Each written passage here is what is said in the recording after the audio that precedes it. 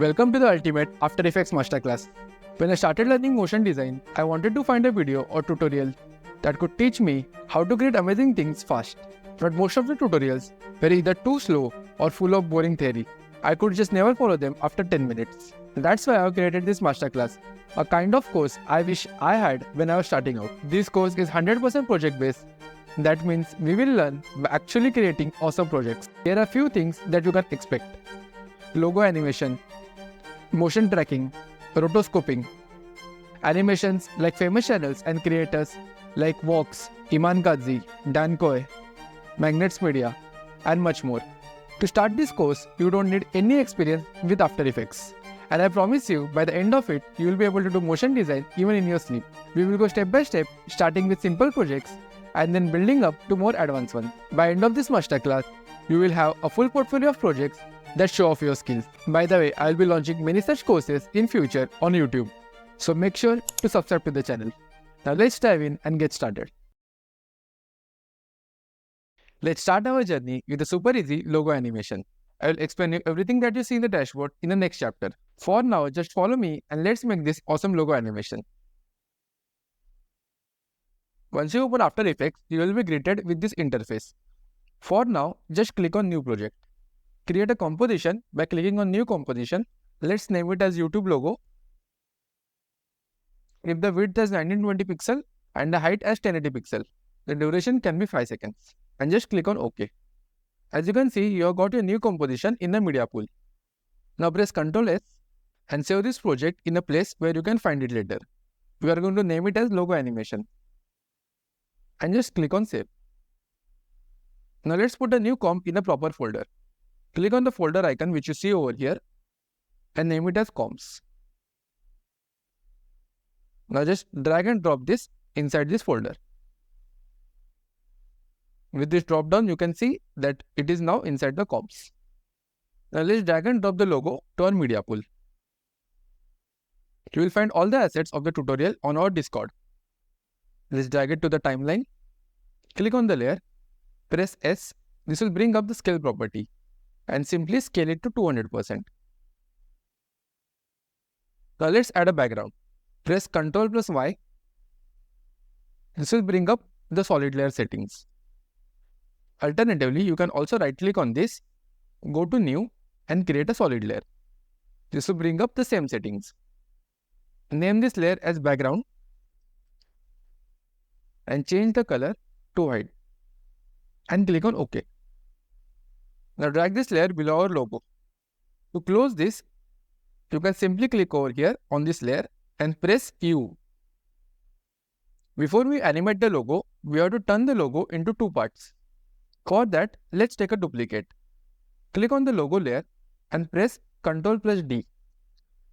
This will duplicate the layer. Name the first layer as icon. To rename it, simply press on Enter. I'm going to name it as icon. And next layer, let's call it as text. Now select the icon layer and from the top ribbon, select the rectangle tool. Let's draw a rectangle around our icon. It should look something like this. Make sure that you have selected the layer while creating this shape. Let's do the same with the text. Click on the text layer. Go to the rectangle. We have already selected it. And draw a rectangle around the text YouTube.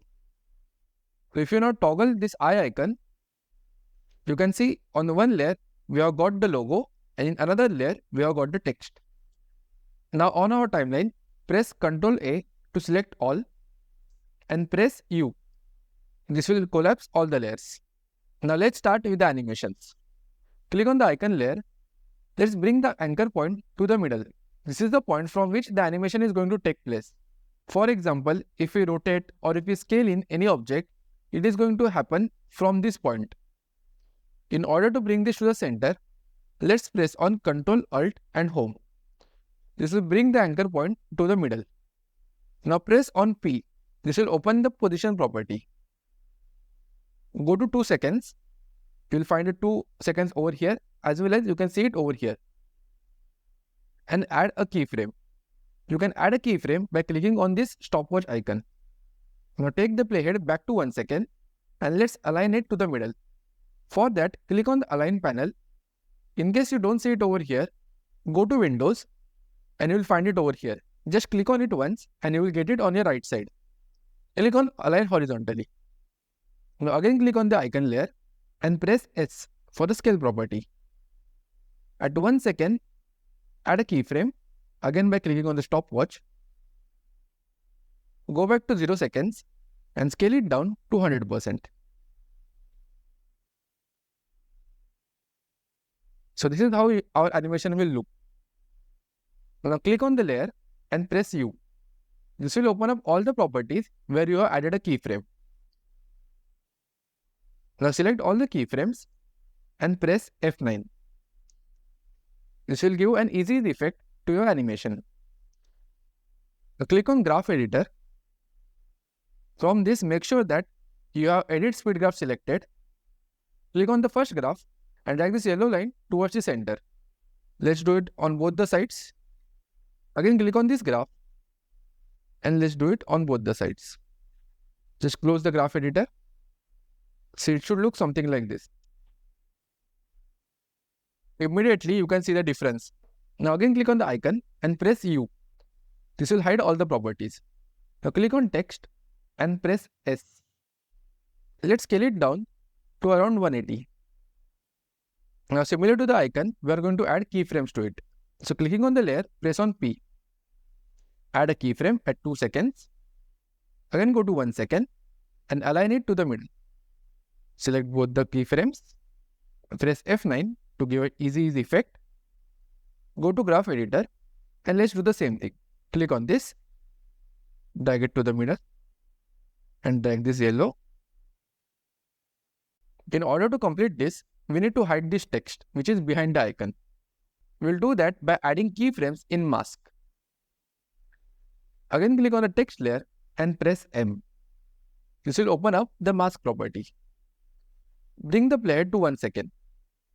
At this moment, no text should be visible. So let's hide this. Make sure that you are pressing on Shift.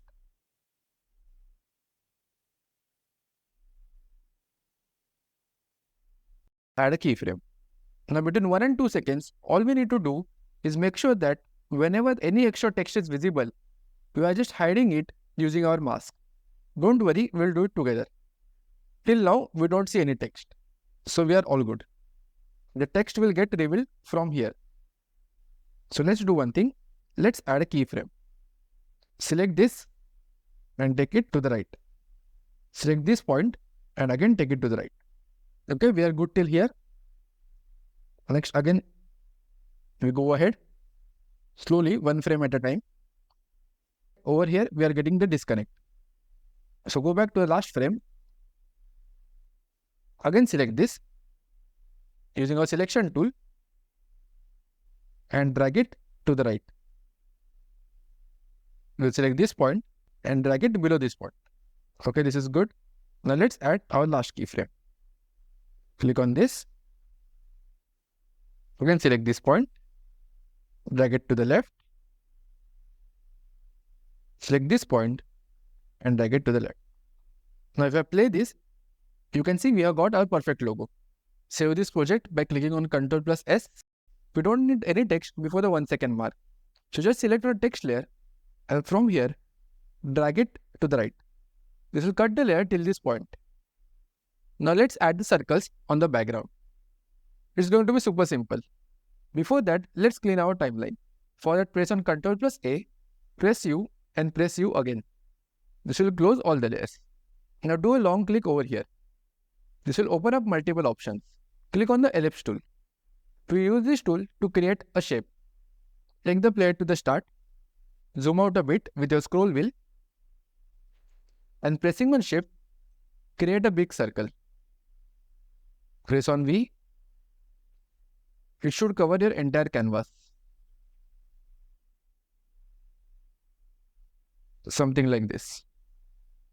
To make sure that the circle is in the middle, press on Ctrl+Home. Now drag this layer to the bottom, above our background layer. I'm going to zoom in a bit. Click on Fill to change the color. Using this eyedropper, Select on the logo. This will change the color to red. Press on OK. In case you see any stroke over here, you can click on this and remove the stroke by making this none and click on OK.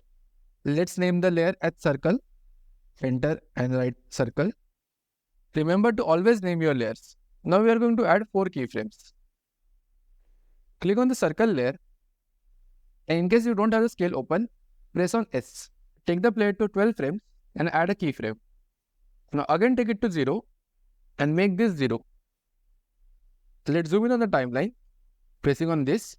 Now let's go at around 18 frames and add another keyframe.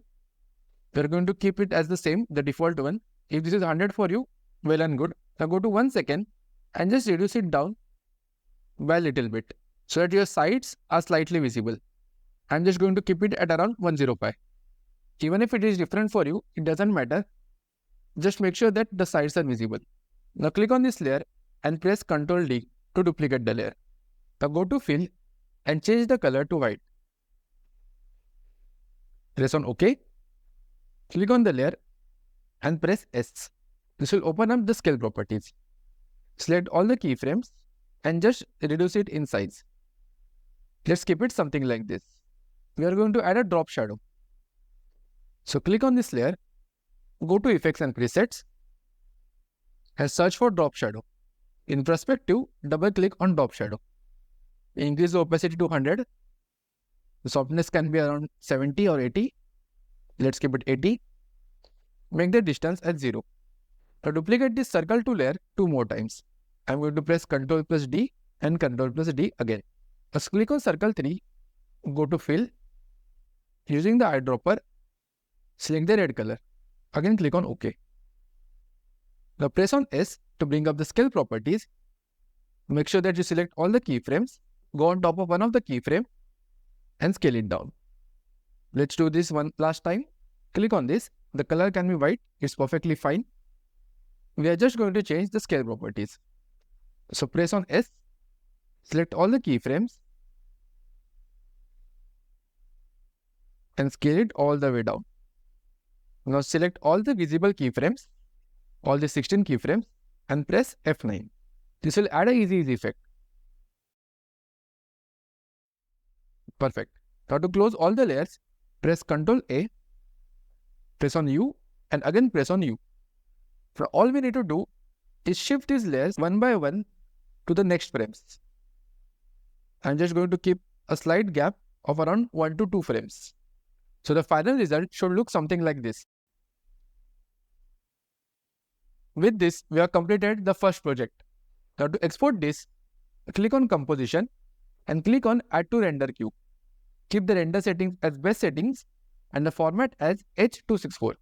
In the output to select the folder where you want to save the file. I'm going to save the file over here and just press on Save. Finally, click on Render. So our render is complete and now you can open this file in your VLC. If you're loving this course, make sure to like the video so that the algorithm can show it to more people who can find it useful too.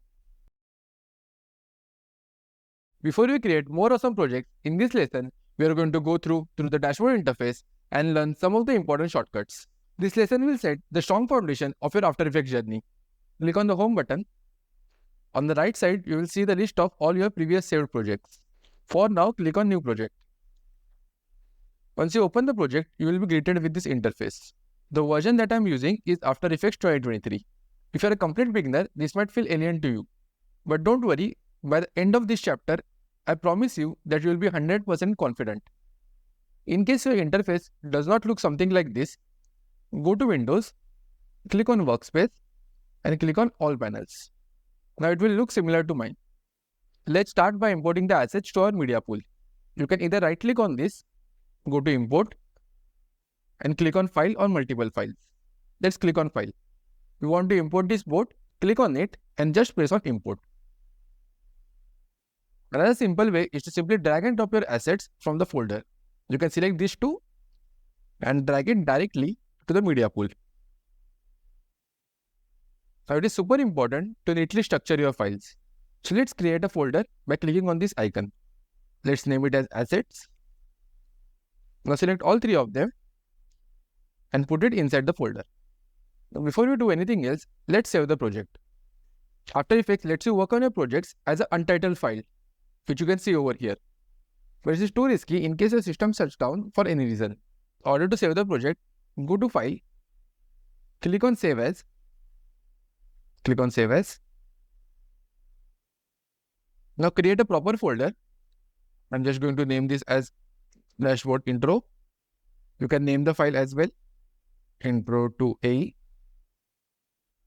and click on Save.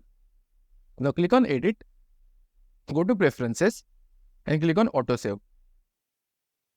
You can keep the save every as 10 minutes and the project version as 5. This means that every 10 minutes, automatically After Effects will save your project, and it is going to keep maximum 5 versions of it. Now click on OK.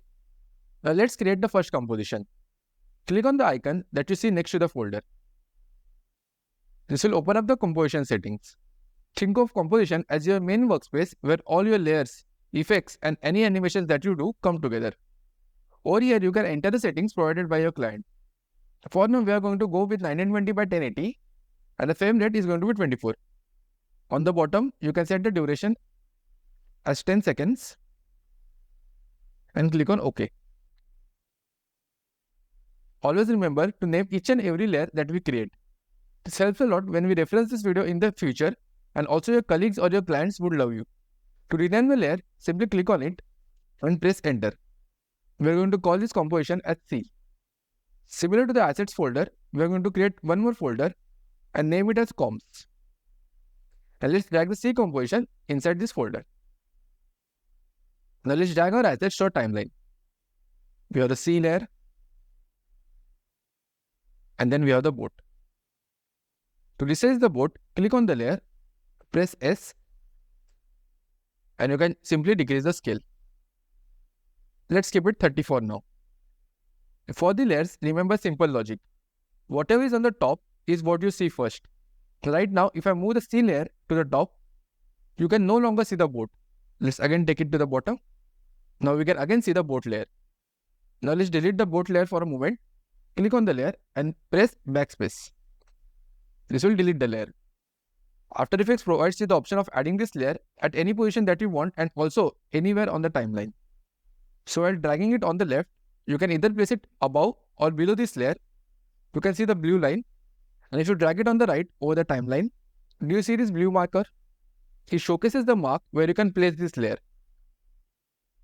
So if I leave this at 5 seconds, you can see that the layer has started from over here. I'm just going to scale it down again to 30%. Now with this taken care of, let's move to our top panel. Before that, do you see this line? This is taking unnecessary space. To remove that, press on Ctrl and backslash. This will give you more space to play with. I have removed the taskbar as well. Now let's head on to the top panel. We already saw the home tool.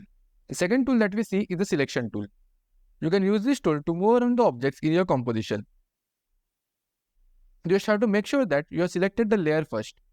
For example, if I click on the C layer, and now if I move, it is going to move the C and not the boat. The shortcut for this is V. If you hover over any button in After Effects, you will see that it shows you the shortcut for the same. The next is the hand tool. Clicking on this, you can move wherever you want in your composition. For example, if you are zoomed in, you can move around wherever you want. But a better option for this is the spacebar. Let's go back to the selection tool. If you press spacebar now, it has the exact same function. In After Effects, there are multiple ways of doing the same stuff. So you need to get used to it and do the stuff that best suits you. The next is the zoom tool. You can select a portion of the screen and it will zoom in on it. Now if you press Alt, you can see the plus has changed to minus. So if you click now, it will zoom out. If you click multiple times, you can see it is becoming small and small. And if I click now with the plus icon, you can zoom in on the composition. Again, the better way for this is to simply scroll with the wheel of your mouse. You can scroll in and out to zoom in or zoom out. The next set of tools are currently locked for us. This is because they are 3D tools. To unlock them, let's create a new composition. Let's click on this. We are going to call it as 3D and press OK. You can see the new composition has opened over here. Our C composition is still over here untouched. Click on the 3D composition. In the media pool, let's drag it to the comps folder so that everything is properly structured. Let's drag the boat to this composition. Press on S and bring it down to 30%. Instead of doing the scale property, you can also select this, press Shift and drag it from the sides. Then that will decrease the size. But I really prefer the scale option to be precise. Now let's add a camera. Right click on this, go to New and add a camera. You can name this as just camera. Keep the settings as default and just press on OK. And again press on OK. Now click on the boat layer and let's make it 3D. Press U to close all the other options. Now click on Active Camera and select Custom View 1 or 2. It doesn't matter. Now let's understand the 3 tools. Click on the first tool. This is called as Orbit Around tool. You can use this tool to move around in the 3D space. The next tool that we have is called Pan Under. While the Orbit Around lets you see the image in 3D dimensions, this tool only lets you move in 2D, that is in X and Y axis. The last one that we have is called a Dolly tool. This is useful while taking something towards or away from the camera. If I zoom it out, it is going away from the camera. If I take it in, it is going towards the camera. Okay, let's go back to our C composition. The next tool that we have is the Rotate. As the name suggests, you can use this to rotate your objects. Just make sure that before you rotate, you click the layer. In case nothing is selected, and if you rotate now, you can see your background layer or your bottom layer is going to get rotated. If you want super precision while rotating, you can click on plus or minus. This will rotate by just 1 degree. Right now I'm pressing minus, so it is getting rotated by 1 degree. If you click on boat and press R, you can see this over here. If I press minus, see it is getting rotated. And if you want to rotate it at an angle, you can press on Shift and then rotate it. See, it gets rotated by 30 degrees. Now let's click on the next one. This is called as your anchor point. The shortcut for this is Y. This is the point from which you can rotate, animate or even scale your objects. If I rotate this, as you can see, it is getting rotated from this point. But if I click on this, the anchor point, and drag it over here at the bottom. Now if you rotate this, you can see it is getting rotated from our anchor point. Let's do undo, press Ctrl Z and Ctrl Z. Click on the layer and press S. This will bring up the scale properties. Right now, if I scale in or scale out, it is going to happen from this point. But if we keep it over here on the bottom, scale in or scale out, it is going to happen from this point and not from the middle. Sometimes it might happen that our anchor point gets skewed. It is not in the center. To bring it to the center, you can press on Ctrl, Alt and Home. Immediately it will go to the center of your object. And in case you want the object to be in the center, you can press on Ctrl and Home. This will bring the object to the center of the composition. Let's fit it up to 100%. Perfect. Bring the scale back to 30%. We are going to practice a lot about this in our projects. For now, just remember that you can move it anywhere you want using the anchor point. And in order to make it stick to any point, just press on Ctrl. For example, if we shift this over here and if you want to stick it to this point, just press on Ctrl. It will stick to that point. If you want this to stick to this up point, you can bring it near that and press on Ctrl. It will go and stick to that point. Let's again press on Ctrl Alt Home and bring it to the middle. Again press Ctrl Home. This will bring the boat to the middle. And the next one that we have is the rectangle tool. This tool has 2 properties. If you don't select any layer while using this tool, it will create a shape. Right now, as you can see, none of the layers are selected. So if I drag this on the composition, it is going to create a rectangle for us. You can change the color or add a gradient using the fill option. Click on fill. If I don't want any color, I can just click on no fill. With this, we can add a gradient. For now, just keep it as the same color. Press OK. By clicking on this, you can change the color.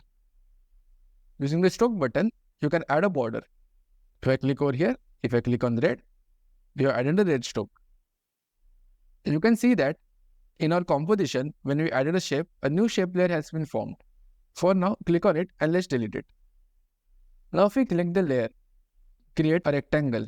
You can see we have created a mask and not a shape. In our timeline, there is no shape layer now.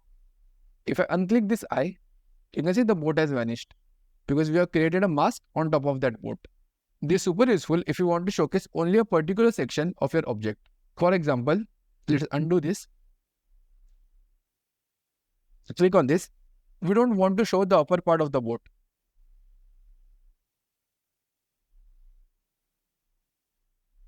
Okay, we have selected this much part. In the mask, you can click on inverted. Now we have only this much part of the boat. The upper part, the unwanted part, is removed. I hope this much is clear.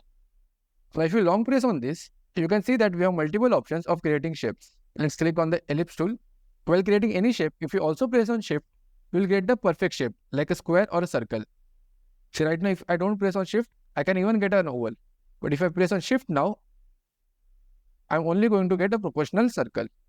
The same thing, click on this for the rectangle. If I press on shift now, I'm only going to get a square. If I remove the shift, we can have any sort of shape that we want. Let's delete both these layers for now. Let's delete the mask as well. The next we have is the pen tool. Again, this has the same properties as a rectangle tool. In case the layer is selected, then it creates a mask. So if we just click some random points over here and get back to the first point, it has created a mask. Click on the eye icon. See, again the boat has got removed. So let's undo this. If you don't select any layer, and if you just click some points, we get a shape. For time being, let's delete the shape. As you can see over here, we have some more options in the shape tool. We'll learn about them in detail in our projects. The next option that we have is the text tool. To enable this, you can click over here or press Ctrl+T. If you click on the composition, you can see over here a new text layer has popped up. Now let's write the word calm vibes. On the right side, you can see a character panel has opened up. This contains all the properties that we can do to the text. For any reason you don't see this panel, you can click on Windows and open the panel by clicking on character. By selecting the text first, if I click on the font, you can keep it to any font that you want. For now, I'm going to keep it as Montserrat. Click on selection tool. Let's bring it to the middle. You can also click on align and properly align it to the middle. Now again, let's open the character panel. Clicking on this, you have multiple options of changing the type of font. You can keep it bold or you can even keep it light. From over here, you can change the color of the font. I'm going to give it a blue tone. If I click on S, this stands for saturation. If I take this down, so you'll see it has become grayscale. Let's keep it to the middle, it's fine. And last that we have is B, which is brightness. If you go down, it will become black, and to the top, it will become super bright. You can keep anything that you want. Once you are done, just click on OK. Then you have some more options like changing the scale, increase the distance between the letters. It is best that you try this out yourself. It's super easy. In case you make any mistake, just press on Ctrl+Z to undo it. The next set of 3 options that we have only work on a layer panel and not on the composition. If I click on the brush tool and try adding it over here, immediately you will get a warning. So in order to use these tools, we'll need to open the clip on the layer panel. For that, just double click on the boat layer. You can see over here, a new layer has opened. You can use this layer to add an in point or out point. For example, if you want to add an out point at 8 seconds, you can go over here and click on this button. This will add an out point over here. Then let's get back to the panel. You can press on Ctrl+B or directly press on the brush tool. You can use this to paint in your composition. On the right, you can see that you have the paint panel open. You can use this to increase or decrease the opacity or the flow of the brush and also the color. For example, if we change the color to blue, press OK. The opacity can be 50. You can see you will get a smooth line. If we scroll down, we also have the brushes panel. Press Ctrl+B to enable the panel and you can select any brush that you want. Over here, you have some settings of the brush such as the diameter, the angle, roundness and the hardness. To increase or decrease, just hover over it and you can take your mouse to the left or to the right. It will change the values. I'm going to do undo for now. The next that you have is the clone stamp tool. You can use this to select a portion of your image or video and then replicate it somewhere else. For example, let me zoom in. We want to replicate this boat over here on the top. Just take it as a hypothetical example. I will just hover over here and press Alt. Click once. Now coming over here, you can just start painting. As you can see, we are going to get the same boat over here. Okay, if I want to do it precise, it will take some time, but you got the picture. And the last thing that we have over here is the eraser tool. You can use this to delete any pen stroke. For example, if you have a pen stroke, using the eraser tool, you can delete this stroke. It's pretty straightforward. Go back to composition. Let's select all these clone tools and press backspace. It will delete it. Let's go back to our composition. The next two tools which we have over here are Roto Brush tool and the Puppet tool. We'll learn about these two in detail in our upcoming projects. For now, just keep in mind that we can use the Roto Brush tool for removing the background, and we use the Puppet tool to manipulate the pixels in your 2D characters or objects. Before moving on, I hope that this much is clear. If you have any doubts or any questions, make sure to ask me in our Discord community or on Instagram. Now let's learn about the right panel. The first option that we have over here is the info panel. When you hover over in your composition, this just shows your cursor coordinates and the RGB at that point. The next you have is the audio. You can use this to increase or decrease the audio of your clip. For example, say we have the audio on this clip. You can use this to increase or decrease this audio from over here using this panel. The next panel is the most exciting panel of all, where we have all our effects and presets. We will learn about a lot of them in our projects. For now, let's just learn how to add a particular preset to the layer. First, in order to find any preset, you can click on this drop down, or you can even use the search bar. Alternatively, if you go over here in your ribbon, in the effects panel, you will find all the effects. Let's add our first effect. Click over here in the search panel and search for tint. To add the tint effect, just double click on tint.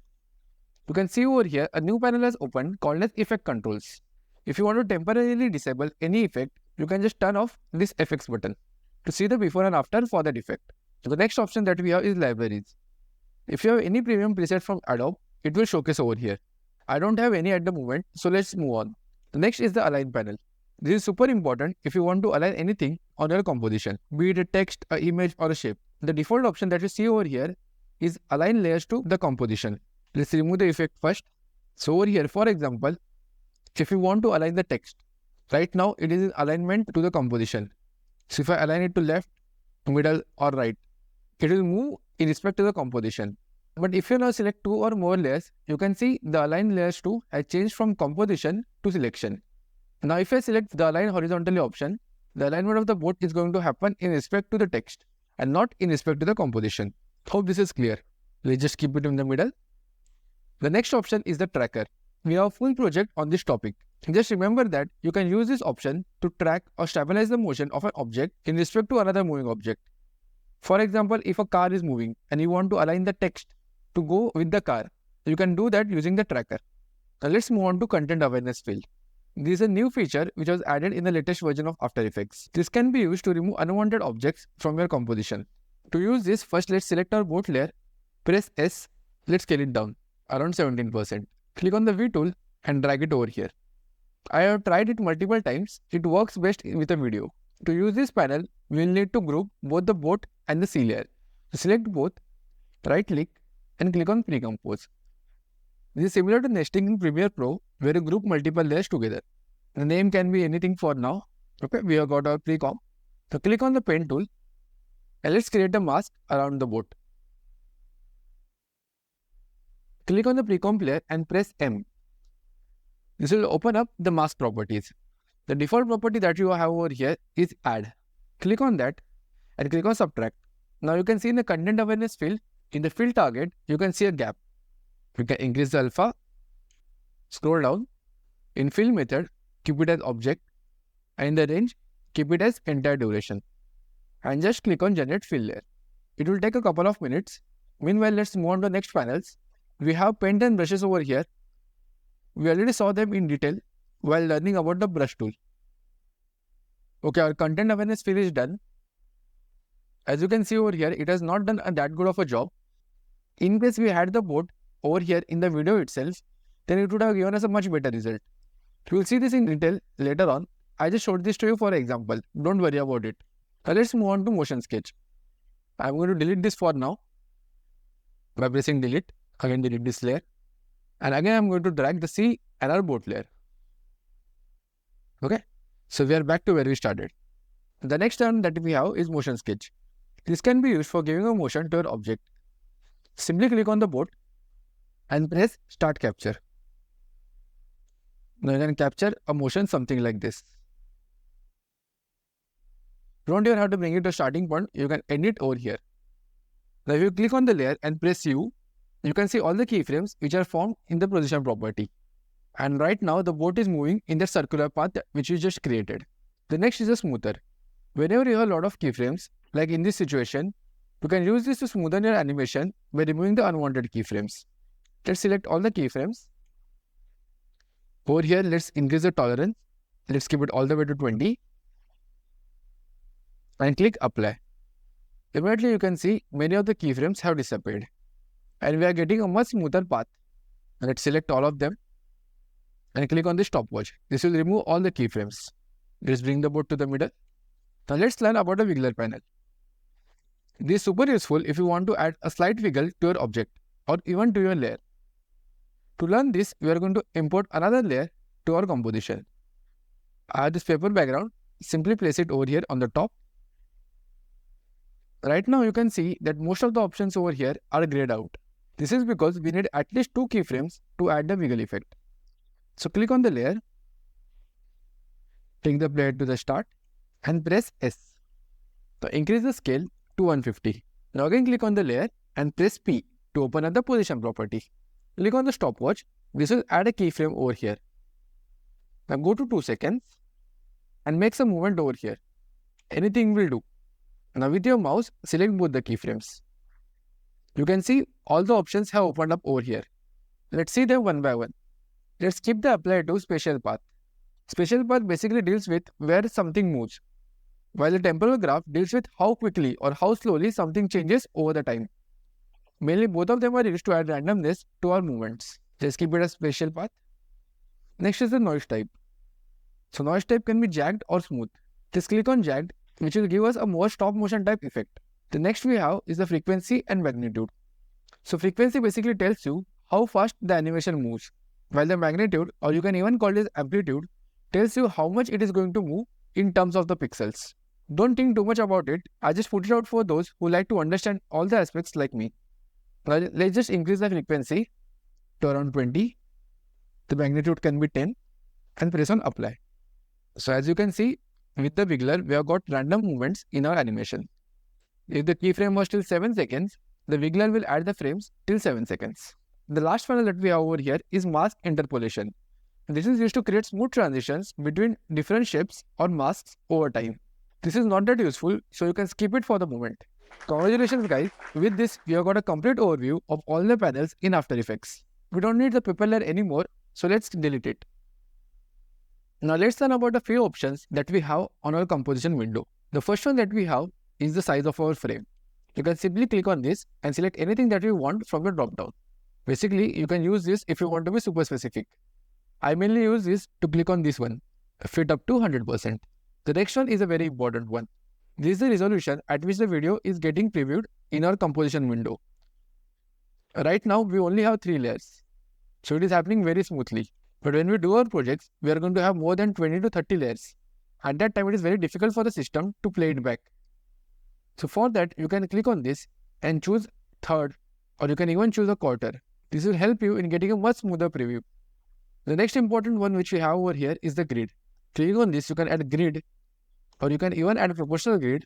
Let me just unclick this one. This is useful when we want to be super precise while creating our animations. Let's unclick this for the moment. And last important option which we have over here is the text snapshot that we can use to take the screenshot of the current frame. Awesome, we are done with this part. Now let's have a look at the timeline section. We are not going to go through each and every option right now, else you will get overwhelmed. I'm just going to show you the most important ones. Let's click on the drop down next to the C layer.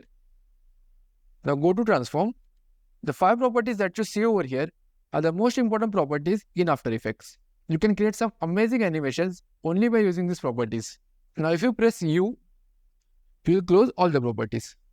When we are going to do the animations, we are not going to go each time in transform and add a keyframe.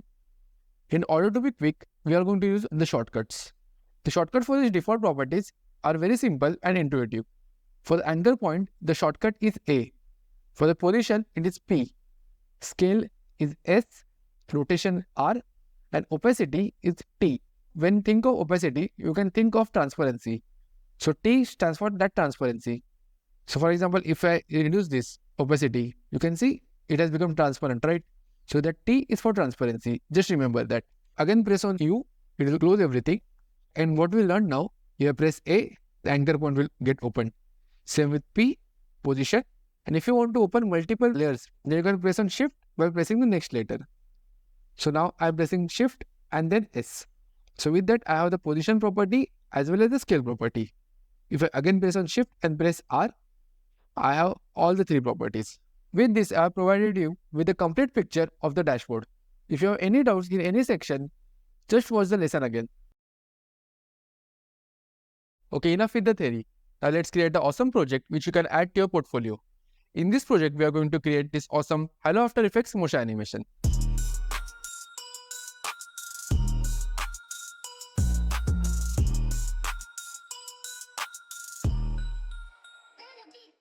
Let's start by clicking on New Composition. We are going to call it as Hello. Keep the same settings, just keep the duration as 5 seconds and press on OK. Create a new folder called as Comps and add this to that folder. Now press Ctrl T to select the text, or you can directly press on T. Click on your composition and write Hello. Press Ctrl A to select the word. From over here, select the font as Montserrat and let's keep the style as thin. Now again press on the selection tool and let's align it to the center by pressing on Ctrl and Home. Let's increase the size from over here again by selecting this. Let's keep it as 175. We have to make sure that this anchor point which you see over here is in the middle. For that, you can press on Ctrl, Alt and Home. This will bring the anchor point to the center. Again, if you press on Ctrl, Home, you have the text in the center of the composition. Let's select this and make it white. Now click on this layer, press Enter and let's call it as Thin. Now create a duplicate by pressing on Ctrl plus T. New layer, we are going to call it as Extra Bold. As the name suggests, click on the layer, double click over here and from the drop down, select Extra Bold. Let's save the project. I'm just going to call it as Hello After Effects and press Save. We created this layer because later on in the motion, you can transition smoothly between the thin layer and the bold layer. Now right click on the thin layer, go to Create and click on Create Shapes from Text. We use this to convert the text into vector shapes. This is the same type of files that you get in the Illustrator. When you convert text into shapes, you can animate each part of the text. If you go on the drop down, if I click on Contents, you can see over here, we have got each letter which you can animate or make changes individually. Let's close this for now. Let's repeat the same process for the top layer. Right click, click on Create and create shapes from text. We don't need these two layers anymore, so let's select them pressing on Ctrl and press Backspace. Now we have to animate the path. For that, select both the layers and in the search panel, type path. So path is nothing but the outline of your text. Now take your playhead to 0 seconds, just drag on this keyframe icon. Just drag it till the end. Now scroll up and we only have to select the keyframes which we see on the extra bold layer. So let's select them. You can see over here we have not selected the keyframes on the thin outline, only on the top layer. And press Ctrl C to copy them. Now take the playhead to 1 second. Scroll down and in the thin outline, select all these paths. And press Ctrl V. Now we will just repeat this process. Copy these keyframes. Go to 2 seconds and paste it. Now again select these keyframes which you had copied from the bold layer. Press Ctrl C to copy them. Take the playhead to 3 seconds and paste them. Scroll to the top. We are done with this layer. So click on it and press Backspace. Again click on our layer and press U. So if you see the motion now, we are smoothly transitioning between the thin and the bold layer. Awesome. Now let's select all the keyframes with our mouse. Right click on it then click on keyframe velocity. Let's keep the influence at 70% for both the incoming as well as the outgoing. Keyframe velocity basically allows you to control how quickly an animation happens. Just press OK now. So if I play this now, we have got a smooth easy effect. Now let's add the scale animation. Click on our layer and press S. This will bring up the scale property. Go to 1 second and add a keyframe. Scale back to 0 second and let's make it 85%. Again at 2 seconds, it is going to be 85%. And at 3 seconds, we are going to keep it at 100%. Perfect. Let's again select all the keyframes. Right click, go to keyframe velocity and change the influence to 70% in both the incoming and the outgoing. You will understand this better with the graph. If you click on graph now, so the incoming velocity controls how fast the animation happens as it approaches this keyframe. The keyframe is over here. While the outgoing controls how fast the animation happens as it leaves the keyframe. Again click on this. Now right click over here, go to new and add a solid layer. I'm just going to keep it as green. You can give any color that you want.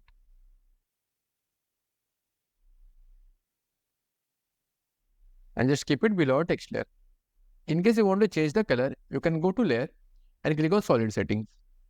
And from over here, you can change any color that you want. To complete this, we are going to add this simple paper texture to our composition. Just drag it on the top layer. Get a new folder called as assets.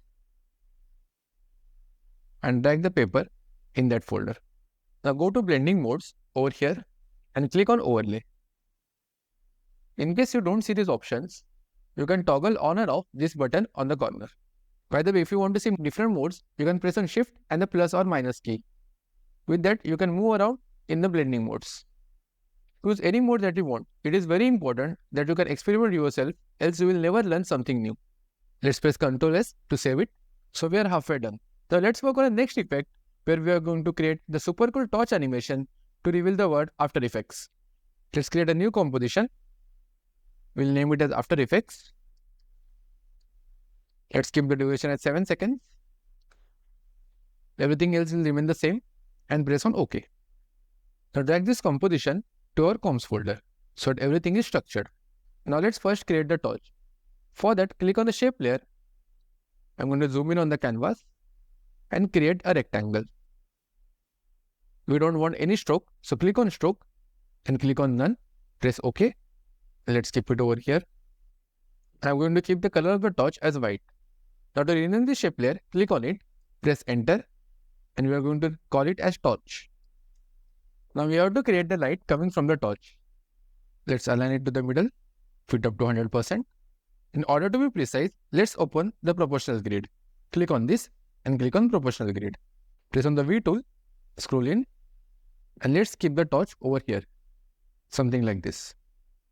Unselect the layer by clicking outside. Now select the pen tool and we are going to create 3 points. The first point will be over here, second point here, third point, and let's close this. Okay, we have got our light. Now click on fill. You can choose any color that you want. Ideally keep the same color that you have kept in the background of your last composition. So I'm again going to use the green color and keep it something like this. Then press OK. Rename the layer as torch light and place it below the torch. Now let's start with the animation. Before that, you can close the proportional grid. Firstly, we are going to animate the path and close the torch light. Select the light layer and search for path. Now go to 3 seconds and add a keyframe. Go back to 2 seconds and add another keyframe. At this point, we have to close the light. To move this, just click on selection tool and select this point. And you can drag it over here in the middle. Same thing with this point. You can select it by drawing a square around it and again drag it over here to the middle. So it should be something like this. In case you are seeing a very thin line over here, we can remove that using keyframes for the opacity. Right now I am not seeing that, but in some cases you might see this line. To remove that line, click on the torch light and press T. This will open up the opacity parameters. Go to 2 seconds and add a keyframe. Then take the playhead back by around 2 to 3 frames and add another keyframe and drag the opacity down to 0. So any line that you have over here would have now become transparent. Before we start the animation, let's link the light layer to the torch using the pick wick. Let's extend this pick wick and drag it to this layer. You can see over here in the parent end link, we have linked it to the torch layer. Earlier this was none. And when we added the pick wick, it got linked to the torch layer. This is called as parenting a layer.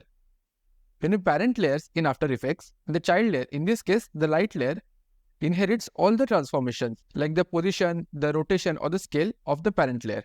So any changes that you do in the torch layer now in respect to the position, rotation and scale will also happen with the light layer. You will understand this once we start with the animations. Let's keep it super simple. Click on the torch layer.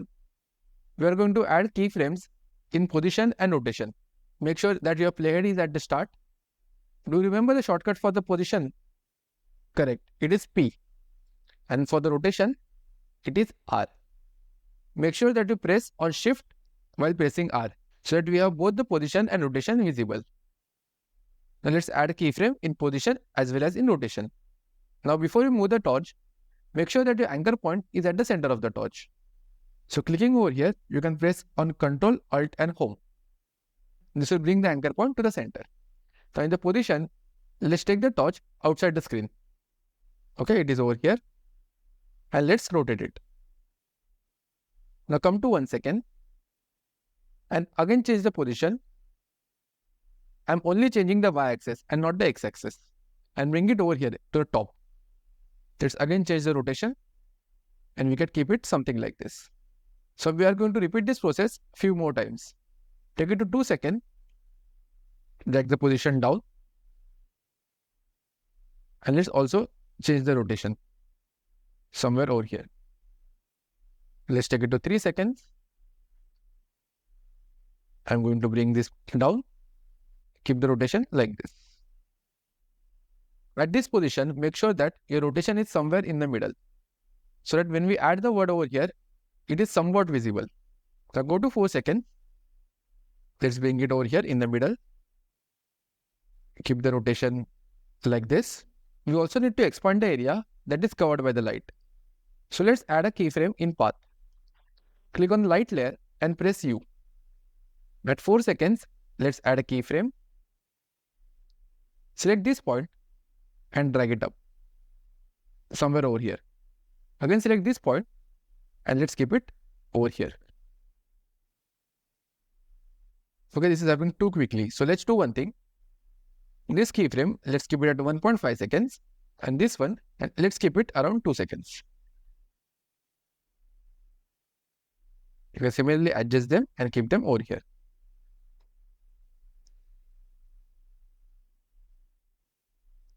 Okay, so it is going to look something like this. It will come in with the rotation and slowly it will open up, and again it is going to keep rotating and then it will expand to look something like this. So let's select all the layers and press F9. We'll give it a easy effect. Click on the graph. You can click on this and drag it towards the middle. Let's do the same for the rest.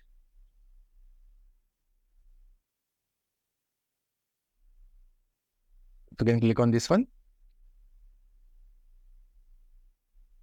Drag it towards the middle.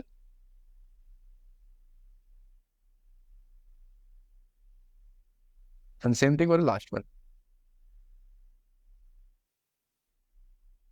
Let's close the graph editor.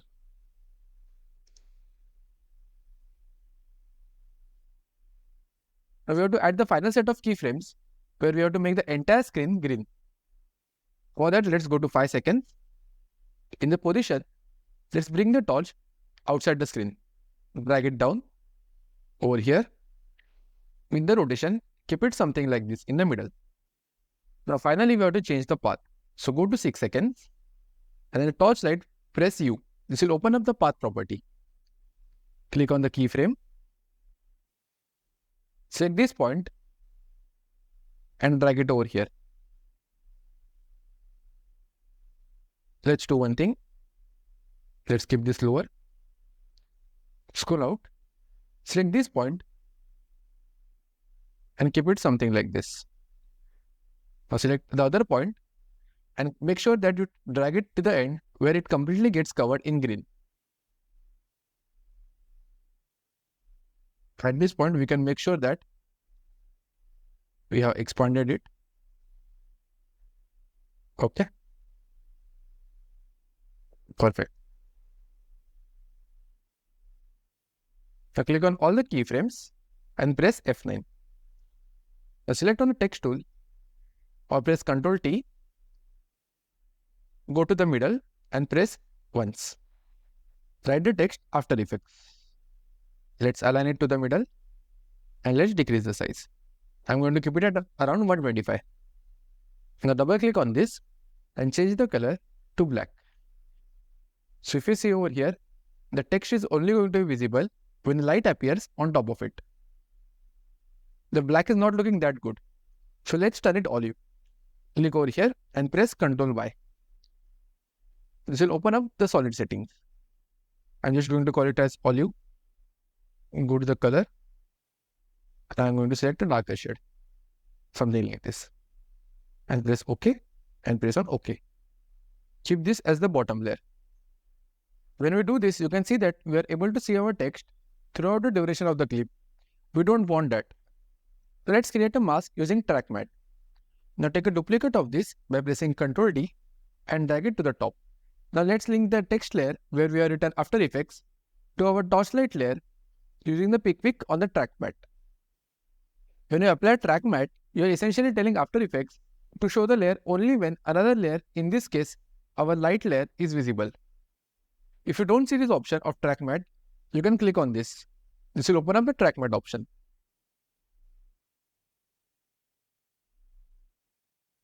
Now let's add the final keyframes to the text and take it out of our screen.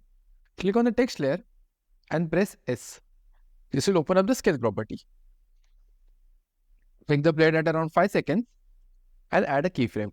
Then go to 7 seconds and from 100, we are going to scale it up all the way to 7000. Just make sure that your anchor point is at the middle. So click on the text layer, just press on Ctrl Alt and Home. Now select both these keyframes and press F9. Open the graph and drag it to the middle. Let's close the graph. Perfect.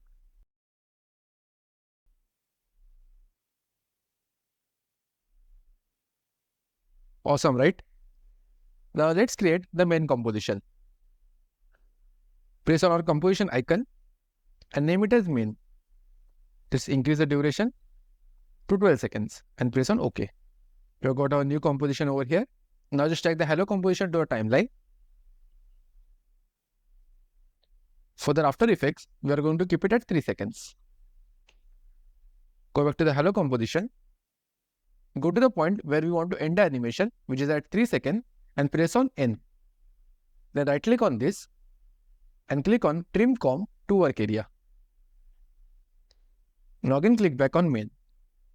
We have got our composition only till 3 seconds. Let's see this.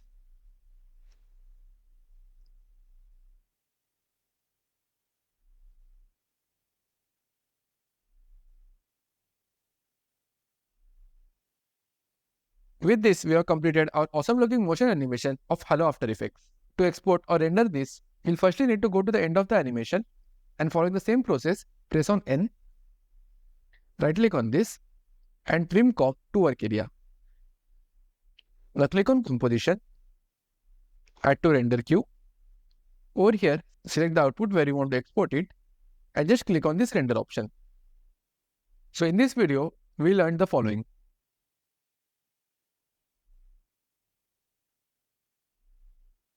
Make sure that you practice this till you understand all the concepts properly.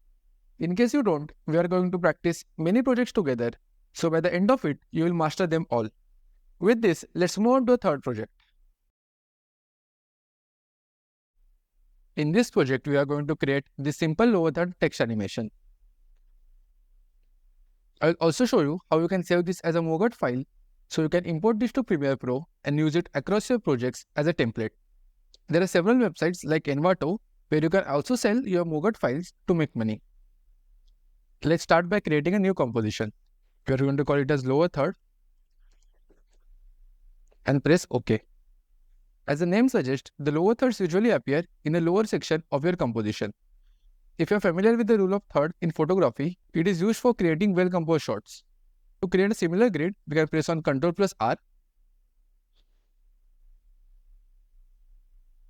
and create a grid like this.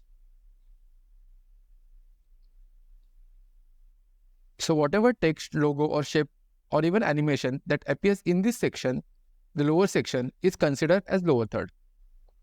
Let's remove this for the moment. To create our animation, let's first create a rectangle. Click on the rectangle tool. Make sure that there is no stroke.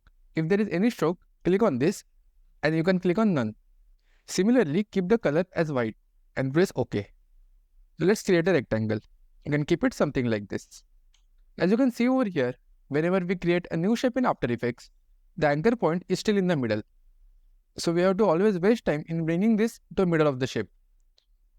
To avoid this, click on Edit, go to Preferences, General, and click on Center Anchor Point in New Shape Layers. And press on OK. Let's delete this layer. If you create a new layer now, like this, you can see the anchor point will automatically move to the center. This will save you a lot of time in the future. Perfect. So now we have to animate this shape. So let's move the anchor point to the right. Click on the anchor point and move this to the right. Make sure you press on Ctrl so that it will stick on the right corner. Now take the player to the start. Let's rename our layer and call it as white. Again click the layer and press S. This will open up the scale property. Now let's unlock the proportions by clicking on this lock icon and add a keyframe. Let's zoom in. Now go to around 8 frames and add another keyframe. Now to go back to the first keyframe, you can use these arrows. Over here, let's make the x-axis as 0. Now let's give it a motion blur. For that, click on this icon. Now select both the keyframes and press F9. This will add an easy effect. Now create a duplicate for this. By now, you should have remembered the shortcut. Press Ctrl D to duplicate. Let's name the layer as gray. Go to our selection tool and over here in the fill, I'm going to keep it as gray. You can keep it anything that you want. Again click on the anchor point. Just shift this anchor point from the right to the left. Again press on Ctrl so that it will stick on the left. Click on our layer and press S. And shift both the keyframes to the right. This will give us the motion that the rectangle is animating from both the sides. From the left and from the right. Let's select both of them and press U. This will close the layers. Now let's add the text. Press Ctrl T to open the text property and click inside the rectangle. I'm going to write the word manager. In the character panel, let's decrease the font size. Let's keep it something like 40. Click on the selection tool and bring this in the center. Let's zoom in. You can even go to align. Select all the layers and align it to the center. I'll keep the text as Montserrat and keep the font size as extra bold italics. Now let's start with the animation. Click on the layer, press P, go to 1 second. At this point, the text is going to be inside the rectangle. So add a keyframe. Let's go back to around 20 frames. At this position, let's drag it down. Select both the keyframes and press F9. Now let's add the main title text. Again press on Ctrl T. This time click over here and write the word Michael Scott. Select by pressing Ctrl A. In the font style, I'm going to select it as extra bold. Let's increase the size. Go to selection tool. Just place it over here. We'll fit it exactly above the rectangle. This looks good. Now we'll again animate this title. So click on the layer, press P. At 1 second, add a keyframe. Go back to 20 frames. At this position, let's take it out of the screen. Select both the keyframes and press F9. So till now, our motion animation is looking like this. We don't want to showcase the path when they are coming inside the composition. For that, we'll need to add some masks. But before that, let's add the out animation. Select all the layers and press U twice. This will open up all the keyframes. Now all we need to do is copy the keyframes and invert them over here. We'll end the animation at around 2 seconds. So let's copy the keyframe in white and paste it over here. So all I need to do is reverse this. So this will go at 8 frames and this will be at 2 seconds. Let's do the same for the others.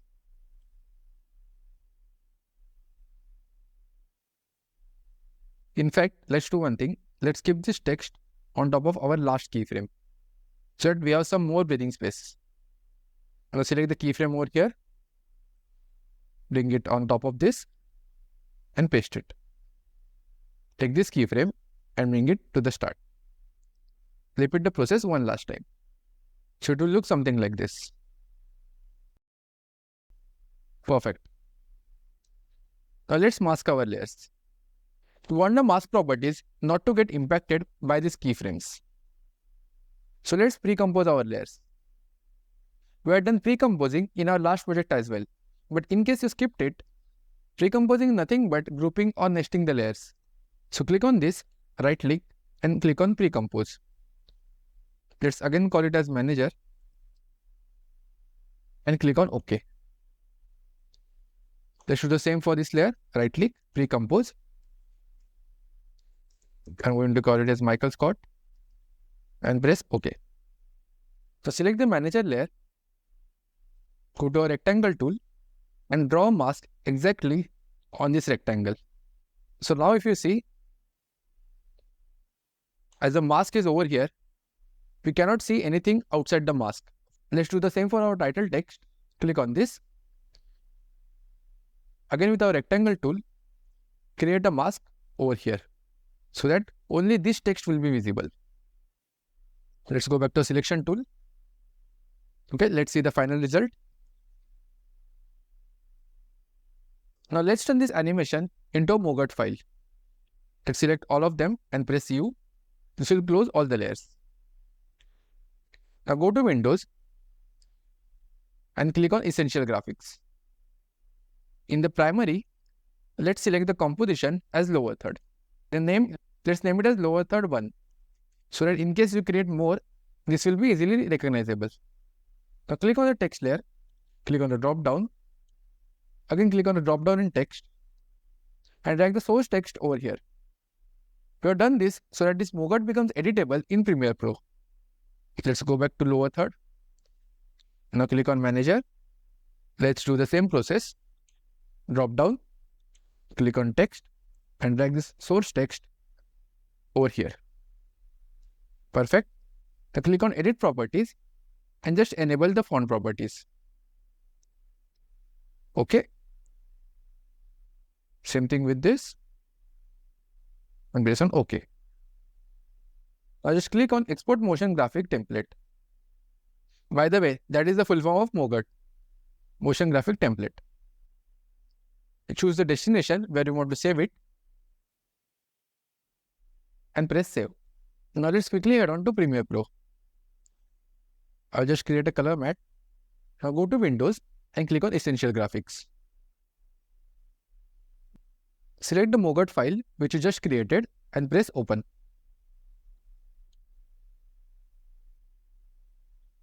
Let's drag it to our timeline. Perfect, right? And if you click over here, in the edit, you have the option of changing the text. You can change it to anything that you want. And from over here, you can also change the text properties. Now if I play this, see the lower third text has been completely changed. How awesome is this? If you're interested, you can create some fancy text animations and set it on various platforms like Envato and Motion Array. In this project, we learned the following. Perfect. Now let's move on to our next project. In this lesson, we are going to learn all about masking using the shapes as well as the pen tool. By the end of this lesson, we will merge these two layers and create this amazing composition. Let's start by creating a new composition. Click on this. We are going to call it as Masking 101. Keep the same default settings and press on OK. Before we create a composition that I showed you earlier, first let's understand the principles of masking. I hope you have downloaded the assets. Let's drag these two layers to the timeline. Let's scale up this one. Press on S and scale this. To create a mask, click on the flower layer, go to the shapes and create the mask like this. Again, go back to our selection tool. If you hold on this, you get 4 more options of creating the mask. For example, if you select the ellipse tool and by pressing on shift, if you create a circle, we get 2 masks over here. And right now, both the masks are merging into each other. Let's delete the circle for now. Let's click on the drop down in masks. You can see that we have 4 different properties. The first one is mask path. Let's go to 1 second, add a keyframe, go back to the start at 0 seconds, and using the selection tool, you can drag it out. So I play this, we have a simple mask animation. If I bring the keyframe closer, this will happen quickly. Let's delete this for a moment. The next one is the mask feather. We can increase this in order to make the edge of the mask less sharp. This is very useful when you want to smoothly blend 2 or more layers. The third one is mask opacity. You can increase or decrease this to play around with the transparency. And the last option that we have is mask expansion. This option lets you move the edge of the mask inward or outward. So if I make this negative, the mask is moving inward. While if you take it positive, the mask is going out of the edges and merging outward. Let's make this 0 for the moment. I hope all these options are clear. Now let's see how you can blend multiple masks together. Let's select our ellipse tool, draw ellipse in the middle. I am pressing shift so that we get a perfect circle. As you can see over here, we have got 2 masks. The default style that you have over here is add in both the masks. So right now you can see both of them have got merged together. Let's turn on this layer for now. The next option that we have is subtract. So if I click over here, then click on subtract, this will remove everything that is inside the mask and invert it. If I don't click on this, if I again keep it to add and click on inverted, this does the exact same thing. The next option is intersect. If I select intersect in both the masks, it will only showcase the part where both the masks are intersecting. Difference is exactly the opposite of that. The part where it was intersecting has disappeared, while the other part, the difference part, is now visible. With this, we have covered all the options in masking. Now let's create our 4th project. Let's create a new composition. I'm going to call it as masking. Then press OK. Save the project and put all the files in the proper folders. Now let's import both the video and the image to a timeline. Let's scale it up. Same with the image. Let's scale it up. Let's keep the placement of the image something like this. Click on the pen tool. Make sure that the layer is selected and start clicking on the edge of the mountain.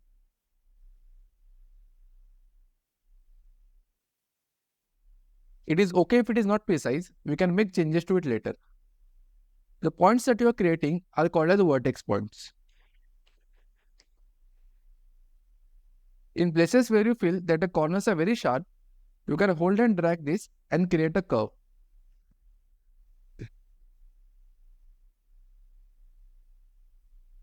Perfect. Once you are done till here, select all the way around the mountain and let's close the loop. Perfect. It should look something like this. Now let's zoom in. In a moment, we will remove all the gaps and the white sections that you can see in the mask. Let's click on this and you can drag it down. And with these handles, you can turn it to make the correct selection. Select on this point, you can drag it down. If you want to move only one handle, for example over here, if I move this right now, you can see both the handles are moving. Let me do Ctrl Z. But this angle is perfect. I only want to move this handle to plane out this side. So press on Alt, and if I move this now, only one handle is moving. In some points, maybe like this, where you want to keep it super precise, you will need to add some more vertex points. For that, long click on this, click on Add a Vertex Point, click on the mask, you can come over here and press on this. Now you can drag this down. Anytime if you lose the selection, all you need to do is come over here and click on mask so that you will get your selection back. Let's place this down. Again over here we might need to add one more point. So click on this. Let's drag this down. And pressing on Alt, let's move it down. If you want to delete any of these extra points, you can again long click on this and using the delete vertex tool, you can delete them. And the next tool that we have is convert vertex tool. You can use this to add rounded corners to your vertex points and vice versa. So right now, if you see over here, we have a pointed corner. If I click on this, it will immediately turn into a rounded corner. With this tool, if you again click on this, it will go back to the pointed corner. Let's do Ctrl Z. Let's see our other points. Using the pen tool, let's drag this down. In case you want all the parts in your composition to be rounded, you can enable the Roto Bezier tool. Click this, and now if I create a new mask, you can see all the points are rounded. So let's do Ctrl Z for now. If this is unclick, and now if I create anything, we have got sharp points. The last option that we have over here is Mask Feather tool. You can use this tool to be precise in the location of your feather. So unlike our feather tool, where the feather will be uniform across all the sides, using this tool, we can add feather at particular sections. Like for example, see. Again, we can drag this down. So it gives us that option of being precise of where we want to add the feather in our composition. Now let's add the mist on top of this. In the blending mode, let's keep it as soft light. Now I'm going to select all the layers. Right click. Create a pre-comp. Just call it main. Okay. And now I'm just going to add a keyframe in the scale property. This can be 100 and going to around 2 seconds. I'm just going to make it at 115. Let's see our final composition. With this, you have got a complete knowledge of masking in After Effects. Awesome guys. If you are tired, make sure that you take a break. Once you are back, let's learn motion tracking and rotoscoping. Hi guys, welcome back to the course. In this lesson, we are going to learn all about motion tracking and how you can use null objects properly. Many people are confused about the concept of null object, but I promise you, after this lesson, it will be crystal clear for you. I have created a new composition. Let's start by placing our footage in our timeline. Let's add a text. Press Ctrl T. Write anything that you want. And decrease the size. Right now, if I play this, as expected, the text is constant while the car is moving on its own. Now let's create a null object. You can think of null objects as an invisible layer. You cannot see this on your screen, but you can still use this to track the text. Let's create this first. Go to New and create a null object. Let's call it as tracker. This is mainly useful if you have multiple objects that we have to track to one single object. For example, we have to track this text, we have one more text, and then we have image. If we have to track all this to one single car, then we can do that using the null object. It will be clear to you by the end of the lesson. Now let's select our main layer, open up the tracker panel. In any case, you don't see this panel, just go to Windows and you have the panel over here. Just click on it. It will appear over here. Take the player to the start and click on track motion. You will get a small square. As you can see over here, this is open in a layer panel and not in your main composition. If you see on our panel, by default, the tick is only for the position. If there is any rotation in our object or if there is any major change in scale, then you can tick these properties as well. Right now, we'll just go ahead with the position. When you zoom in on the square, you can see that in fact we have two squares, inner square and outer square. Let's first grab this and bring it on the car. The inner square is used to select the area where we want to stick our tracking point. So in this case, we want to stick it on our car. The outer square is a searching area that we can provide to After Effects. Make sure that you do not extend it than necessary, like you don't keep it something like this. This much is appropriate. This outer square is mainly useful when you have a lot of fast movement in your composition. Once you are happy with the selection, you have 4 options over here. Using the first button, you can do forward tracking 1 frame at a time. While using this one, you can do backward tracking. The same thing 1 frame at a time. If you want to do all of them together, all you need to do is press on Analyze Forward.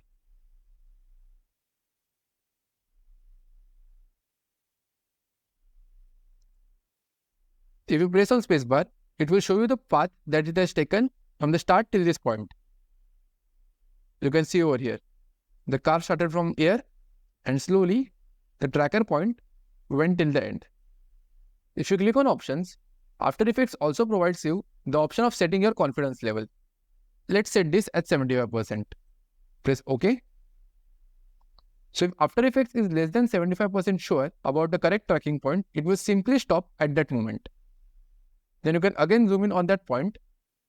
Like for example over here, we are not sure about this point. We want the tracking to be on the center. We can just drag this and keep it on the center.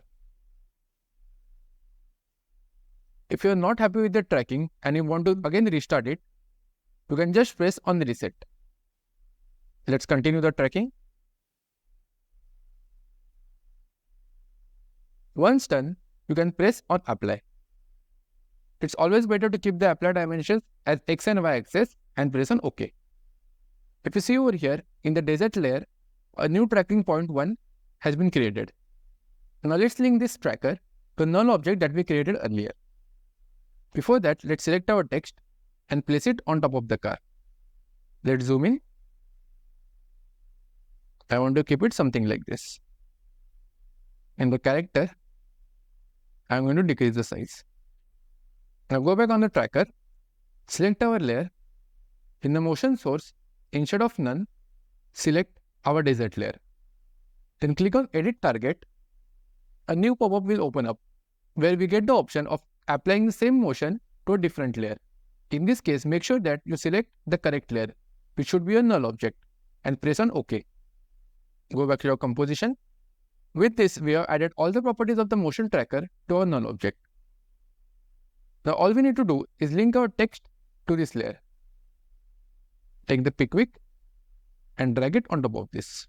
So now if I play this, you can see the text is moving along with the car. If you have more than one text, let's do one thing. Let's add one more text. Take the player to the start. Let's add a text over here. I'm going to add the speed. Let's say top speed 190 and I'm going to make this small. Now again, if you parent this to the tracker and if you play this, both the text are moving in a constant motion alongside the car. Now let's add some easy animations that we have learned in our earlier lessons. click on our title text, press S. Let's drag the anchor point over here on this point. Unlock this and add a keyframe. Go to 10 frames and add another keyframe. Let's go back to our first keyframe and make this 0. Let's select both of them and press F9. I'm going to repeat the same animation for our top speed layer. Press on S. Select both of them, press F9. Awesome. Let's see our final scene.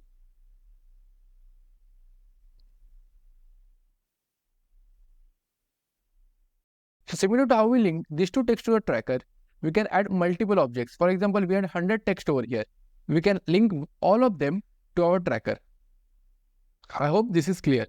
So in this lesson, we learn how to do motion tracking and the concept of null objects. In the next lesson, we are going to learn all about rotoscoping, camera tracking, and the basics of 3D motion. In the last lesson, we learned about motion tracking and the concept of null object. In this lesson, we'll go one step ahead and learn how to do camera tracking in 3D space and also how you can remove background from your footage. Let's create a new composition.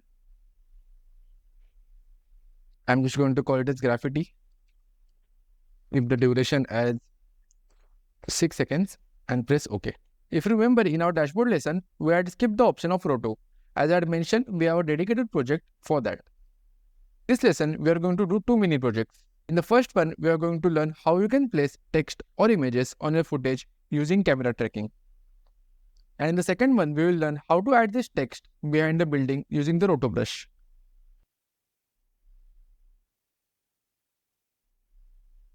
Now click on the layer, right click, and in Track and Stabilize, click on Track Camera.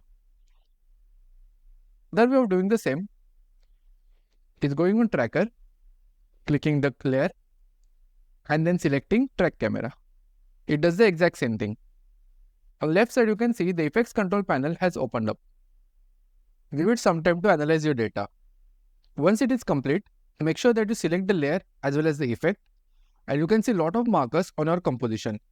These are the places where you can place your text, image, or even video. If you want to increase the size of these markers, you can increase them from over here. And if you want to increase the size of this target, you can increase the target size. Let's keep this 100 for now. Now let's place some text over here and some graffiti on the walls. So let's first add the text. Select this point, right click on this, and click on Create Text and Camera. As you can see, this text which has appeared is on 3D space. So if you press R, alongside your X and Y rotation, you also have got your Z rotation. So let's rotate the text like this. Let's keep it here. Now double click on this. Let's just add any random thing.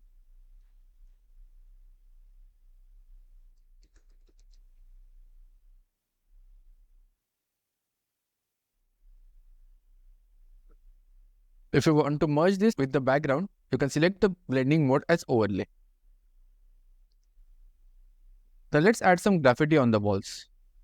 Again select our layer and our 3D camera tracker. All the points will appear again. Using our selection tool, click on this point, right click, and click on Create a Solid. This is the graffiti that we want to place over here. Let's decompose this. I'm going to call this as picture. Click on Leave All Attributes in Graffiti and press OK. We have done this so that if you want to change the image later on, you can simply go in this precomp. Let's drag our graffiti over here. And if you have another image in place of this, you can just change it from over here. And if you go back to our layer, that image will be changed. Click on P and change the position. If you want to scale it, you can press on S and make it bigger or smaller. If you want to merge it with the wall, you can play around with the blending options. Now if you play this, you can see that the camera is tracking both the text as well as this graffiti image. So similar to these two, you can add more objects over here anywhere you want and merge it with your composition using the blending options. For example, let's do one thing. Click here, right click, create a solid. Let's again pre-compose this. I'm going to call this as YouTube. Press OK. Go over here, go to the project and drag the YouTube logo on top of this. You can click on this eye, go back over here. You can see we have got the logo over here. Now all we need to do is press on R and change the rotation. If we change the mode to overlay, it will become a part of our composition. Sometimes when you create a text and the camera layer, it can happen that you don't see this text. This is because the text might be hidden in a 3D space. To reveal the text, all you need to do is make some changes in the rotation property. Now let's move on to rotoscoping. We have to create a new composition, but this time instead of going our normal way, let me show you a new way. Right click on buildings layer and click on new comp from selection. When we do this, this composition you can see over here inherits all the values from this clip. Now let's take a duplicate of this pressing Ctrl D. I'm going to rename this layer and call it as buildings without background. Now double click on this layer so that it opens on the layer panel. Now click on the Roto Brush tool and let's select this building. To increase the size of this brush, you can press on Ctrl and with the mouse, you can go up and down. Let's keep it this size and paint on this building.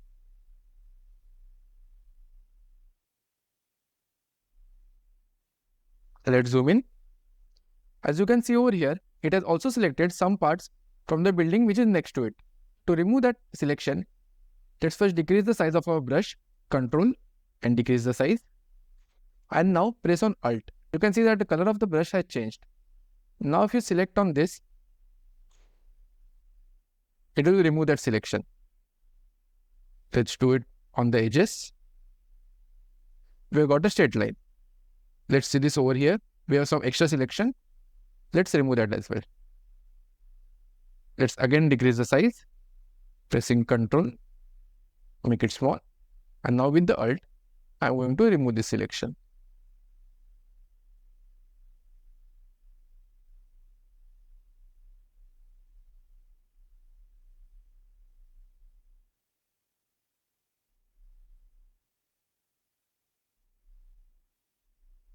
In some cases, if you have very thin selection, like a hair of a person, or in this case, maybe this edge, so you can use another tool. If you long click on this, we have the Refine Edge tool. Click on it, and we can select along the edges, like this. When you do this, each and every part of our object will be selected properly. Right now, our video is not moving so much, but in case it was a video of a person dancing, in that case, you can select the quality as best and also turn on motion blur. Just be sure that when you select those two options, it takes a lot more CPU time for rendering. Now if you play this, you can see that this green line over here is tracking the progress. After Effects will go frame by frame on your composition, tracking each movement.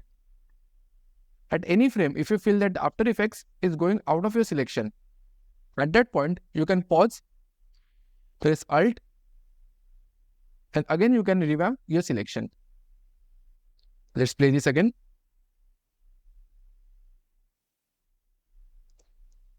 See, again it is going out of our selection. So press Alt and let's remove it. Perfect. To smoothen out these edges, we can increase the feather and keep it around 8 and decrease the contrast to 50. Let's play this again. After Effects also gives you few options over here. Using this, when you go frame by frame, if any selection is out of place, like see over here, this is out of place. Let's increase the brush size Pressing Alt, you can immediately make changes to it. Now let's play this till the end.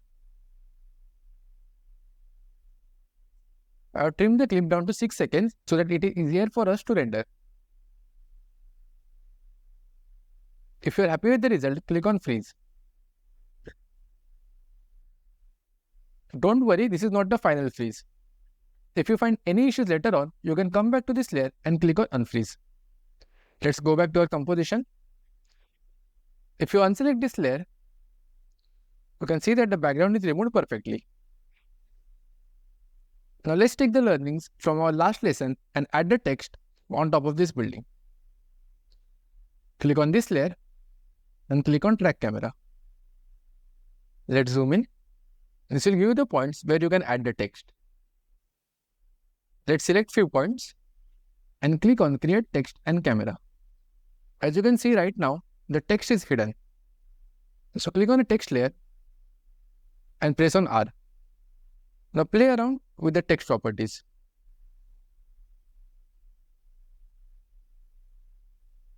Okay, we can see the text. Now press P and bring this text over here. Let's drag this between the two building layers and place it something like this. Now click on this and write the word Hong Kong. Let's press again on the layer and press S. Let's scale it up.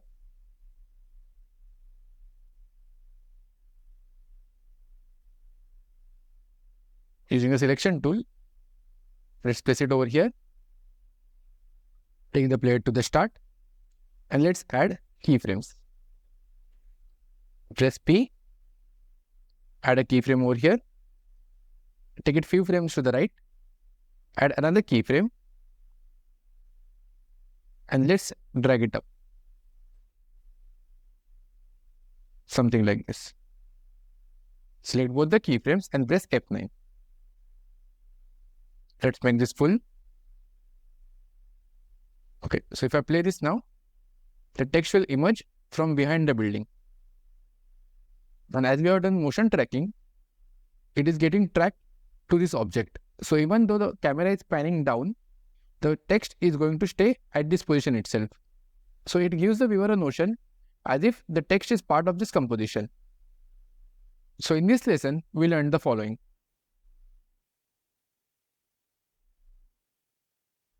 Congratulations guys, with this we have covered all the basics of After Effects. In the upcoming projects, we are going to learn about the most popular styles such as Vox 2D animations, 3D animations of Magnetsmedia, as well as how to create maps, graphs and much more. Hi guys, in this lesson, we are going to create two popular 2D animations in the style of Vox. Let's start with the first one. In this, we are going to learn how to create this cool timeline animation. As always, we'll start by creating a new composition. Let's name it as main. Keep the same default settings of 1920 by 1080. Keep the duration as 8 seconds. And press OK. Create a folder for assets. We are going to drag all our assets in this folder. Now let's create a new composition. This time, we'll keep the height as same 1080 pixels. But for the width, we will increase it to 5000 so that we have a lot of space for our timeline. Press OK. Rename this comp to timeline and keep it in the folder. Now if you zoom out, you can see that we have got a really wide rectangle. In this composition, we are going to place 2 images. In case you wanted to place more images, like 5, 6 images, then you can increase the width of the composition to 7000 or even 10,000. Now let's start by creating the line using the pen tool. Click on our pen tool or press G. Now holding shift, add a point over here and go on the right side and press one more time. Make sure that your fill is set to none, and for the stroke, add a solid color. Let's keep the stroke at 10 pixels and I have given it a ochre color. Now the variation that we are going to create will have both the images over here, one over here and the other on the right side. But in case you wanted to do it alternatively, where one image is on the top, the next on the bottom, again on the top, then you could just shift this line in the middle. Now let's go back to our main comp. Drag this composition over here. This way, once we add our images, we'll be able to arrange the timeline properly. Let's go back to timeline. Let's zoom in. Let's rename this layer as timeline layer. Now zoom in on our composition. Using the pen tool, let's create a small notch. Click over here once and pressing on shift, click one more point above. Let's change the color of this to white. It should look something like this. Press on this and I'm going to call it as notch. Now press Ctrl T to select the text or click on the text tool. Come over here and let's write the year 1776. I'll keep the font as Babus and the style as regular. Let's set it over here. I'm going to increase it and keep it at 85 pixels. And finally, now let's add our main picture. Let's scale it down, press S and let's scale it down. We have to place it over here. Let's keep it at 8. Okay, this is very small. Let's keep it at 10. Okay, this looks much better. We are going to add two effects on this image. The first one is simple tint. Till now, we had not touched any plugins in our course. But in After Effects, you have access to thousands of great plugins, both free and paid, that will accelerate your workflow. One great free plugin is called FX Control. Just go to this website and download it. Close and reopen your After Effects and the plugin will be active. Now because of this plugin, you no longer have to go to effects and presets and every time search the effect over here. All you can do is press Ctrl and spacebar, or if you are on Mac, you can press on Command and spacebar and just search your effect. Search for tint and press enter. Make sure that you select the layer on which you want to apply the effect. Now if we go on effects control, we can see that the effect got applied on this layer. Let's decrease the amount to tint to 75%. Now let's add another preset. Again we will press Ctrl and spacebar and type CC page turn. Press enter. In the controls, let's turn our page on the top left corner. With this, we can shift this back. Something like this. In the fold radius, let's increase it to give it that natural feel. You can play around with the light direction. You can keep whatever feels good to you. This looks good. Now go back to the main composition. Zoom out and shift this entire thing to the left. We have to set this image in the middle of the composition. So let's go back to our timeline. Select all three like this and let's drag it on the right. Something like this. So that when you go back to the main, we have enough space to play around. Let's keep it over here. Let's zoom in now. Now let's animate this. We are going to add keyframes in scale and position. Press on our layer. First press P, then holding shift, press on S. This will open up both the properties. Now take the player to the start and add keyframes. Let me share with you one interesting shortcut that will save you time in future. Delete this for now. Let's press U. It will close the properties. Now if you press on Alt, Shift and the letter, in this case S, the keyframe will be automatically applied at that frame. Now go to 1.5 seconds and position this in the middle. And let's scale it up slightly to around 105. Now select all the 4 keyframes and press F9. And open the graph. Click on this auto zoom. Now click on the first point and drag it towards the middle. And drag this handle again towards the middle. It should give you a steep mountain. Again close this. Let's see this now. So we have got a buttery smooth animation. Awesome. Now let's go back to the timeline. We are going to animate both the image as well as the text. Go to the start, click on this and press T to open up the opacity.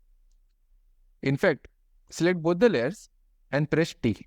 Add a keyframe and make this 0. Go to 12 frames or half a second and let's make this 100%. Select all the 4 keyframes and press F9. Go back to main.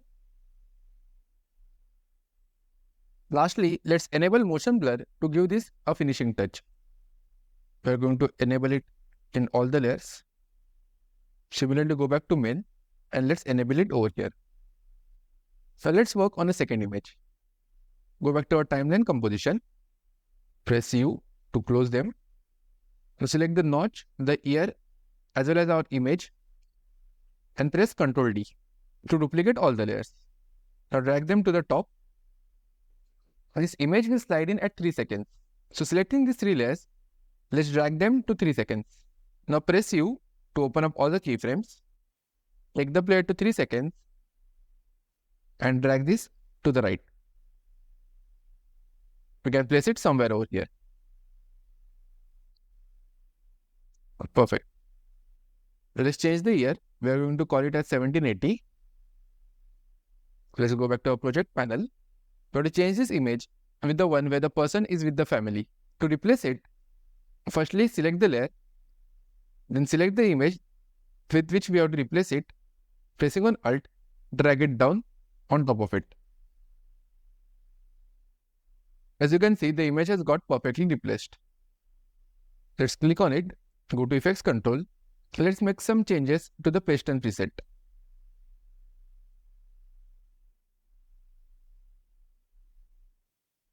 I'm going to drag it down, keep it something like this. You can increase the fold radius. Okay, this is looking good. Now let's go back to the main composition. Take the player to 4 seconds, add a keyframe position and shift this to the right. Something like this.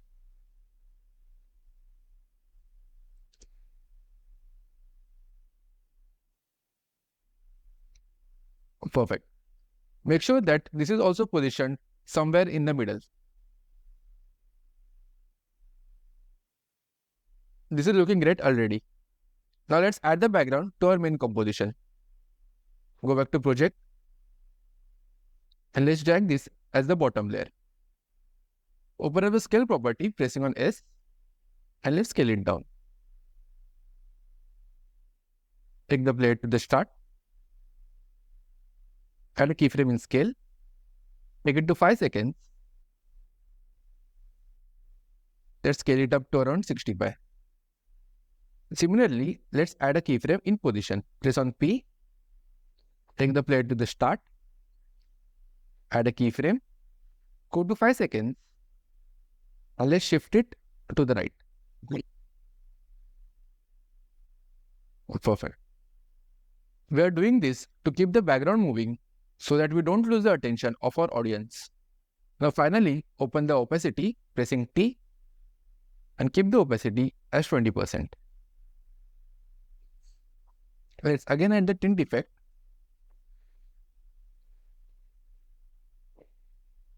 Let's change this color from white. Taking the color picker tool, select our ochre color. Press OK and decrease the amount of tint to 60.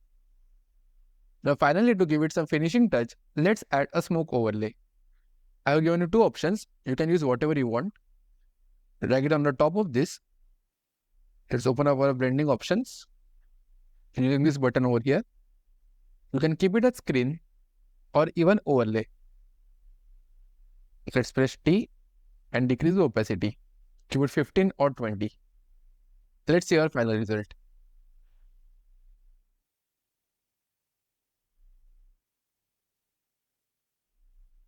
Now let's move on to the next motion animation.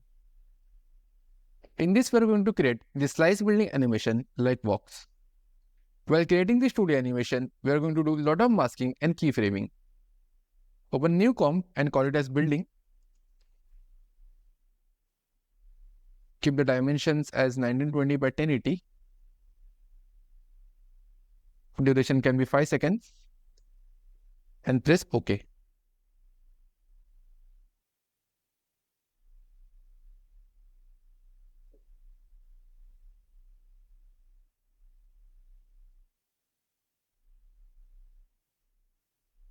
Let's import our assets and drag it to a timeline.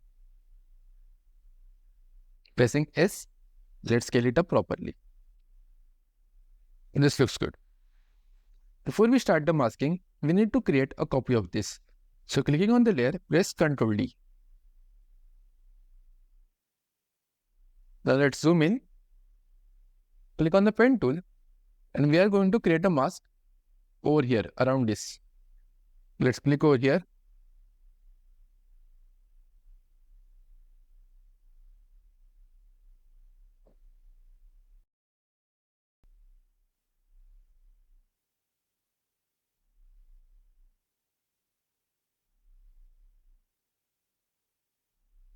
Let's arrange this mask properly.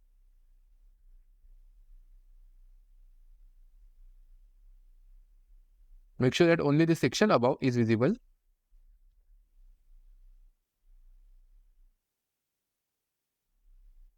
You can see we have got our selection. Name it as bottom. Take a copy of this, pressing Ctrl D. Let's name it as middle. This time, we'll just need to shift this up and mask the middle section.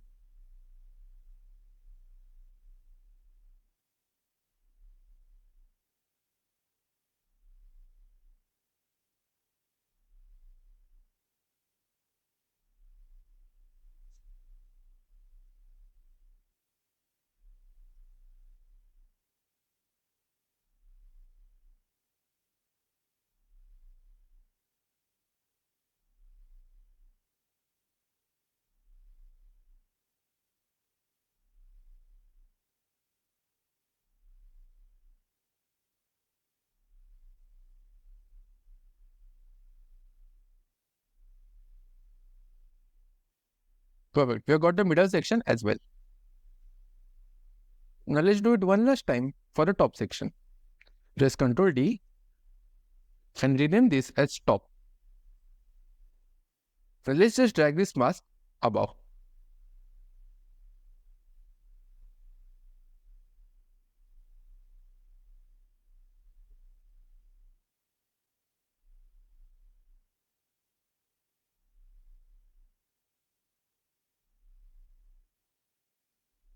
So if you unselect the others, in the top layer, we have got this portion. Then we have the middle section, the bottom, and then the rest of the building. Perfect. Now let's create the bases for these shapes. Just open our top layer, scroll over here, long click on the rectangle tool and select the ellipse tool. Make sure that no layer is selected. In a fill, keep the solid color. I'm going to keep this yellow. And we don't need any stroke, so just keep it at 0. Now let's create a base. Keep this layer under the top layer. Press V. You can keep it like this. So let's do this again for middle and the bottom layer. Let's hide these two. Let's open the middle layer. Again using our ellipse tool, let's create a base.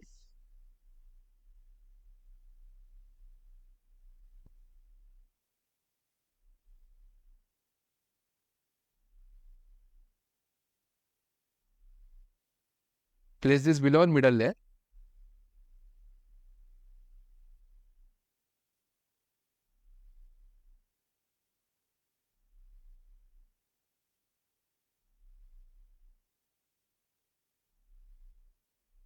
We don't want these edges, so let's do one thing.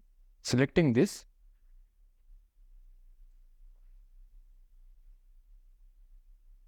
drag this on the edges. With this, you would have removed the edges.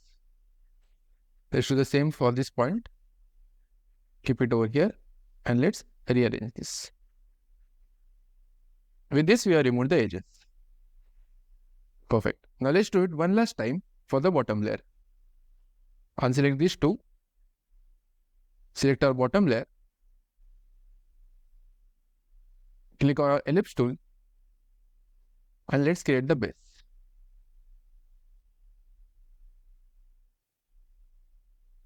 As always, keep the shape below the layer.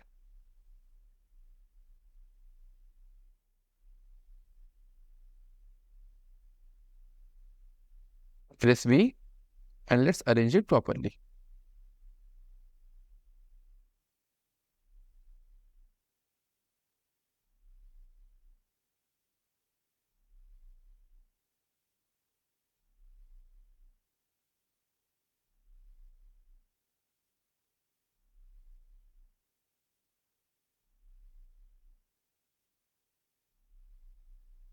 Perfect.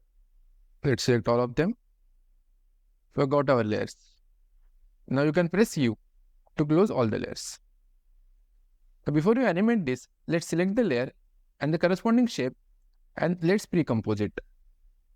Right click and click on pre-compose. We're going to call it as top layer. Press OK.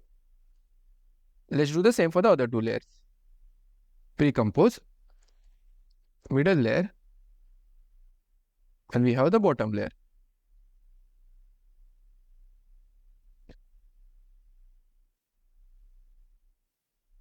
Now let's arrange it in a descending order. Our main composition on the top, then the bottom layer, and then the middle layer. Perfect. Just one small thing is remaining. On this layer, the main layer, we don't want this upper section. So again, let's do one thing. Let's add a mask around this and remove it. Let's add a point over here, another over here.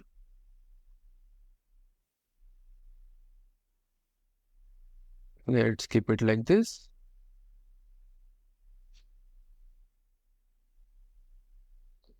Let's move around over here. Let's move around the top and close the loop. Press M to open the mask and let's invert the mask. So if we close this, perfect. The top section has been properly removed. Now let's animate this. Take the player to the start. Press P. Add a keyframe. At this position, we can shift them down around here. Now just select the first layer. Go to 8 frames.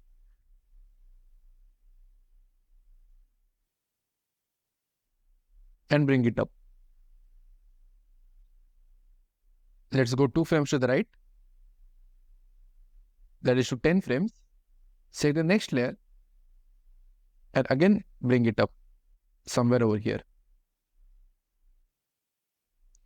Go to 12 frames. Set the middle layer. It should be over here.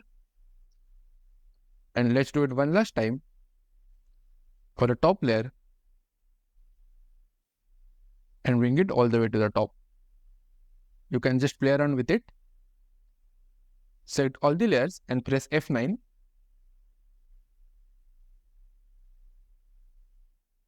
Now come to 1 second and let's reverse it where you bring all these layers back to the correct place. Let's bring this down. Go 2 frames to the right. Let's bring this one down. And again for the top layer. Perfect. And finally come to 2 seconds. Select all the layers. Drag them little down. Somewhere over here.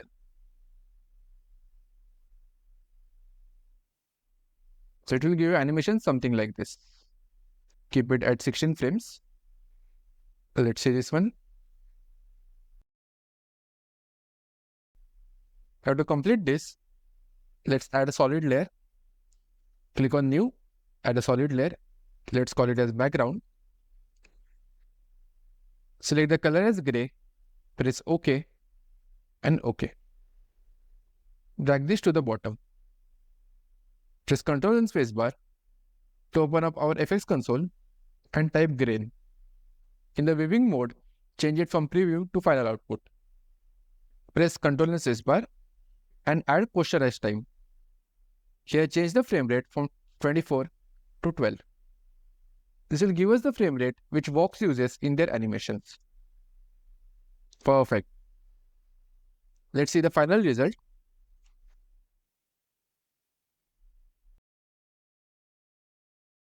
Hi guys, in this project we are going to learn how you can create infographic graphs like this. Using the techniques that you will learn in this lesson, you can create any sort of graph that you can think of. We will also understand how you can add expressions in After Effects. Create a new composition as always. Keep this 1920 by 1080.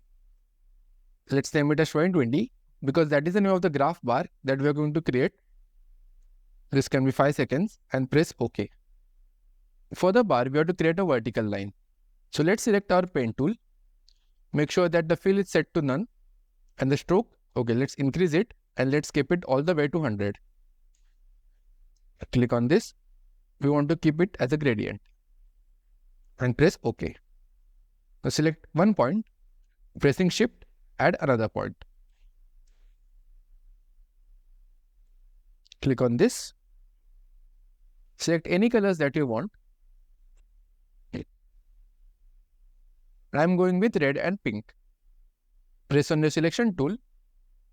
You will find two dots on your composition. Drag the first dot to the top and the second one at the bottom. Let's name this layer as progress bar. Now let's start with the animation.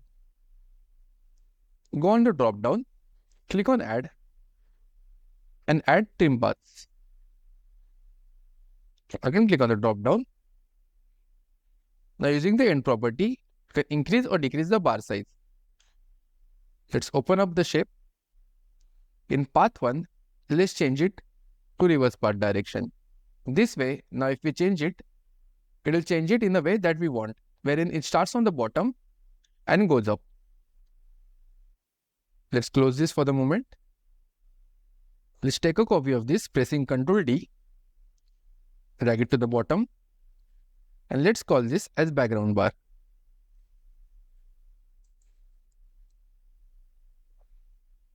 Click on stroke.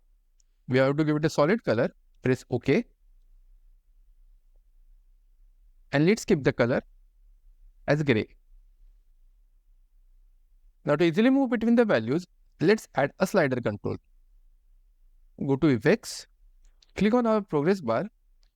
Go to Effects. In Expression Control, select Slider Control.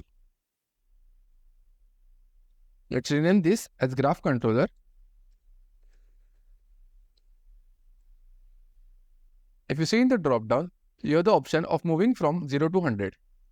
If you right click on this and go on Edit Value, you can keep any value that you want. For example, in your graph, you want to keep values from 0 to 1000. Then you can just change this to 1000. You can see the value has got changed over here. I am changing it back for now. Press OK. Now we have to connect our trim path, which was our end property, to this slider control, so that we can control that using this slider. So let's open it. Open our contents. Open our trim path. And the pick that we have, let's drag it all the way and connect this to this slider. This way now, if I change this, you can see that the bar is increasing and decreasing. So we no longer have to come over here to change the values. We can directly change them from this slider control. So in case, even if this was 1000, we could have changed the values from 0 to 1000. I hope this is clear. Now let's animate the values using keyframes. Take the player to the start. Add a keyframe over here in slider control. Go to 1 second and let's increase the value to 75. Let's open effects, open our slider control. Let's name this as graph controller. So open our graph controller, and in this, you can see that we have the keyframes over here. Selecting these two, press F9. Now go to graph. Make sure that you selected edit speed graph. Select this handle and create the shape like this. Perfect. Let's close this for now. Click on this and press U and press U again. Now let's add the text to show the value of this bar. Click on text, click over here and just add any random thing, because anyway we are going to map this to our slider control.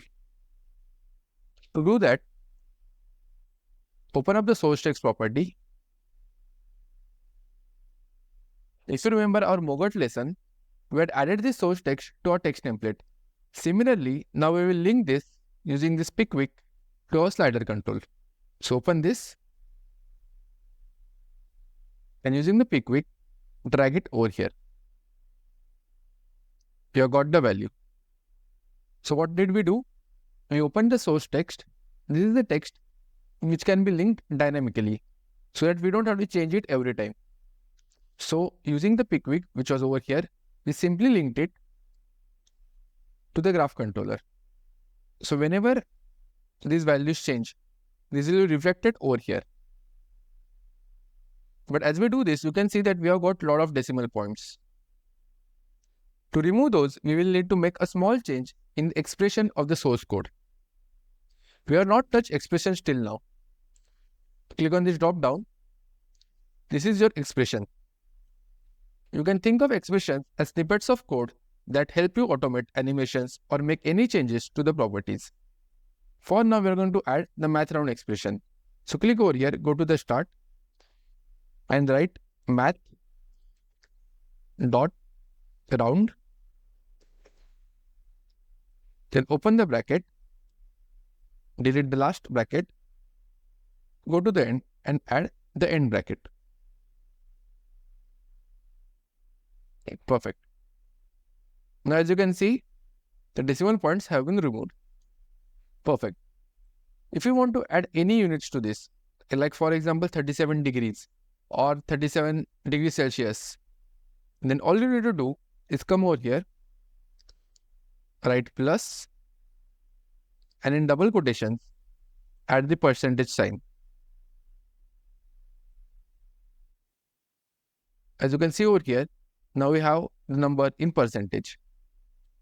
You can add anything over here. For example, space and 75 degrees.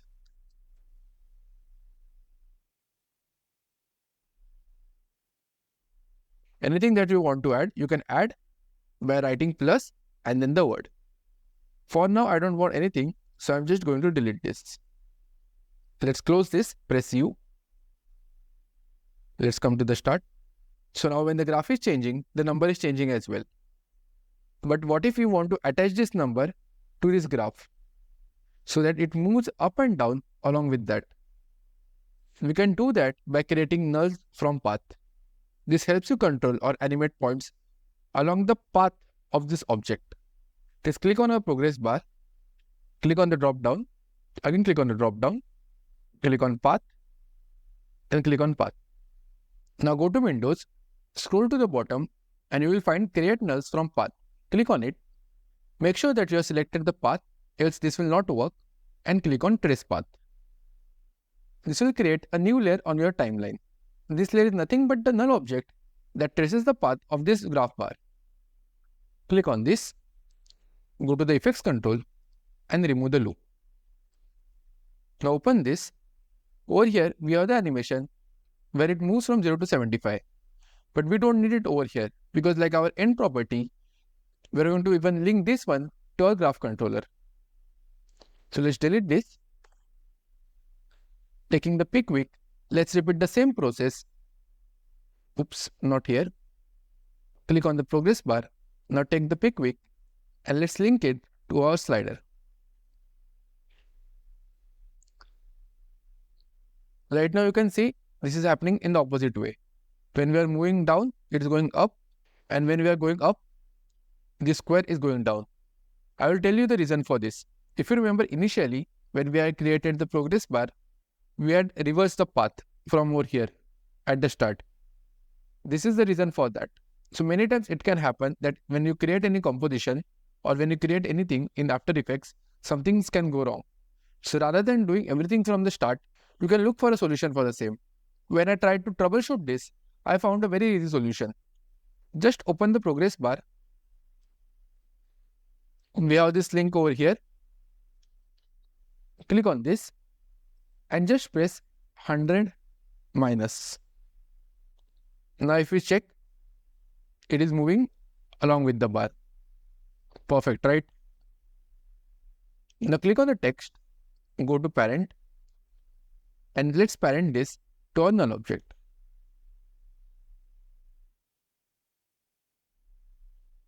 Let's click on the text and let's place it over here. Let's zoom in. Let's align it in the middle. Perfect. Actually, I want to keep it over here on the top.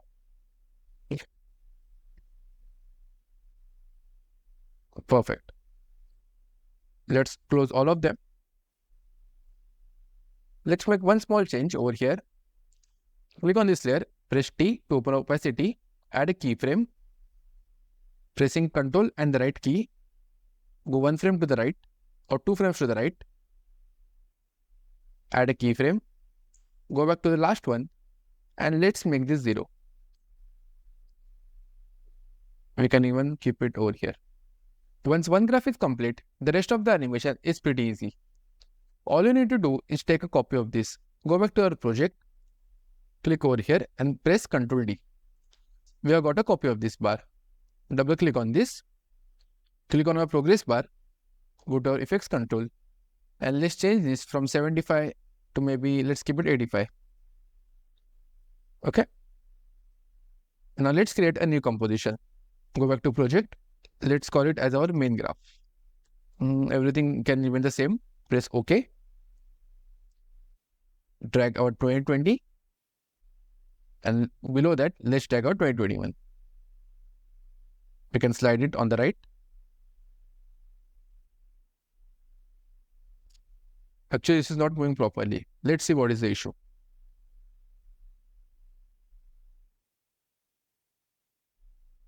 Okay, this is the issue. When we change the value over here to 85, we did not change it at 1 second. We should have changed it at 1 second. So till 1 second, it is coming to 75. And then at 1.12, or where we change the value randomly to 85, let's go back to 1 second. Let's open this. Let's open this again. At this position, go to effects bar and let's change to 85. Okay. And clicking on this, let's delete it. Let's go back to our main graph. Now let's see this one. Perfect, right?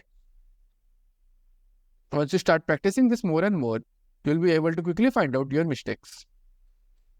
I'm going to create 2 more graphs. Actually, let's do one thing. I want to place this one over here. This can be over here. Let's create 2 more graphs for 2022 and 2023. Go back to project. Let's create 2 copies of this. Let's drag it over here, 2022 and 2023. This can be over here. The last one over here. Let's change the values. Just open this in the slider control. Now come to 1 second. Go over here. Come to 1 second. Click on the progress bar. And let's change this to 60. You can close this. Open the last one, 2023. Again at 1 second. Let's change this to 45. You can keep any value that you want. It's not an issue. Perfect, right? If you want to create a scale, click on the pen tool. Click over here. Pressing shift. Down. Keep the stroke very low at 10 or even 7. Click over here, pressing shift, again click here. Let's keep this as white. Perfect. So if you want to add any values like the years, you can just add them over here using your text tool. Now let's add some background to it. I'm going to just name it as scale. Right click, create a solid layer. Keep anything for now. Just name this as background. We are going to create awesome gradient background.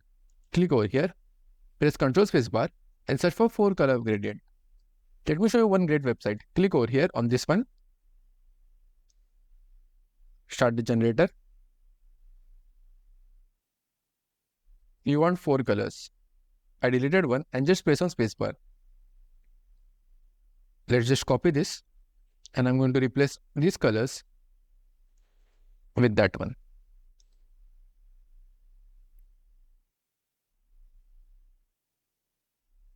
So what you can do, click on this, add a keyframes in all these points, go to 2 seconds and you can just shift these points anywhere you want. Like this. Come back to 1 second. Again, you can shift this.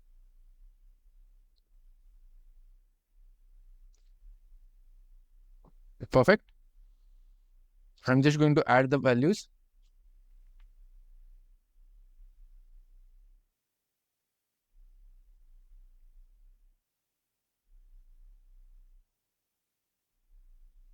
Selecting all 4 of them. Go to Windows, Align, and let's align it to the top. Perfect. So using these techniques, you can create any sort of graphs, even if you want to make it horizontal. So like this, a bar over here, the next over here, you can follow the exact same steps. Now let's head on to the next project where we're going to create some awesome maps.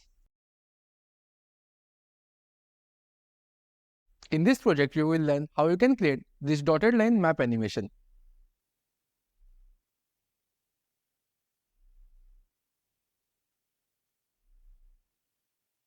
In this project, you will also learn each and every property of camera.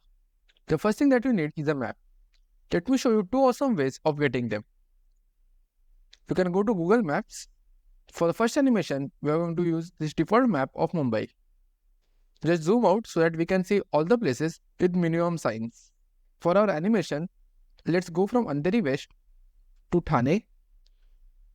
Then we will go to Dombivli and we'll end our animation at Ulhasnagar. The other way is 3D maps.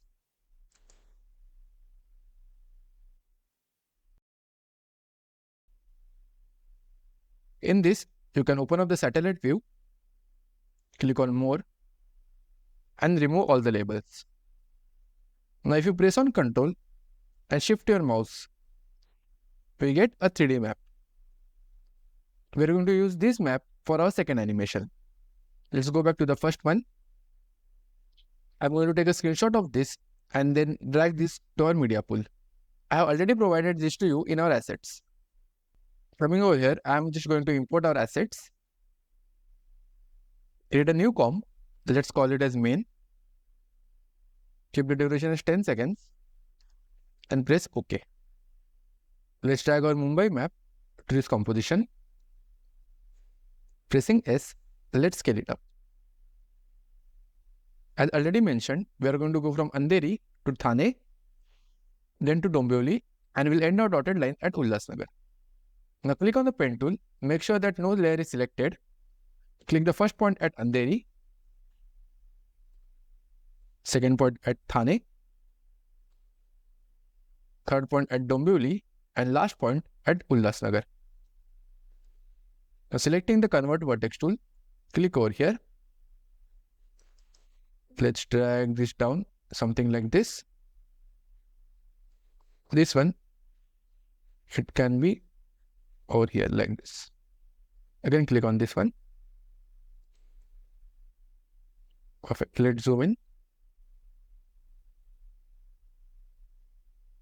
Let's change the color of the path and let's keep it to yellow. Let's name this layer as dotted path. So we have got our path like this. Now let's animate the path. Click on this, click on the drop down, and from the add, select train path. Now you click on this, you will get the end properties. You are already familiar with this as we had used this in our last project while working with the graph bar. Let's take the player to the start. Let's make the end as 0. Add a keyframe. Now go to 2 seconds. We are going to 2 seconds because this distance is long. Increase this till it reaches Thane. Move to 3 seconds and add another keyframe so that we can halt over here for a second. Then let's move to 4 seconds or 4.5 seconds over here in the middle. And let's move this to Dombivli. And again at this point, let's halt for a second. And finally, let's go over here at 6.6 seconds and move this till the end. So it should look something like this. Perfect. Now let's add some dashes. Click on the shape, open up the stroke. Let's add over here. Let's keep the line cap as rounded cap. Let's keep the dashes as 15. And now we have to add keyframes in offset. Go to the start. Add a keyframe. Then go to 7 seconds. If we make this value positive, it is going backwards. If we make it negative, it will move forwards. Let's keep it as negative 100. So if we play this, we can see the dashes are moving. Perfect. Now to give this some depth, let's add a drop shadow. Search for drop shadow. We are going to reduce the opacity. Let's shift the direction. Distance can be 7. And softness can be 10. Perfect. Now let's place our pointers. Let's go to the start point. Go back to our project. Let's close this line. Let's add our location pointer. Press S and scale it down. Let's bring it over here. We can keep it as 10. Click on the anchor point and drag it at the bottom over here. Let's name this as Andheri. Take a duplicate of this, pressing Ctrl D. Going to call it as Thane. Click our selection tool and clicking on the layer, let's shift it and keep it at Thane. Let's do it one more time. Ctrl D. Let's name it as Dombivli. Click on the layer. Drag it to Dombivli. Ctrl D. And let's name it Ulhasnagar. Perfect. So we have got all our 4 pointers. Now let's animate them such that it looks as if they're popping up at that location. Add a keyframe over here. Press Ctrl and right arrow twice. Add another keyframe. Go back to the first one and scale this down to 0. Okay, we can shift this one a little ahead. Okay, let's do one thing. Let's drag our dotted path a little forward so that it looks as if first the pointer will come and then the line will start. I'm going to place it over here. Perfect. Let's do one thing. Let's copy this. Let's go over here, press S, and it should start at this point. So come over here and press paste. Perfect. And let's move over here. It reaches at this point. So let's open S and press Ctrl V to paste it. Now let's move ahead. Let's do it one last time when we reach Ulhasnagar. Over here, Click on this, press S, and let's just paste it. Okay, it will start from here.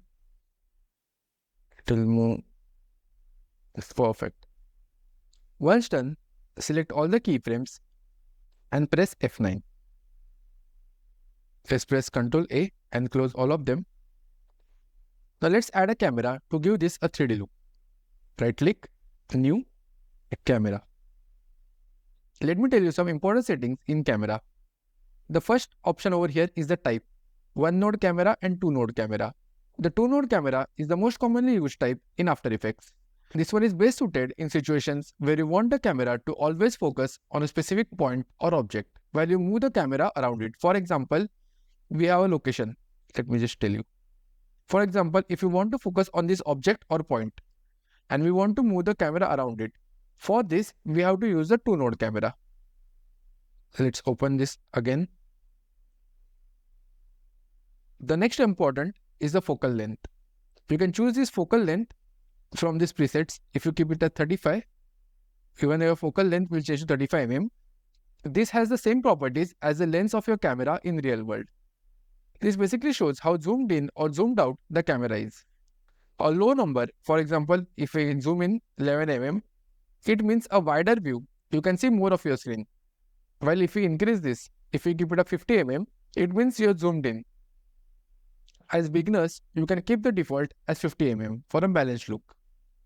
The next one is depth of field. This makes something look sharp and focused, while it makes the other things, like the things which are in the background, look blurry. Just like in the real life, when you focus on one object, while whatever is in the background becomes blur.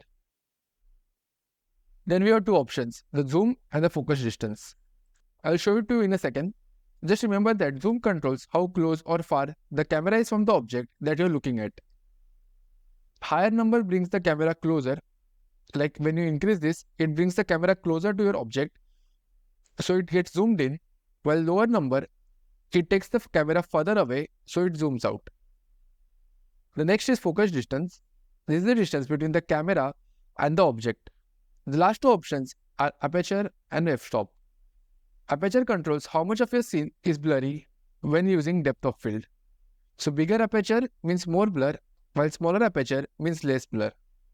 These are the default settings that come with 50 mm, so it's okay, you can keep it, no need to change it. And the last one is f-stop. So f-stop is how you measure your aperture. So low f-stop, like anything below 1.8, gives more background blur. And high f-stop, like anything more than 8 or higher, keeps everything in focus. For now, select 50 mm and press OK. And just press OK. Now let's add one more null layer. Why do we do this? When moving the camera directly working with all these layers, see we have so many options in camera, it can become very complicated. To make this easier, we can use a null object. By using the null layer, we can easily control the camera position and rotation. Let's close this one. Let's link this to a null layer. Let's rename this to camera controller. Make everything as 3D. Press S. Now think of this as your real life camera. If you're increasing this, you're taking the camera away. If you make this two views, you can immediately see it over here. If you're decreasing this, you're taking the camera. Okay, let me zoom in. You can see you're taking, this is your camera. You're taking this near to our picture. So if I make this small, it is zooming in on that. Hope this is clear. At 100%, we are capturing the entire scene. We again make it one view, but as we make this smaller, we are zooming in on our map. Let's open up the rotation property and let's tilt it a bit. Let's open the scale and let's increase the scale property. See position, and we can position it initially on the right.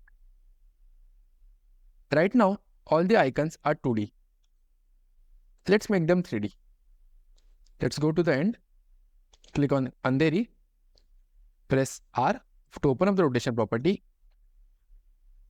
and you can make changes in X rotation. Perfect. This is looking great. Similarly, you'll do the exact same thing in the others. Open up Thane. Let's make this 50.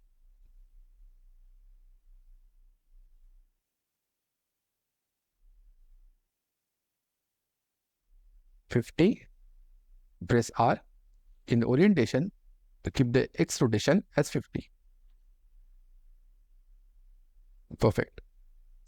To give this some depth, let's add drop shadow.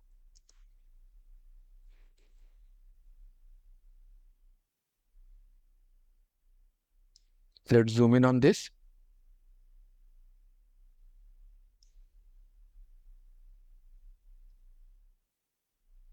You can copy this, pressing Ctrl C, click on a W layer and paste it. Similarly, you can paste it on a Thane layer and you can press it on an Andheri layer. Perfect. Let's move there. Press Ctrl A. By pressing U, close all the layers. Now finally, let's add the keyframes in position. Press on the camera controller, press P. Pressing on Shift, press S and scale it in. Shift the position.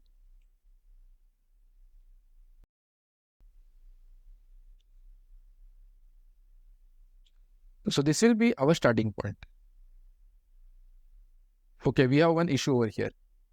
Right now, we are not able to see our dotted line. It has completely vanished. Let me show you where the line is. If two views, go to bottom. Our dotted path has gone below this image. Do you see? I have just dragged this Z-axis above. Nothing else. When I did that, in the bottom, this line, you can see, has come above the bottom. Now if I go to one view, you can now see your line back.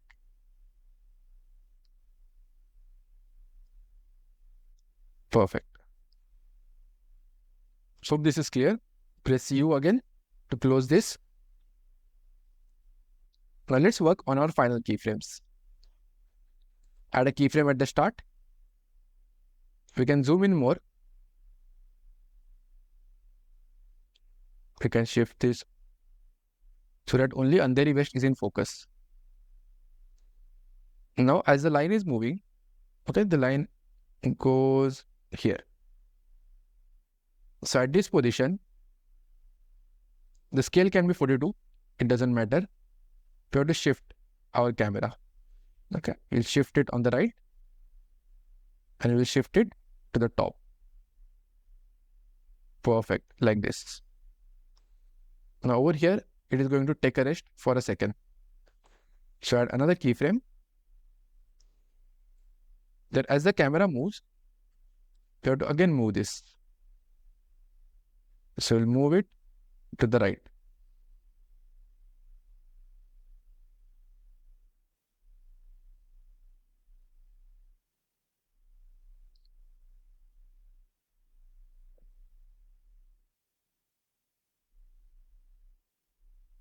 Okay, it should start here. You will need to do some trial and error, but it should move along with the camera. Okay, so it will again stay over here for a second. So add a keyframe. And finally, when this moves, again we'll need to move the camera over here. Perfect. Let's see this from the start.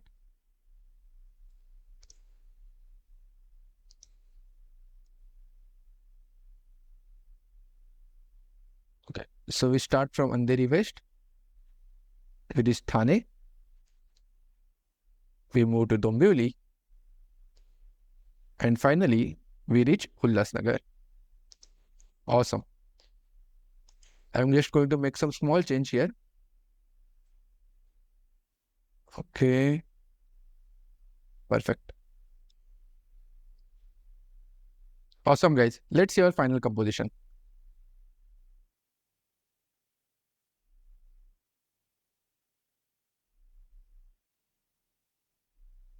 Great. Now let's create something more interesting. In next project, we are going to create a 3D map animation like Johnny Harris. We have already seen how to create a 3D map earlier. Like I showed you, I have taken a screenshot of Miami and just drag it to the media pool. Let's create a new composition. We call it as Miami map and press OK. Let's drag the map to the timeline. Pressing S, let's scale it up. Select the layer, press Ctrl spacebar and search for sharpen. Let's sharpen our image. I'm going to keep it around 40. Let's take a copy of this, pressing Ctrl D. Go back to the first image and we are going to add curves to it. Search for curves. Drag this layer up. It could be something like this. Perfect. Now let's add a tint. I'm going to unhide it for now.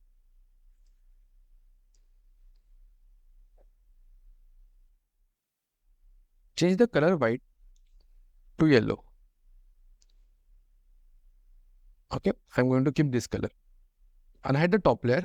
Just call it as Miami Island. Again, click on this layer.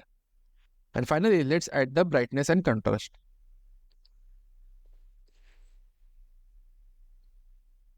Let's decrease the brightness to -100.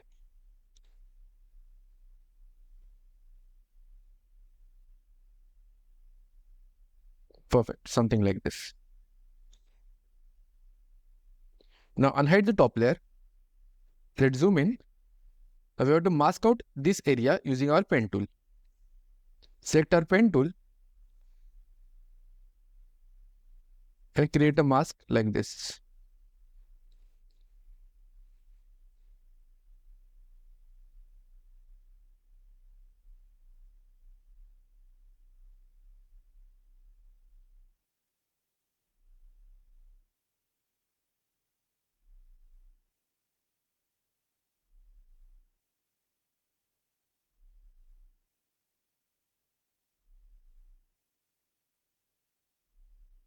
And close the mask.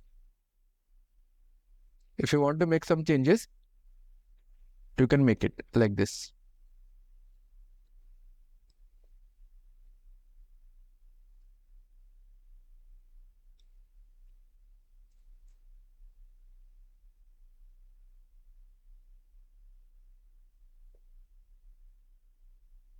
Now let's add a stroke around this mask.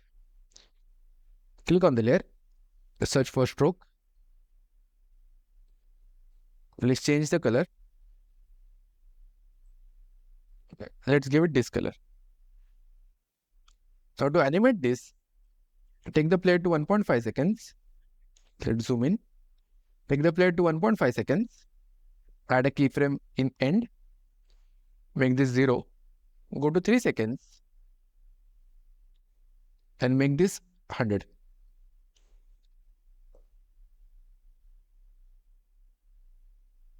Perfect. So with this, we have got a beautiful stroke around the selection. Now let's add a drop shadow to this. Again, click on the layer and add a drop shadow. Let's keep the same color. Let's decrease the opacity, increase the distance, and increase the softness. We can do one thing.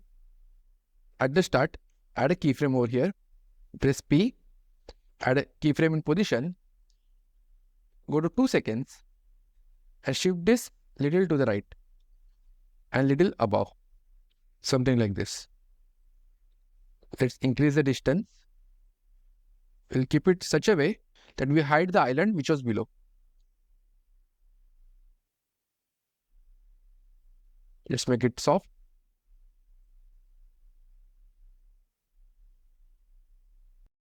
Let's shift this from 1.5 second till 3 seconds. Now let's select both the layers, press U, and keep this to 3 seconds. Selecting all the keyframes, press F9. This will add a easy effect. Then open the graph editor and shift all of them at the start. Perfect.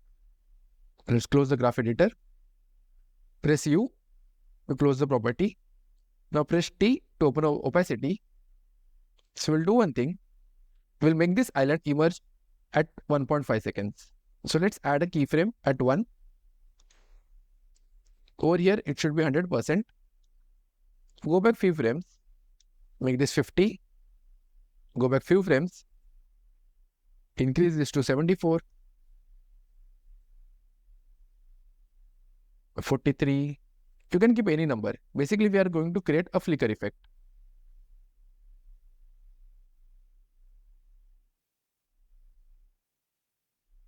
And all the way to 0. Now select all the keyframes. Pressing on Ctrl Alt, click on them. With this, it is going to flicker first and then shift on the side. Now let's add a new camera layer. Click on New, Camera. Keep the same 50 mm. Press OK. As always, add a null object. Let's name it as controller and parent the camera to the controller. Let's come to the start. Let's open up the position and pressing on Shift, let's open up the rotation. Make sure that all the layers are turned 3D. Now take the player to the start. Let's zoom in a bit and shift this on the left. Add a position. Go ahead to 1 second and let's just shift this to the right. Like this. This is happening very fast. Let's do one thing. At this position, let's keep it over here. Let's select both the frames and press F9. We can shift this one over here to 1.5. Perfect. Let's do one thing. Let's add a keyframe in rotation as well. Add a keyframe. Go over here. At this point, let's turn it like this.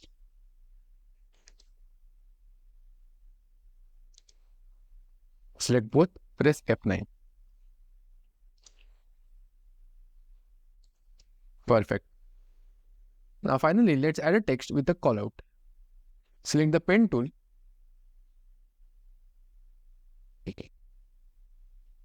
And create a callout like this.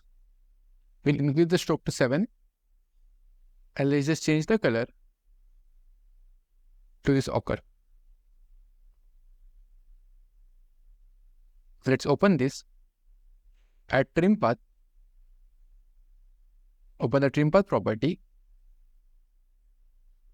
At this position, it should start. So close this. Add a keyframe in end. Go ahead to 2.5 seconds and make this 100%. For the first, it should be 0.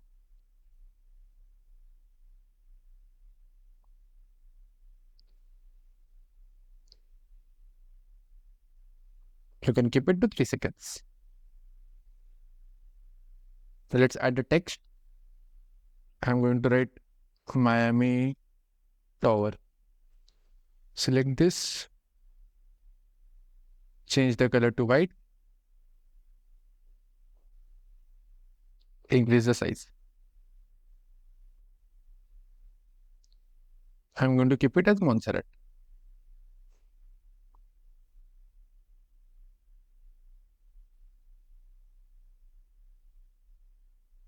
Now let's animate the text. Go to Effects and Presets and search for Random. We're going to add this effect.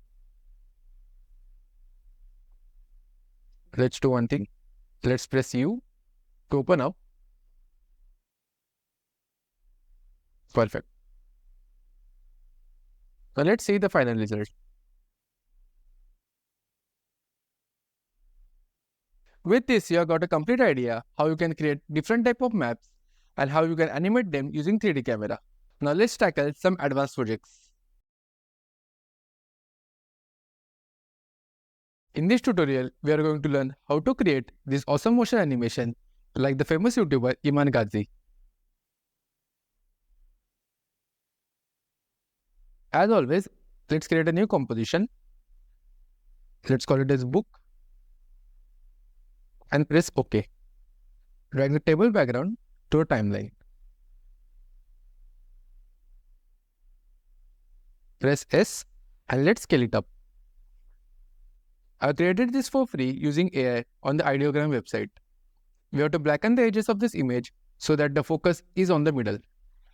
Let's click on the layer and search for vignette.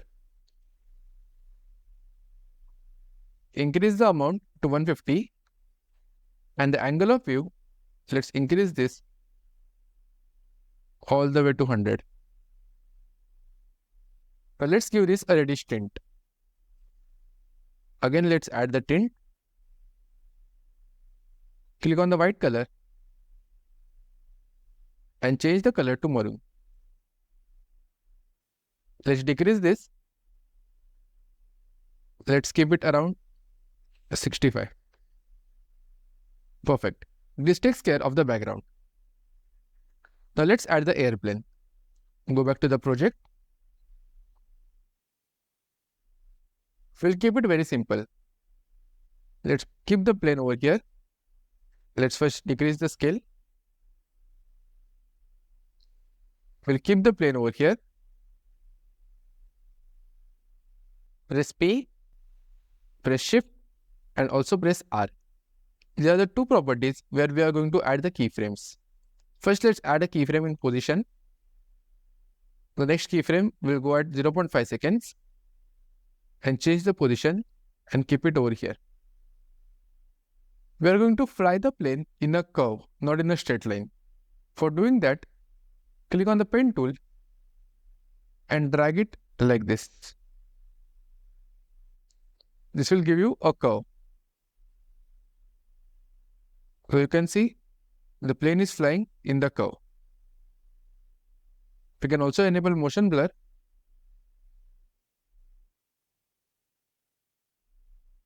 Now we have to add the keyframes in rotation. Let's add a keyframe over here. Go ahead. Okay, let's turn it a bit. Again, turn this. Turn this. Finally over here, let's turn it. Perfect. Now we can turn on motion blur. If you think that the size is too small, again press on S. Go back. We can adjust it. Let's keep it at around 60 or let's keep it around 65. Now let's work on our book. Select both the layers, close it, pressing U. Drag the leather book cover on the top. I usually take most of these free assets from websites like PNG Wing. It's a great website if you're looking for transparent PNGs. Press S and scale this down. This is still not giving us a immersive feel. To give that natural feel, let's add drop shadow. Click on this. Let's increase the distance and increase the softness. We can add effects multiple times to the same object. Let's add drop shadow again. Let's again increase this, increase the softness, and let's change the angle. Perfect. And finally, let's add a tint.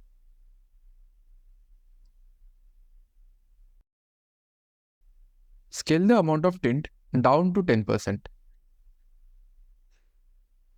This is looking much better, right? Well, let's add the page. Go back to the project. Again, this is a free asset. I got this from FreePic. Let's put it on the top. Scale and scale it down. Press T. Decrease the transparency so that we can fit this properly. Press P. Let's position this. Let's position this above. Go to scale. This can be 11. Is it too less? Okay, this looks perfect. I've kept it at 11.6. Go back to transparency, make this 100% and keep this below our cover. Now let's add the text. Click on T. Create a box like this over here. we are going to write 4 ways to focus.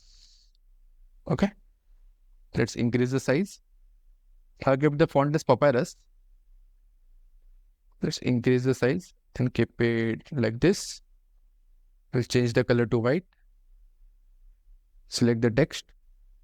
Let's increase the size and change this to white. We'll go to align and align everything in the center. Okay, this is not the center. Let's keep it over here.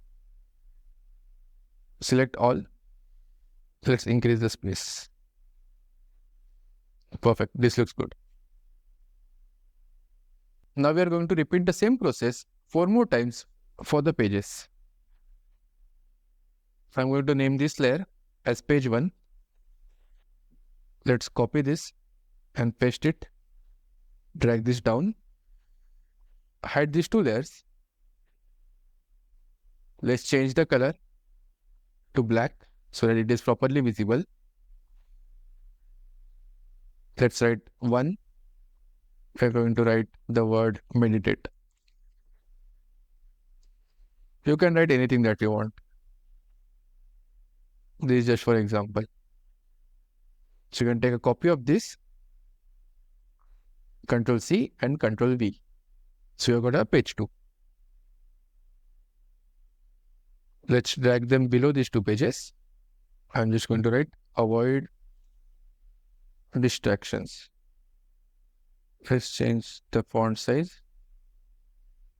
Then we'll create our 3rd page. Page 3. I'm just going to write breathe it slowly. Okay, we have got page 3 and lastly, paste it again. Go down. Hide these 2. Let's write our last word. Throw away your phone. Okay. So we are done with the 4 pages.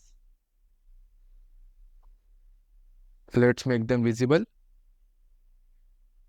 Let's select the page and the corresponding text and let's pre-compose it.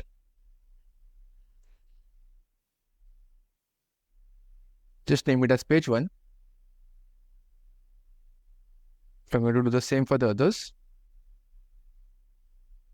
This is page 2. Okay, it should be below page 1. Page 3.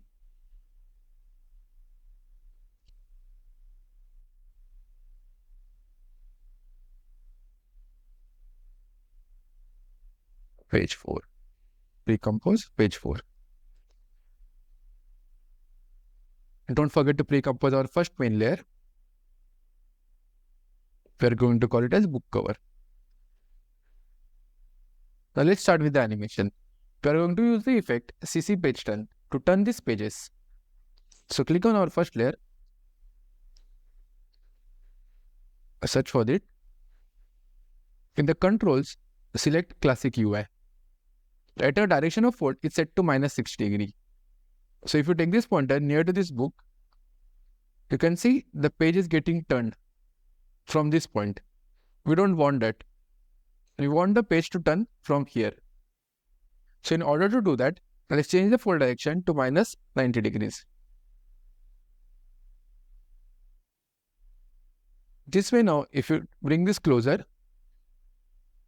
it will open up like a book. So let's take this control and keep it over here on the edge.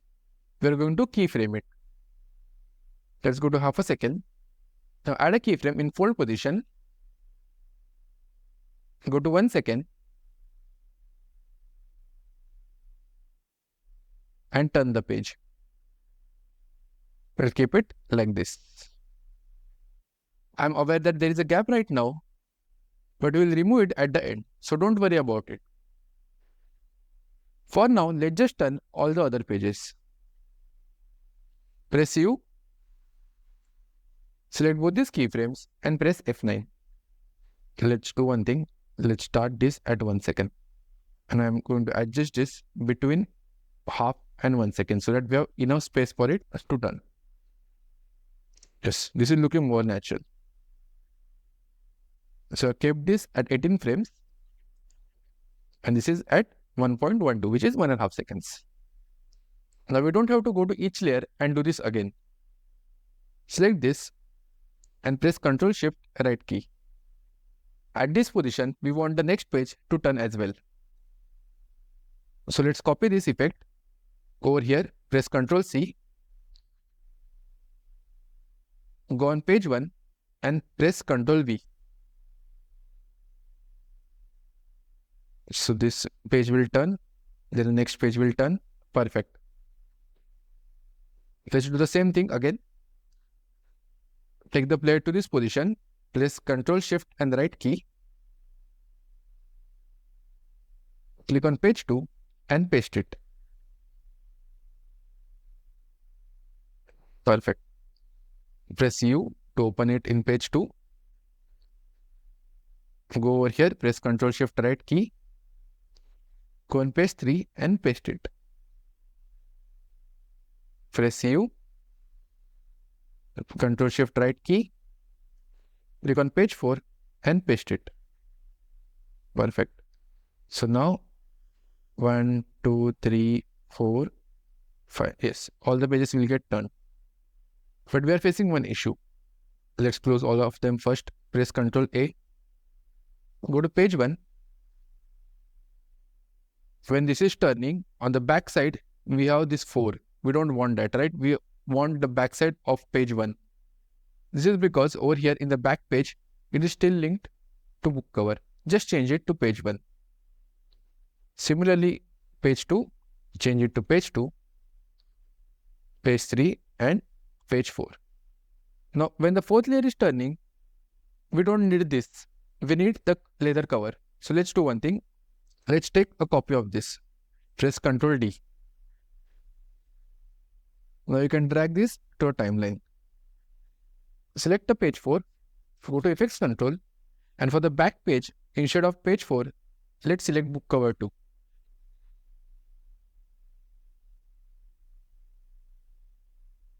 Let's remove this from here. Go back to our book. So 1, 2, 3, 3 and 4. And we can hide this layer. Perfect. Let's rename this layer as our back cover. When the pages are getting turned, you can see as the book cover layer is on the top, we cannot see all the other layers once they get turned. Ideally, we should be able to see page 1, page 2, page 3 once they get turned over here. So the solution for this is pretty simple. Go over here. When the first page is going to turn, we'll cut this layer. So click on this, go to Edit and click on Split Layer.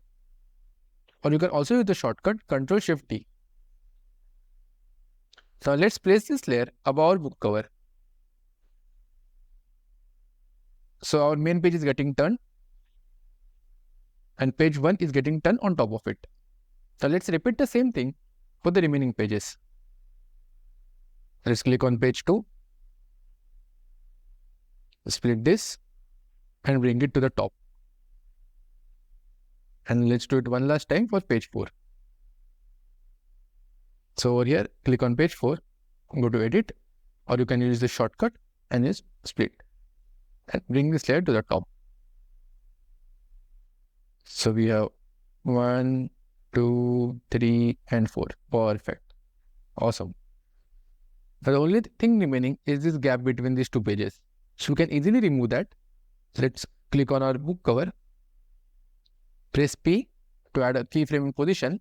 When the page is turning, at this position, let's add a keyframe. Go to the right. Position to the right. Now we'll repeat the same steps for the other 4 pages.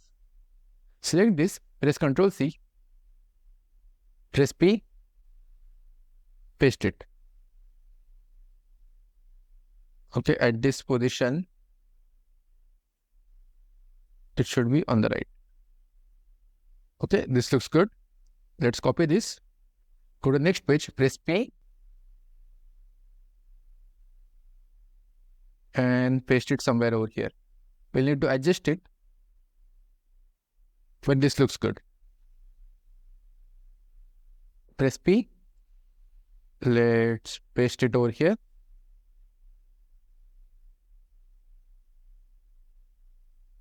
Okay, and let's do it one last time.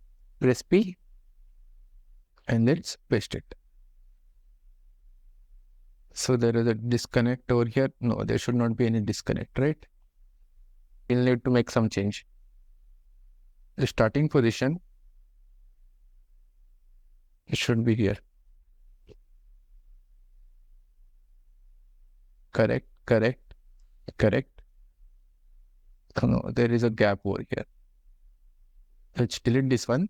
At this point, it should be on the right. Correct. Now this looks good. Perfect.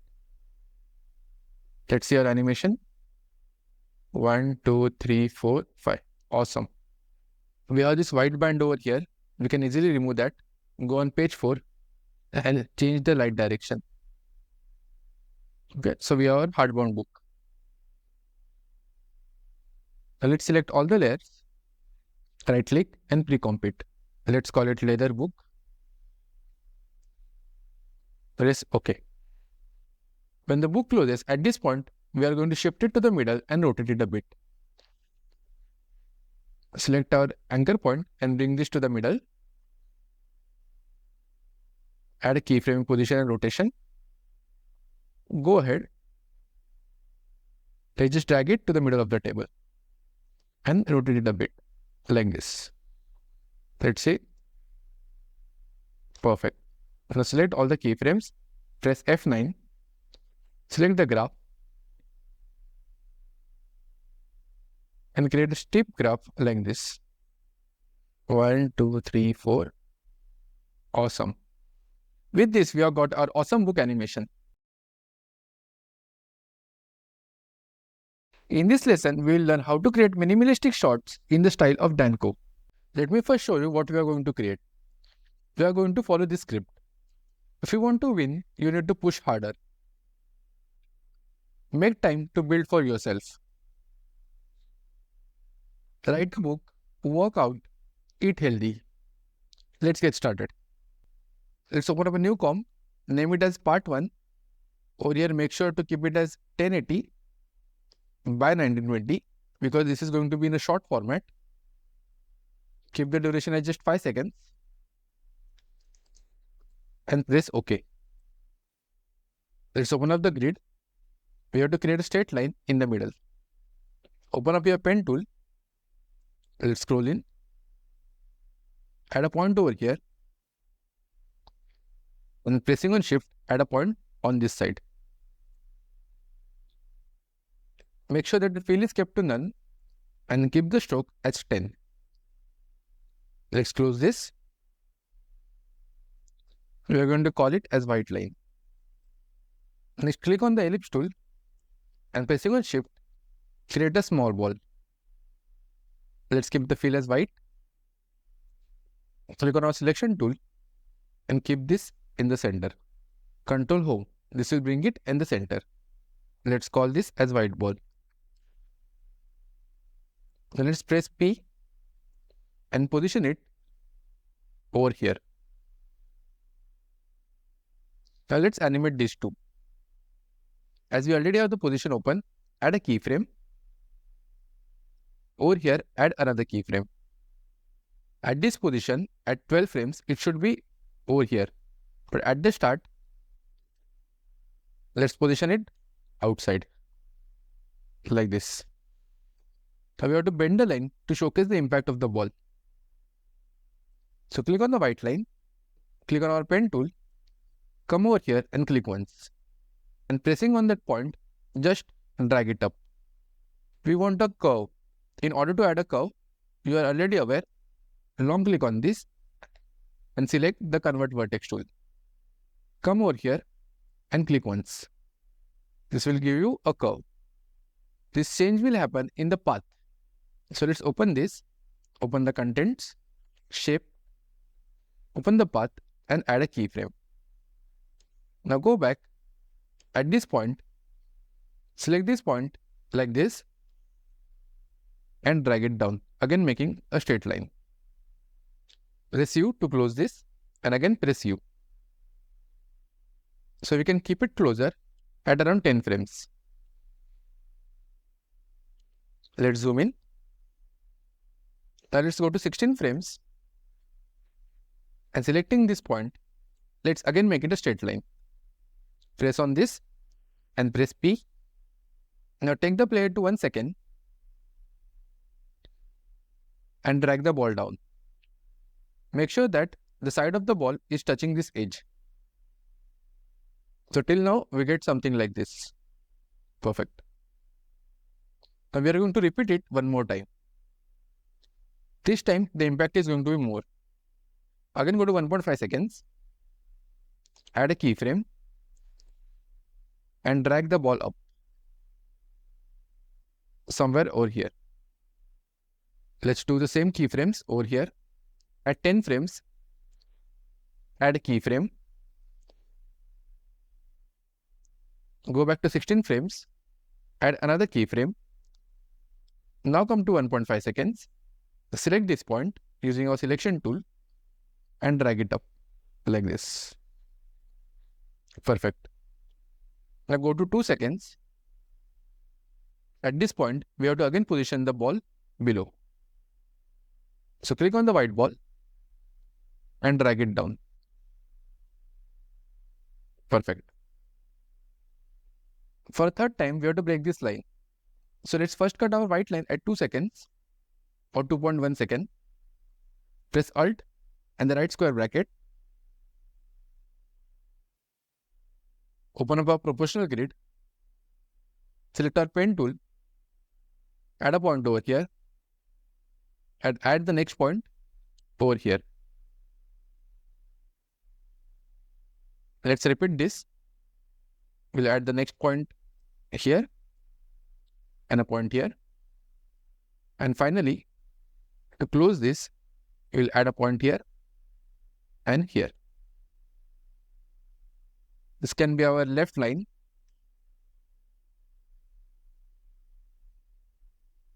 Right line. And middle line. You can close the proportional grid. Now select these three and cut them at this point, pressing Alt and the open square bracket. Now at 2.5 seconds, we have to drag this ball all the way up to the top center and out of the composition. Let's add a keyframe and drag it out like this. In fact, let's do one thing. Let's keep it over here at 16 frames so that as the distance is more, we give it enough time. Perfect. Now select our middle layer and select the effect Pixel Poly. Right now, you can see the line has become invisible. This is because the start time has been set to 0 seconds. Let's change the time and keep it at let's keep it at 2 seconds first. No, this is happening too early. Let's keep it at 2.2. Yeah, this is better. So let's change the force. We'll keep it at 200. And the gravity, right now it is falling down because we have one gravity. Let's change this and keep it 0.75. In fact, let's reduce it much more. Let's keep it -8.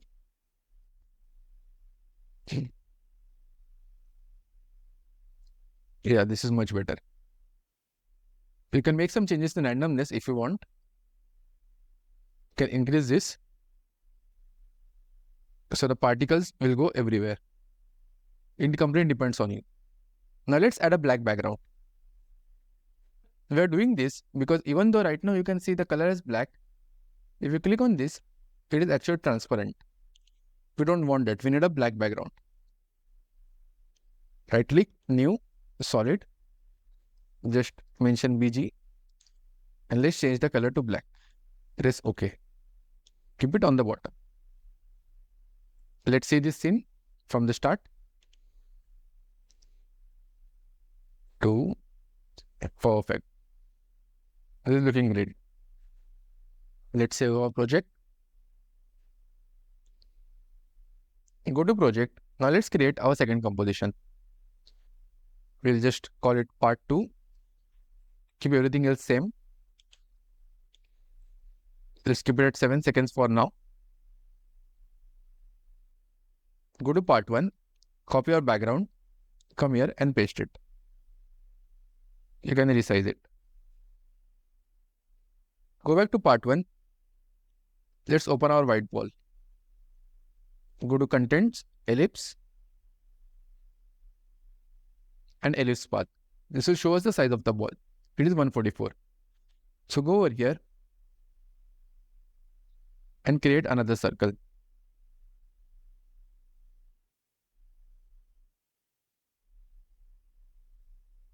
Press Ctrl Home to center it.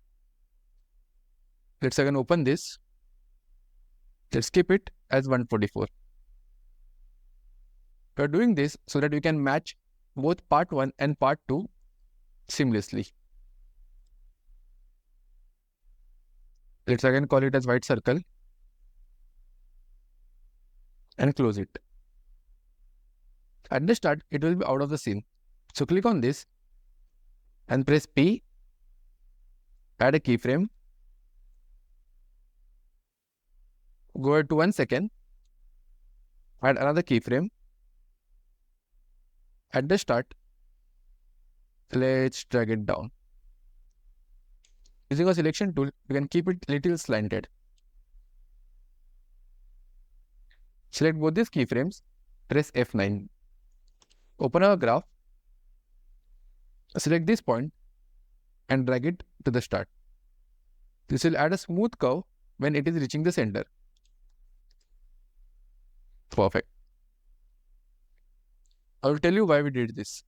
Let's quickly create a new composition. Let's call it as main. Add part 1. Below that, add part 2. So part 1 will end here. Okay. So this should start immediately. Let's go here and press Alt right bracket to close this.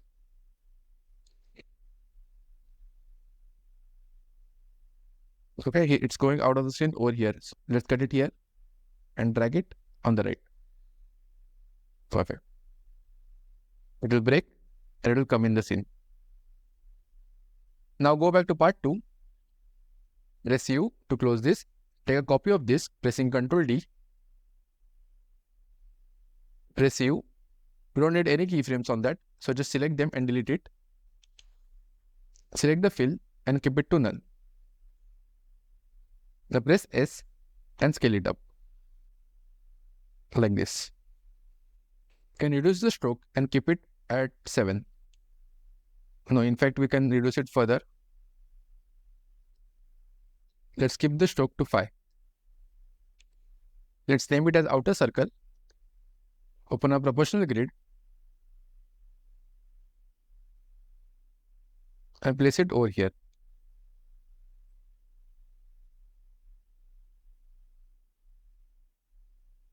Now we'll need to take 8 copies of this and arrange them around the circle. Press Ctrl D. Make sure that you keep every circle on this middle point. Okay, this looks good. Ctrl D. Let's keep it here.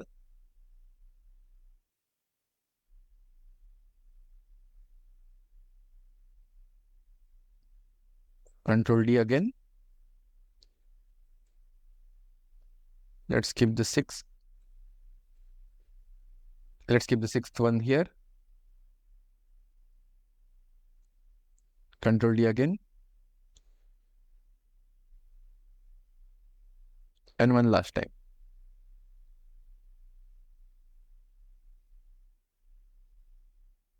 Select all of them and let's reduce the stroke to 3. This is looking much better. Now remove the proportional grid. We are going to animate this by changing the scale. If you press S and increase the scale or decrease the scale, it is going to happen from the middle because of the anchor point. So let's first bring all these anchor points to the center. Select our anchor point tool or press Y. Pressing on Ctrl, let's drag it to the center. Let's do it for all of them. Put it to the center. Select outer circle 3. Bring it to the center. Perfect. Now select all the layers and press S to open up the scale property. Take the player to 1 second and add a keyframe. Let's take it to 2 seconds. Add another keyframe. Now go back to 1 second. Let's scale it down to 0.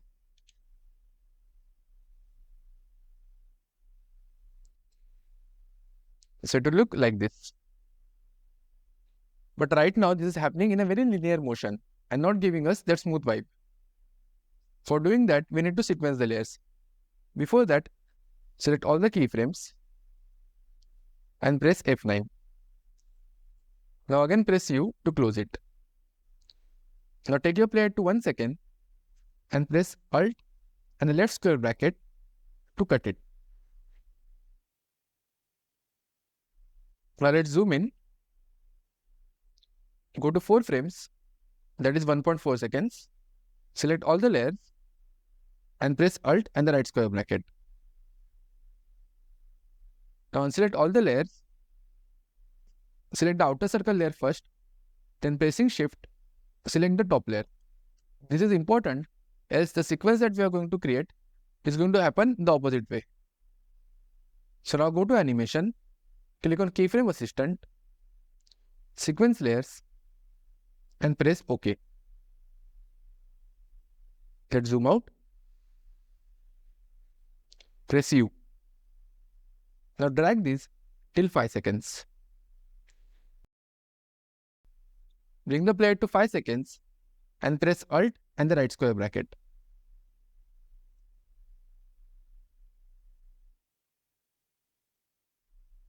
Now you play this, we have got a beautiful sequence of circles coming in one by one. Now press Ctrl A and U to close all of them. Right click, New, and let's add a null object. We are doing this so that we can add rotation to this spiral. Let's name this as controller. Select all these layers and parent it to the controller. In case you don't have this option, you can even go over here on drop down and link it to the controller.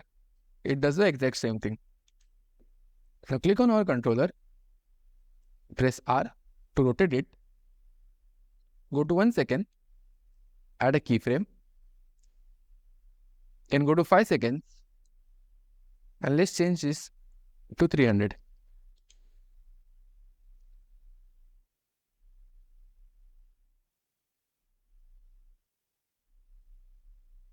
Select both the keyframes, press F9,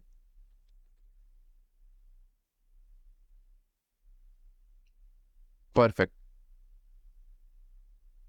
Press U and close all the animation. Now select all the keyframes,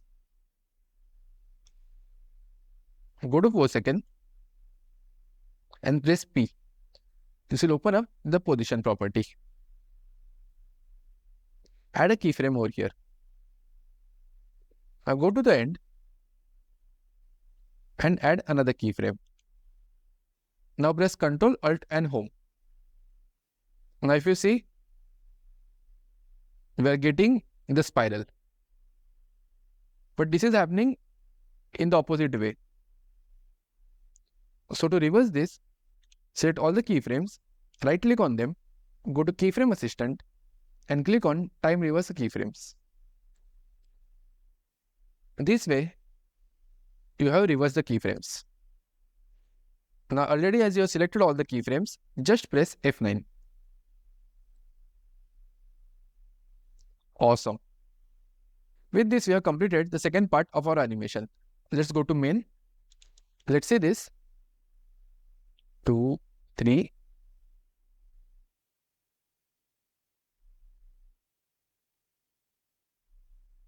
This is because of the composition size. Let's go to composition settings and change this to 15. Now if you play this for the part 1 and part 2, we'll get the bouncing ball and a beautiful rotating spiral. Awesome. Now let's work on the part 3. Create a new composition. Let's call it as part 3 and press OK. You have to start this animation where we ended it in part 2. That was in the middle with a white circle. So let's do one thing. Create a rectangle tool. Press Shift and create a square like this. Press Ctrl Home to center it in the middle. Change the color to white and press OK. Now come to main and add the part 3 to the composition. You can trim it over here. Let's see. This ends over here. We don't need the remaining part. So let's trim it out. This can start at the same moment. Okay. So go to part 3. Open the rectangle. Open the path. In the roundness, let's increase this all the way to 100. Let's decrease this to 150.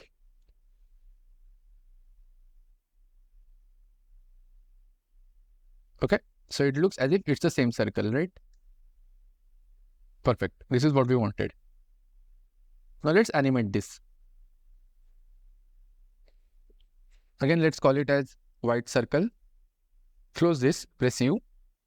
We are going to turn this circle into the side of the book. We'll add 4 keyframes in properties. Open this. Let's again open this. We'll add a keyframe. First, let's go to 1 second. The animation will start at 12 frames. So come to 8 frames. We'll do it one by one. Let's first start with the size. Add a keyframe in size. Remove this pin. Now go to 12 frames. Increase the X to 300 and increase the Y to around 450. In fact, let's keep it at 16 frames. So add a keyframe in roundness. Go over here. Make this 0.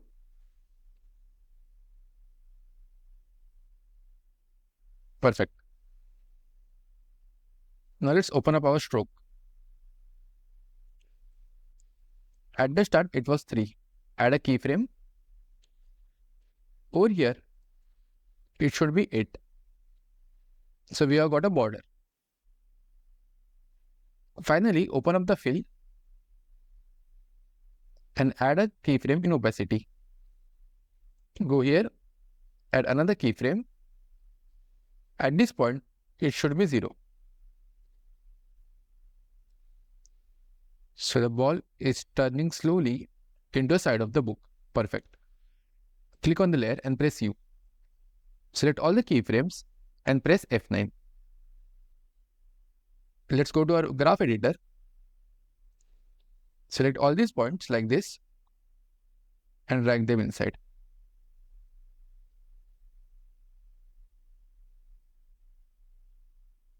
Perfect.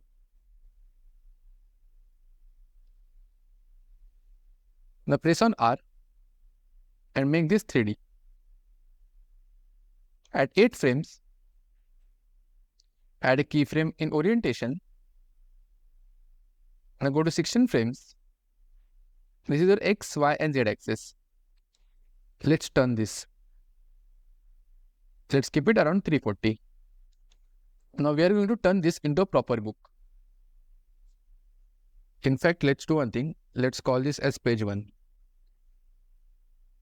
Click on our anchor point and let's keep this anchor point on the center over here. Zoom in, keep it over here on this line. We're doing this because we want to turn this page from this point. Now take a copy of this, pressing Ctrl D. So to trim the starting section, press on Alt and the right square bracket. Now open the rotation, pressing R. Delete these points. Add a keyframe in Y. Go ahead to 1 second and rotate this to 180.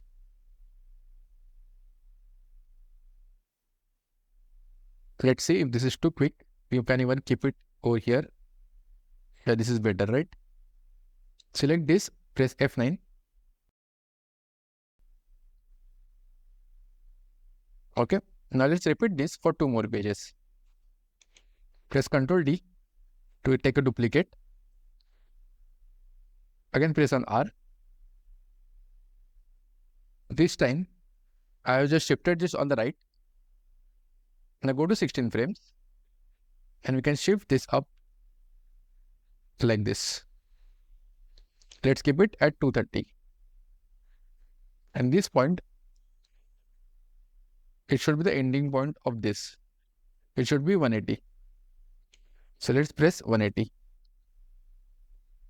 So the book will close here and a new page will start and come up like this. Perfect. Now let's do it for the last page. Ctrl D. Press R. This ending point is fine. So let's keep it. Let's delete this one. Now go ahead. And now let's rotate this over here. Let's keep it around 320. Let's see this. Let's trim these pages at the start. So these are not visible in the beginning. So page 2 is fine. Let's trim this over here. Alt and the start bracket. And this one, let's trim it over here. So a page will pop up. The next page. And the last page. Perfect. Now press Ctrl A and pressing U, close all the layers. Click on New. Let's get a new null object. Call it as controller. We're going to select all these 4 layers and connect it to the controller. We are doing this so that we can center this book. So press on P. Go at this point. Add a keyframe. Go to 2 seconds and shift this in the middle. Select these keyframes and press F9.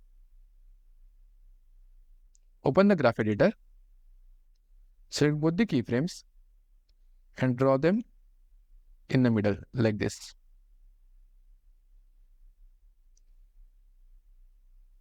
Let's select all these 4 layers and press U. Let's do one thing. Let's adjust them little to the start. We don't need any keyframes in these points. So let's just delete them. Again select Ctrl A. Press U and press U again. Okay, so we have our page, the first page, second page and a third page. I feel these 2 pages are taking too much time. We'll do one thing. We'll shift this little over here. And this one over here. Let's see if this is fast enough. Perfect. This is much better, right? Press Ctrl A and press U to close it.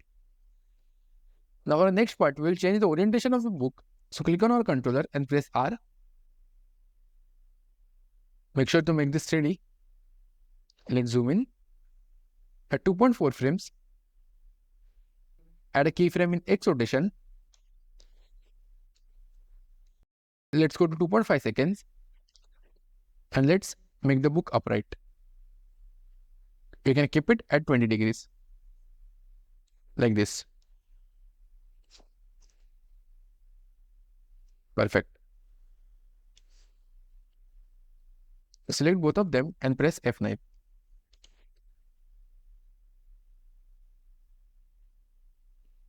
We'll end the book animation at 3 seconds. At this position, we'll try to close the book. We'll do it one by one. Select this, press R. Go over here in 2.5 seconds. Add a keyframe in Y rotation. Go to 3 seconds.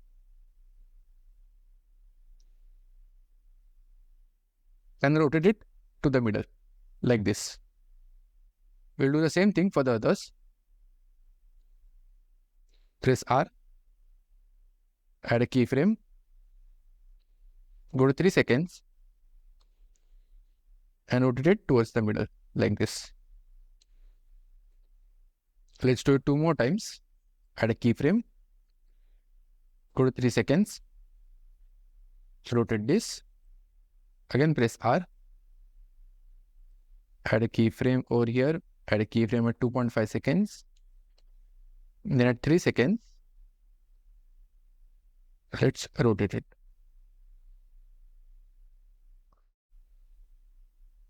So we can do one thing. Ctrl A, press U twice. At this point, select all the 4 layers and pressing Alt and right square bracket, you can trim it out. So till now, book, it will rotate, it will turn up and it will close. Awesome. Now let's add a dumbbell to the scene. Let me just import it. Let's tag it on the top. Let's add a fill to it. We'll change it as white. Perfect. Press R and rotate it and keep it straight. Press Shift and press P. We are going to slide in smoothly. So add a keyframe over here. Go back few frames. Shift this to the right.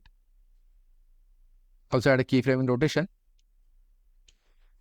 Add another keyframe. Go back to the first one and rotate it a bit. Now press T. Opacity, it should be 0. At this position, let's make it 100. Now come to this point between these 2 keyframes and let's trim it. Select the layer and let's trim it. So we'll get something like this. Select all the keyframes and press F9. So this will give us a very smooth animation. Awesome. Now go ahead to 12 frames, like 3.5 seconds. And we are going to rotate this and take it to the top. So add a keyframe in rotation. Rotate it like this and take it to the top. Also press S to open up the scale property. Add a keyframe in scale. Hit over here. And at 4.5 seconds, it will go all the way down. Like over here. But while going down, it will also decrease in scale. You can make this smaller. Like this. And we can rotate it multiple times. It will rotate.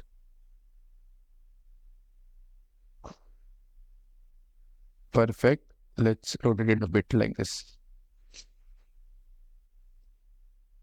Let's rotate it over here like this, like around 350%. So we have got the book. It will hit the top. It will go down. While going down, it will decrease in size. Select these two keyframes and press F9. We can cut it over here. Press Alt and the right square bracket. Press U to close this. Now go back to the project. Last, let's add our fruit, which is our pineapple. Add a fill. Change this to white. Press S and scale it down. Again press R and let's rotate it. Now let's cut it over here. At the final position, we'll bring it back. So click on this and press P. Keyframe over here. At 5 seconds, press Ctrl Home. So it will come to the middle. The scale is fine. Let's add a keyframe in rotation. Go back over here, add another keyframe. At this point, it should be straight. So we can make it 0. So select all these keyframes. Press F9. Open our graph editor. Select this point and drag it over here like this. We can do one thing. You can even keep it at 5.5 seconds. Perfect. Let's see our main composition.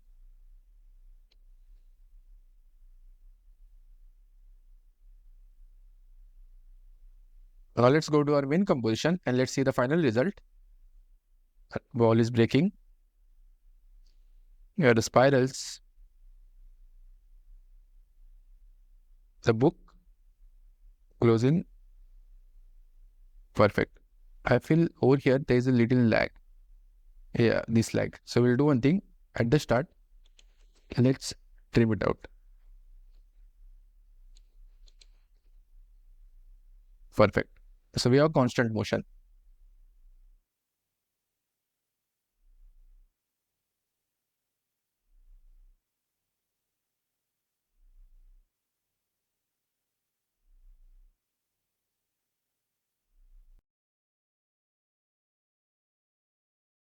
Finally, let's start working on our last project in After Effects.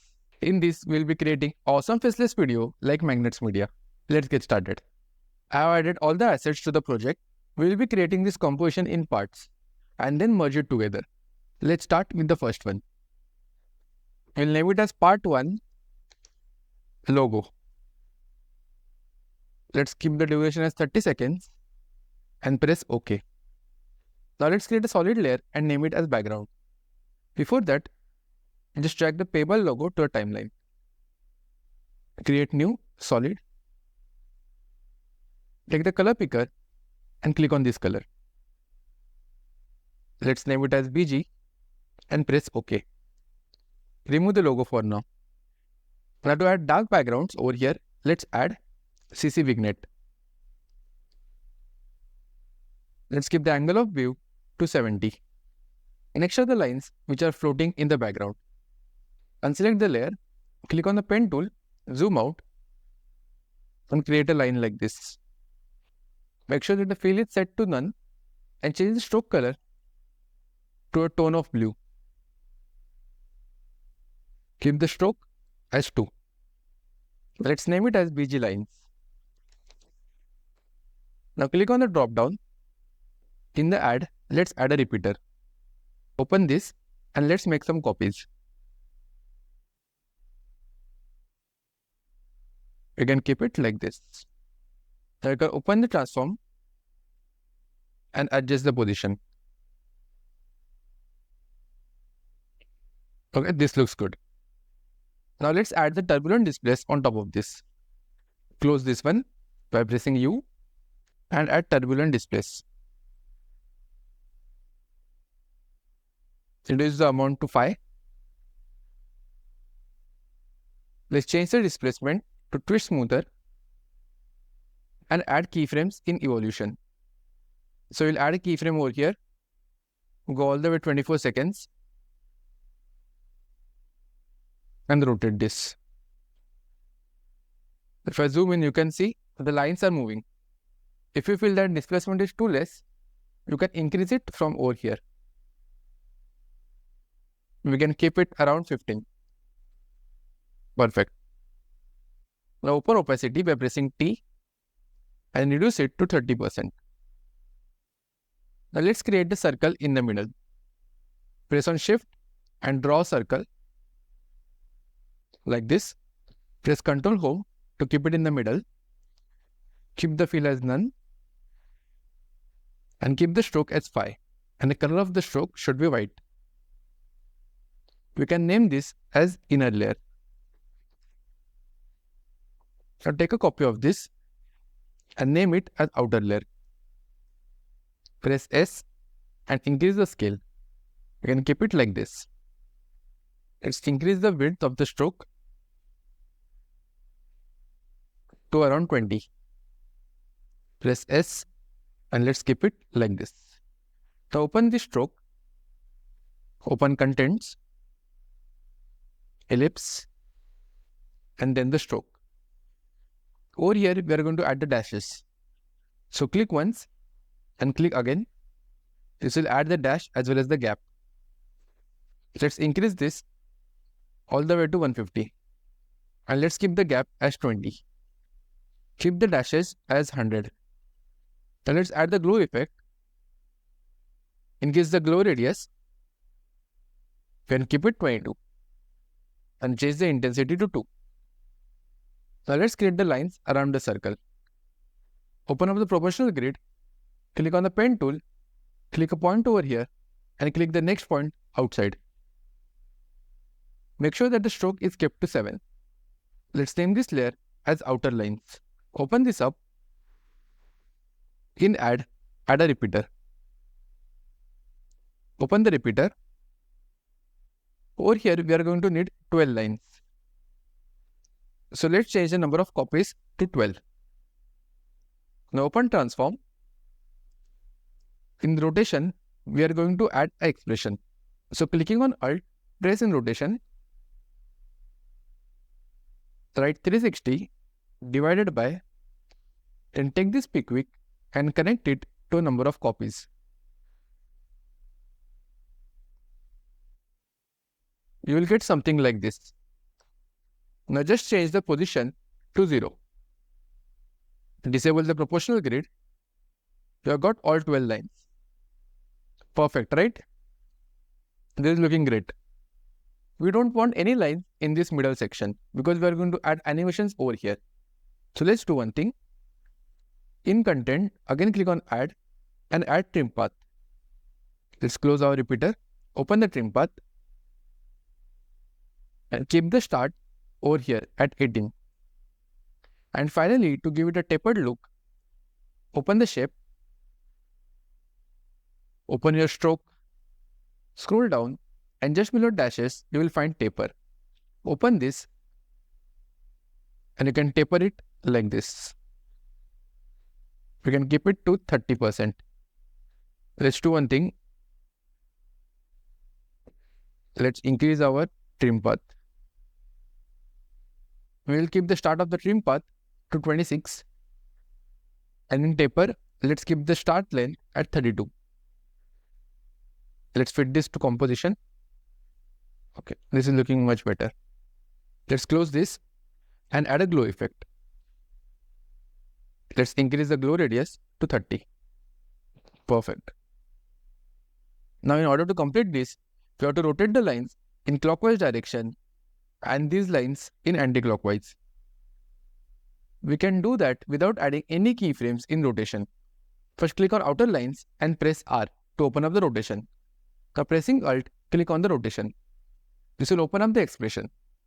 Let's write the expression for time. Press time into 10. This 10 signifies that every second our line will move ahead by 10 degrees. You can adjust this to 15 or even 5 if you think that the lines are moving too fast or too slow. Let's do one thing. Click on the lines, Ctrl, Alt and Home. This will bring the anchor point to the center. Now if you move this, Okay, this is happening perfectly. Perfect. Let's close this, pressing U. Now again press R on our outer layer. We are going to rotate this in anti-clockwise. So Alt and click on the stopwatch. Again press time into. This time for anti-clockwise, we will press -10. This will move anti-clockwise 10 degrees per second.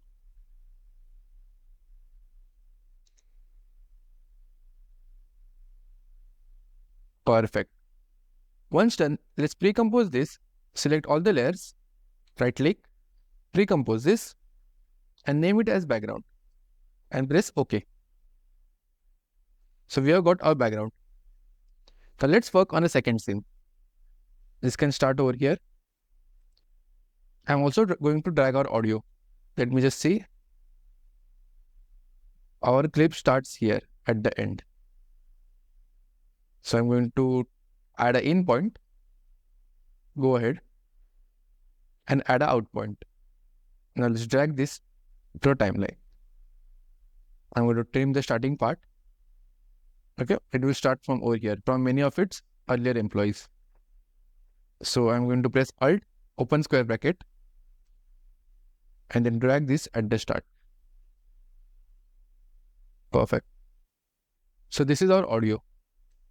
Now let's work on a second part where we will learn how to create this main in Photoshop. Open Photoshop and create a new file.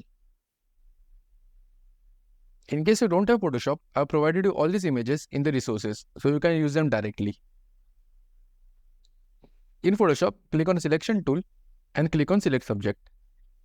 This will instantly select the person. So select the mask option over here. Let's take a copy of this, pressing Ctrl J. Now using the selection tool again, select everything like this. Now zoom in, pressing Alt and the mouse scroll.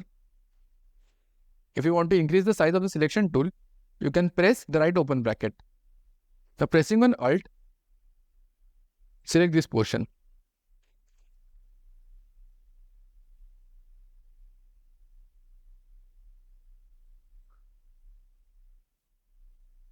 Decrease the size, again press on Alt and select it this much.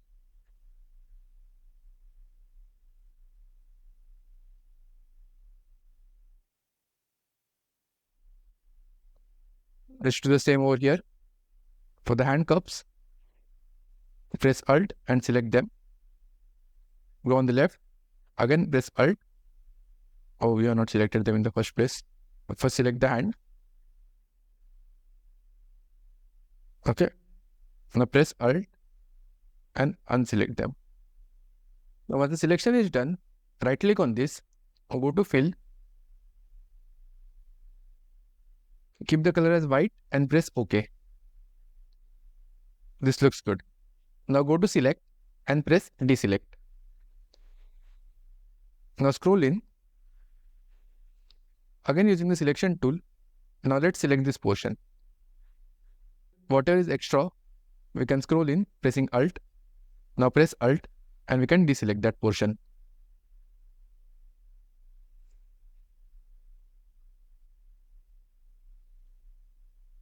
Let's select the collar properly. Okay, this looks good. Let's come to our hand.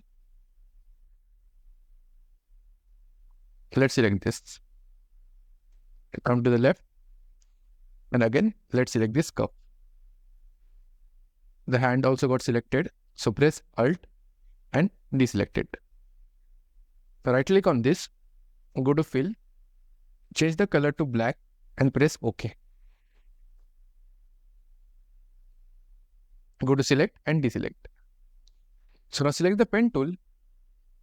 We can see there are some imperfections. So you can scroll in, make sure that you have selected this layer and not the mask, and make sure that the color is black. And using the brush tool, you can paint over here like this.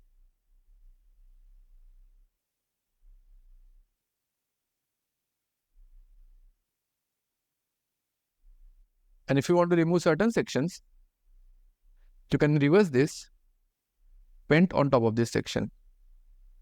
This is much better, right? Similarly, okay, let's remove this. We'll make it white. Let's increase the size of the brush, pressing the right square bracket. Let's make everything white. Put this as PNG and then save it. I'm not saving this because we already have the images. Now let's add these two person to our composition. Person 1 and person 2. Select these two, press S. Let's make them small.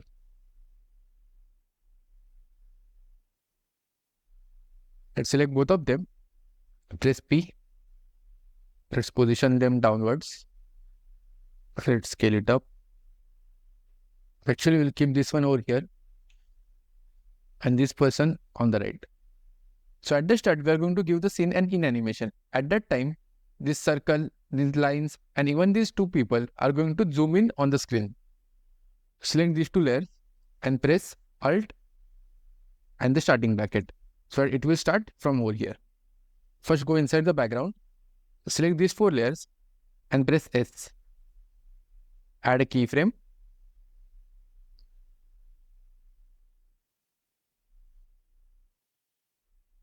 Go ahead to 12 frames. Add another keyframes. Go back to this one and let's scale it down a bit. Maybe this much. Let's keep it like this. Now if you go back, so the circle is increasing in size. Now we'll need to do the same for these two people. Select both these people, right click, and let's pre-compose it. We'll call it black and white person. Press OK. Now let's add a keyframe in scale for this composition. Double click on this. Select both the layers. Press S. Add a keyframe. Let's zoom in. Go ahead to 12 frames, similar to how we did it for the background. Add a keyframe over here. Go back to the first one and let's zoom them out. Let's go back to logo. Let's place him little down. We'll scale him to 45. Okay. So right now, because of our anchor point, it is getting zoomed in from this point. Let's do one thing. Let's click on this and take this anchor point over here. Similarly, click over here. Take this anchor point to this point. Okay. So this is much better. Let's see our main part. Okay, this is much better. Now all we need to do is select this one, drag it on the right, select this one and drag it on the right. Perfect. All I did was just cut it over here so that it will start at this point. Let's again open this. At this point, it should not stop. So till 2 seconds, we can increase the scale a bit, like 50%, and this can be till 33%. Let's go back. Now we have to give this person a movement. To do that, we are going to use the puppet tool. Take the player to the start at this point. And now let's start selecting the points.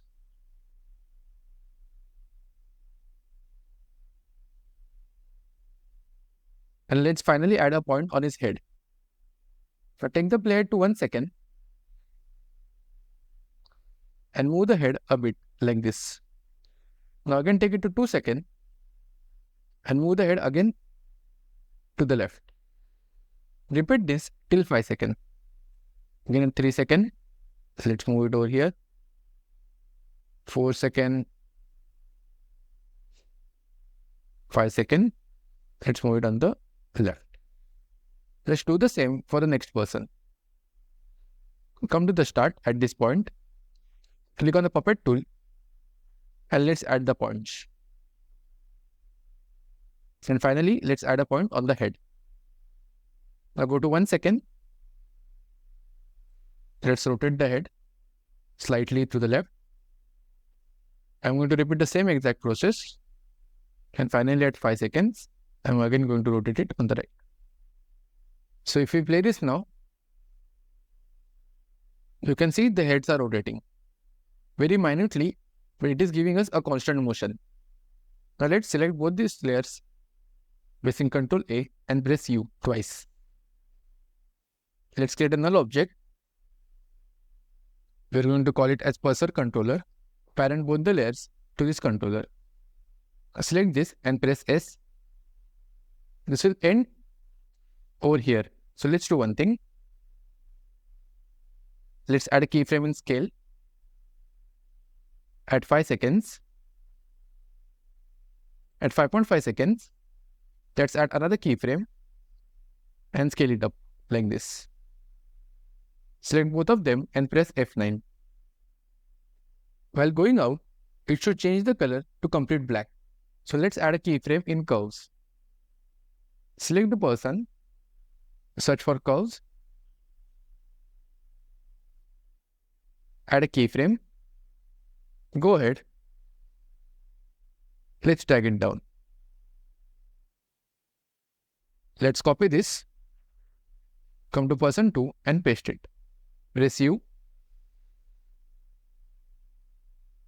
Select both these keyframes and bring it to 5 seconds. Perfect. So we have two persons. The heads are moving in constant motion, and at 5 seconds, they will move out of the screen. Perfect. So let's work on our main composition. Let's drag the PayPal logo to the timeline. Press S and scale it down in the middle.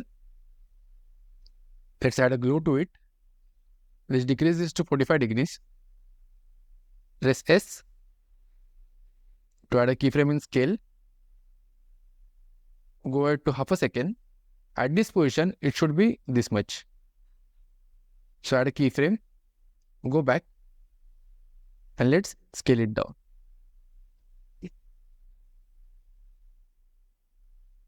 Perfect. With this, we have completed the first scene where we worked on the background, and the second scene where we added these two people. Now let's work on a third scene where we are going to create this circle and the animated book. I have made one small change.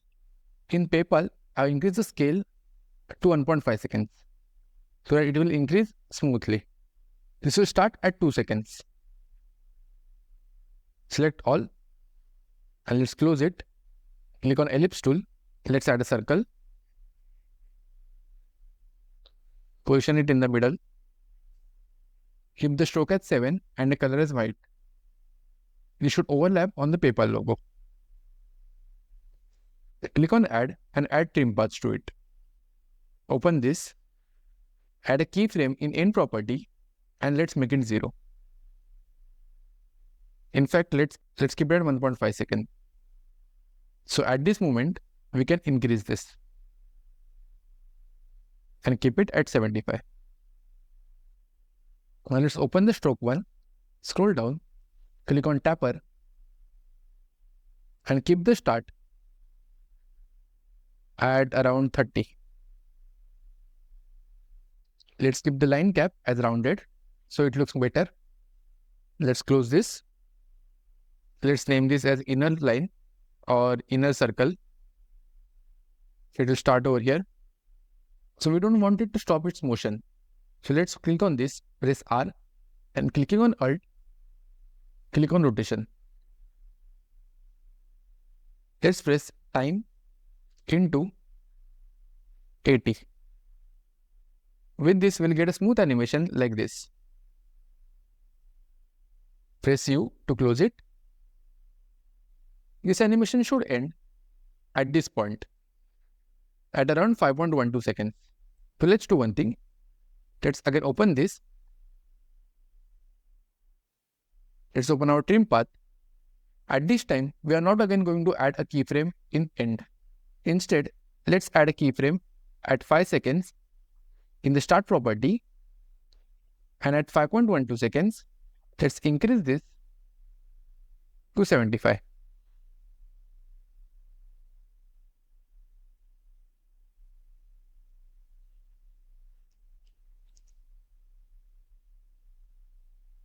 Perfect. Now let's add the icons inside this. You can close this pressing W. The first icon is the book. Many times it can happen that when you're doing the project, you are not getting the right asset. In those cases, you can use the icon that you have and then make changes to it in After Effects. I will show you how. In this case, we only want the book. We don't want anything else. So first, let's add a fill to it. Change the color of this to white. Press OK. If you got the white book, let's scale it down. Keep it over here. Now we'll create a mask around it. Zoom in. Let's create a mask like this.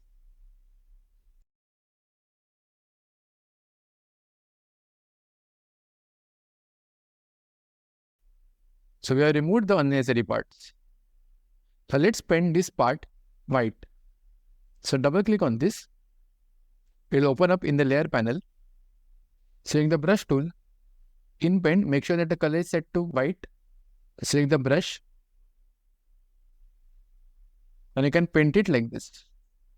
You can increase or decrease the size of the brush from over here. Let's zoom in.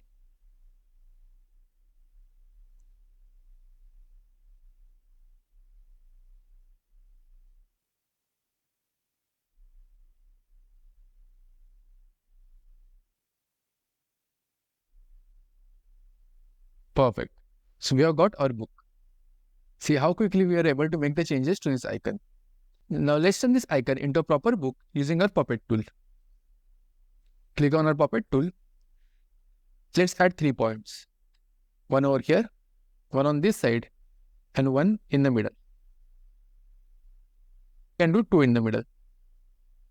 Let's go back to our composition. Let's place this properly first.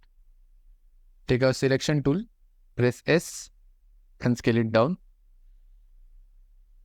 And place it over here. Let's keep it at 30. So now take our puppet tool. At this point, drag it up like this. Then take this and drag this edge up.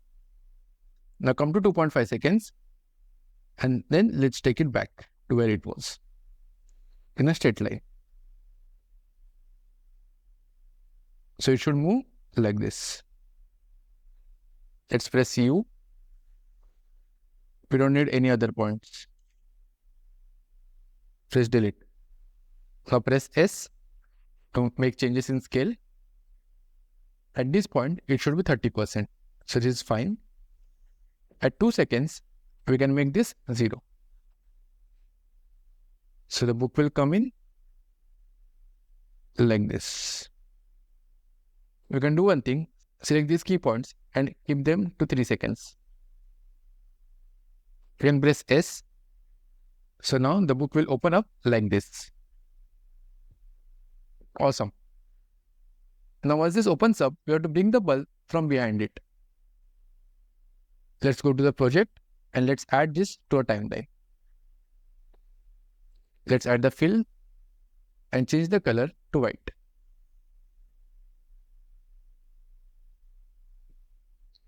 Press S and let's scale it down.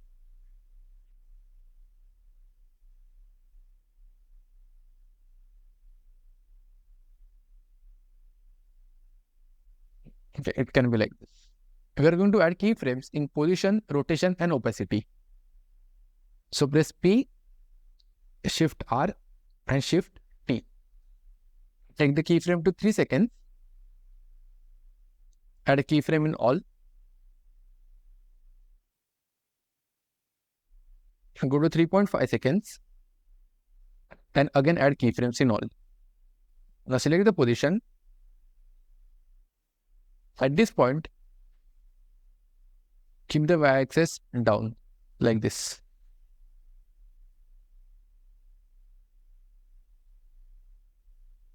And in opacity, let's keep this 0.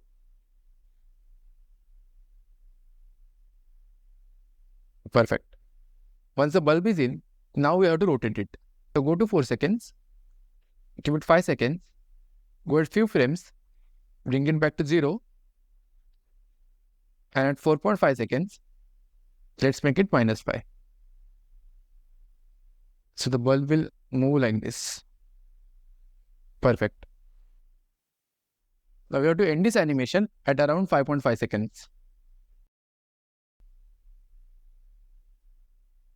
So you have to do all these things again, but in the reverse. Add a keyframe in position.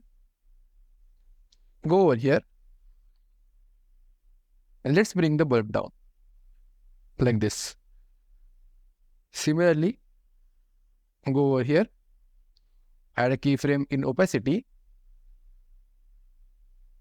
And we'll make it 0.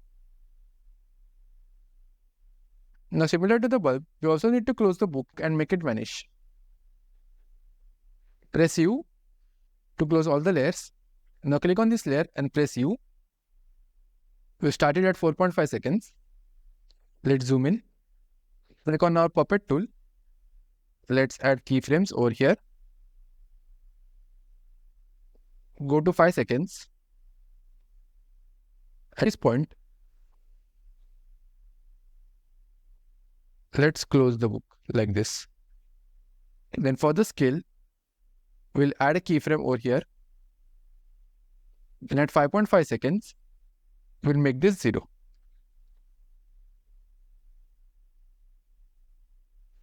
This will close and then vanish. Let's close this, pressing U. Now at 5 seconds, when these people are going out of the screen, we also need to make this logo bigger. Let's click on a background, press S. At 5 seconds, let's add a keyframe in scale. Go to 5.5 seconds and let's scale it up. We can even keep it at 6 seconds. Let's scale it up to 140%. Similarly, we'll add a keyframe for the logo. Add a keyframe over here. And scale it up to 46%. Now take the plate to 6.5 seconds. And again, let's make it small. Because we are going to add the icons around this logo. Now select this and press F9. Again, select all of these and press F9. With this, we have completed the first part of our animation. Let's create a new composition. We'll call it as part 2. Rotating icons. Press OK. Let's place our part 1 in it.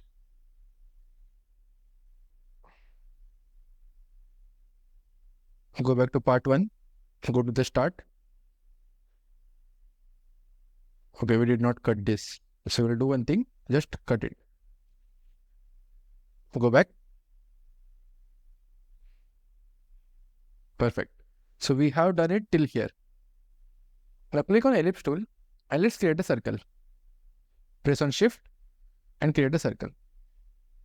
Press Ctrl Home to bring it to the center. Press S and scale it up. Like this.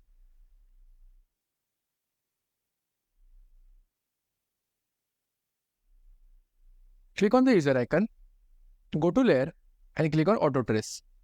Make sure that you have selected the Apply to New Layer and press OK.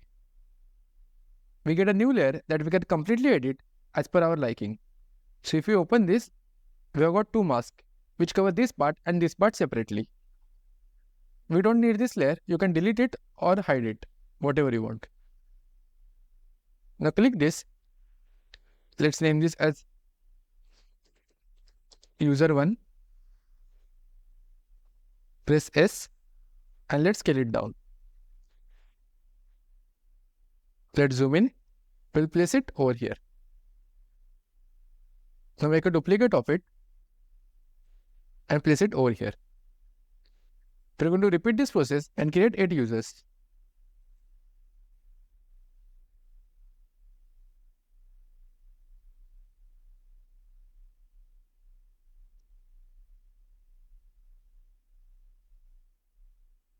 Let's keep it in the center. Take a duplicate. Actually, we'll do one thing. We'll turn on the proportional grid. We can keep this properly. Let's place one over here. Ctrl D. The second last one. Ctrl D. Yes. And the last one.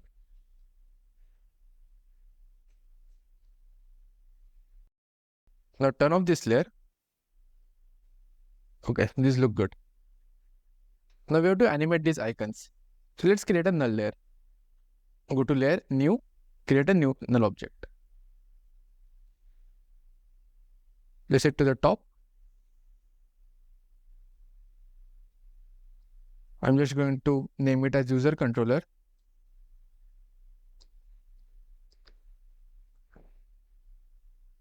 Click on this. You can keep it in the center like this. Select all the users and parent it to the user controller. Select all the layers, including the controller, and press R. Click on it. So take the plate ahead. Over here, when we hear engine Steve Chan, we have to enter rotation. So it will be over here. So between 11 and 11.5 seconds, add another keyframes in rotation.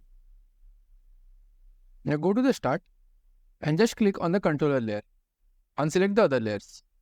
Take the player to this and change this to 270 degrees. Now select all the other layers from user 8 till user 1 and change this to minus 270 degrees. This way we have got the rotating icons. Perfect. Now select all the keyframes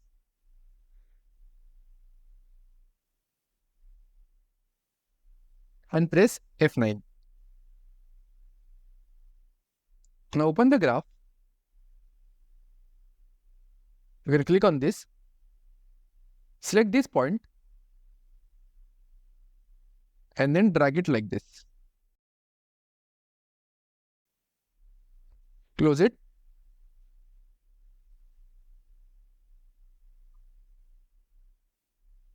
Now let's create a pop-up animation.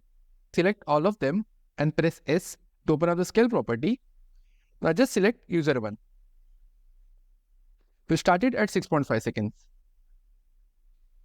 Add a keyframe in scale. Go back 2 frames, pressing Ctrl and the left key. Add another keyframe. Now go ahead by 2 frames and add the last keyframe. So at 6.5, we can increase this to 23%. And for the first one, let's make this 0. So we'll get a pop-up like this. Perfect. Let's select all of them and press F9. We'll keep a gap of 7 frames between each of the pop-ups. So we'll do one thing.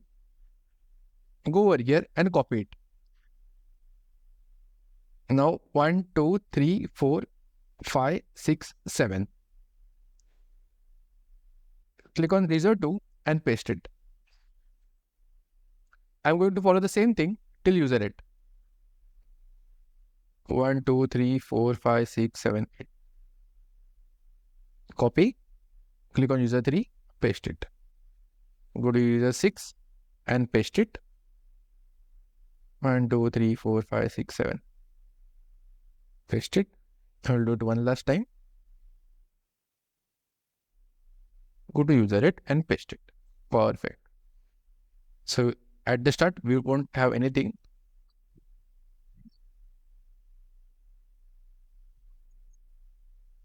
This looks great.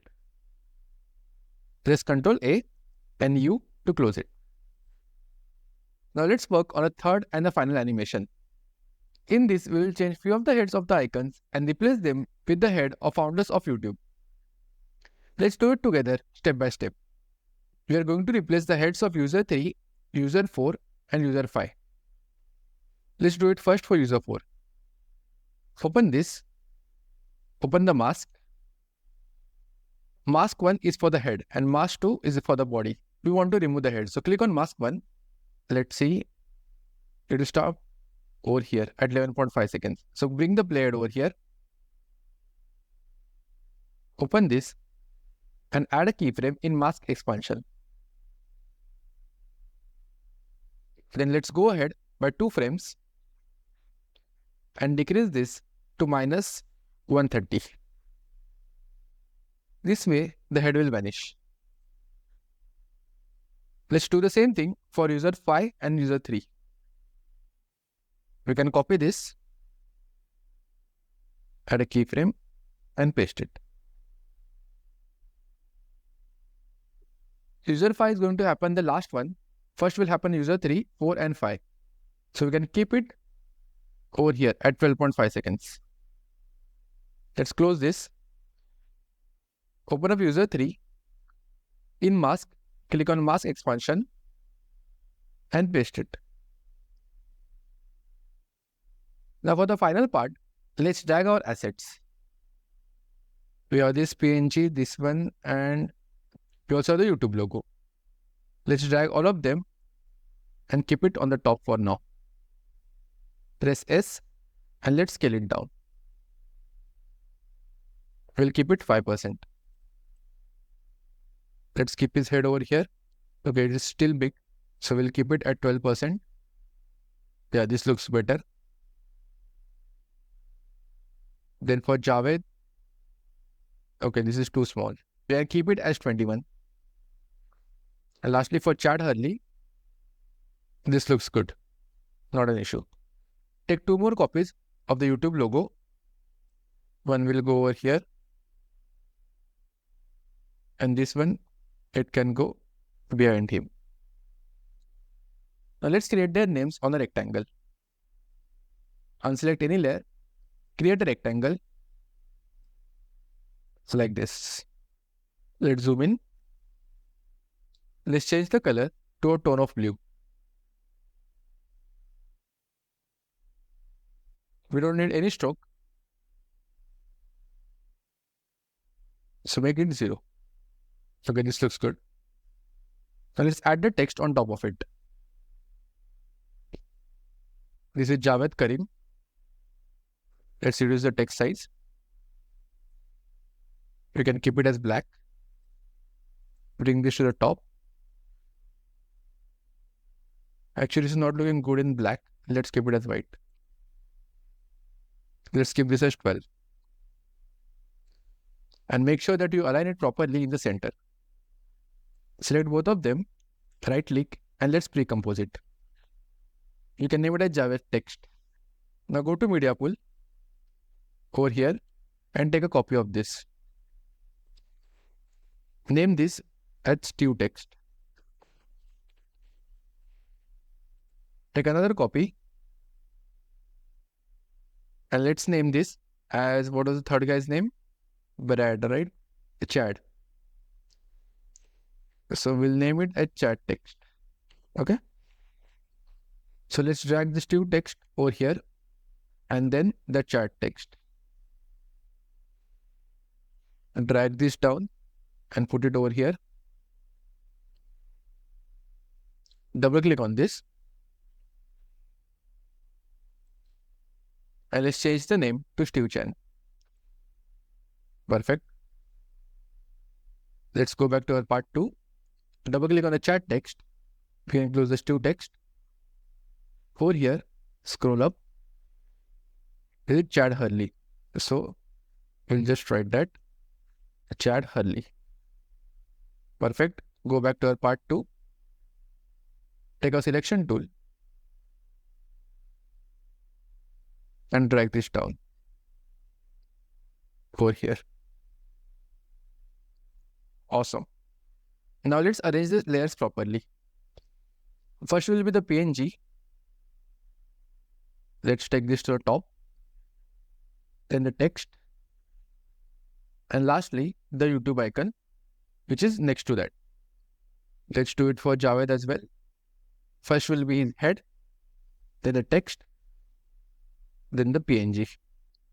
And lastly for him, the PNG of his head, precom and the YouTube logo. Perfect.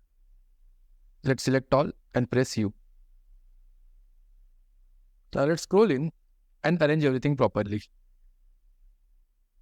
This logo should be behind his head. Press R and let's rotate it. You can keep it -11 over here. Again, let's press R, keep it -11.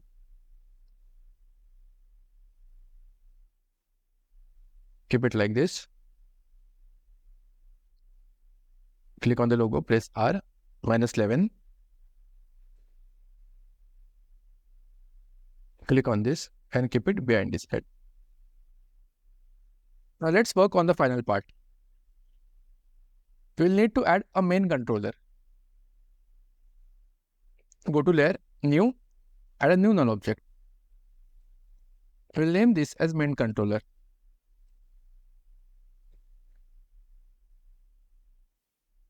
Now link everything to this controller. Let's select all of them and connect it to the main controller. And even this relays at the start, let's connect it to the main controller. Perfect. Now go to 11 seconds, press P and press S. Add keyframes in both of them. Now go to 12 seconds and add 2 more keyframes. At this position, we want to zoom in on them. So we'll zoom in like this. As everything is connected, we are able to zoom in properly.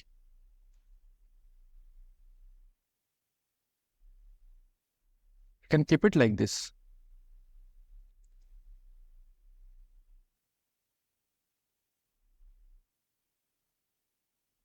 Select all the 4 keyframes and press F9.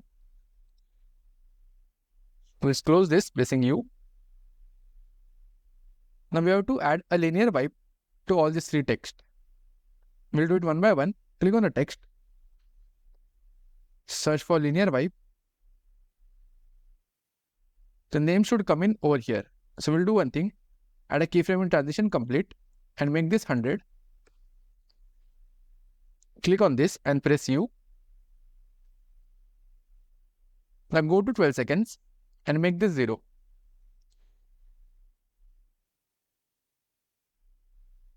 Okay, it's happening from over here. We want it to happen from this side. Change the wipe angle to -90.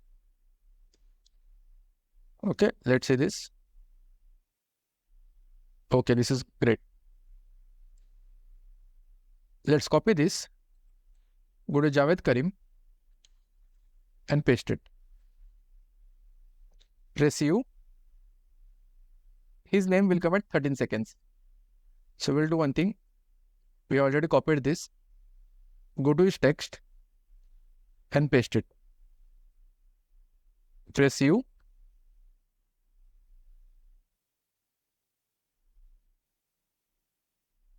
Awesome. Now let's do one thing. Control A. Let's close all of them. We have to make sure that their heads pop in. So these heads will pop in at the same time when the head of the icons pop out. So click on user 4. Click on Steve Chan, PNG and press U. Press S for scale. Add scale over here. Go ahead by 2 frames. Let's go down.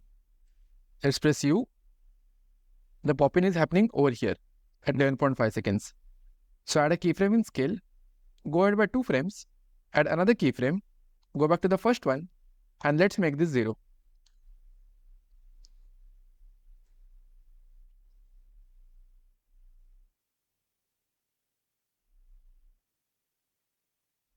Okay, this is looking good.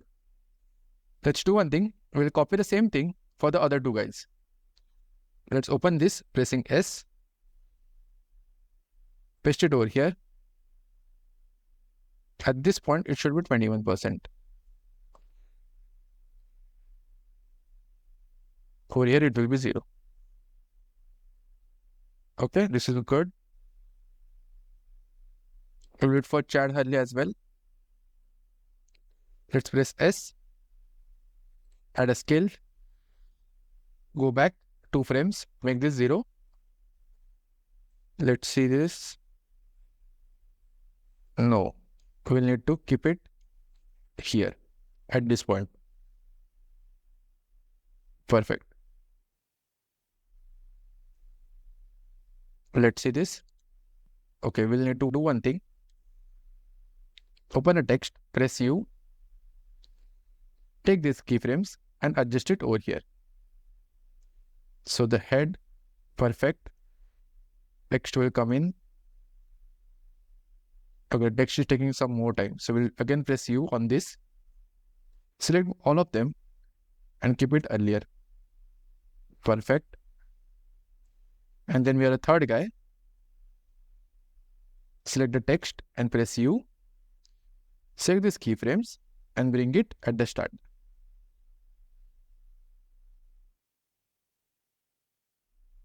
Perfect. Awesome. Now you only need to animate the YouTube logo. Select all of them and press U. Now this is just the last part. We are going to give pop-in animation to all these three logos. Let's press S. First pop-in will be over here. Let's add a keyframe in scale. Go back 2 frames. Add another keyframe. Go ahead by 2 frames. Add a keyframe.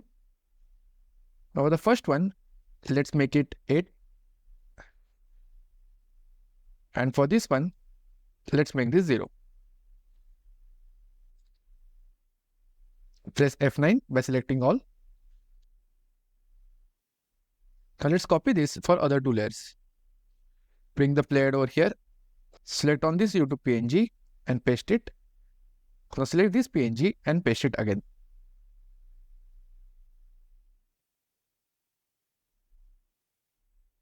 Let's do one thing.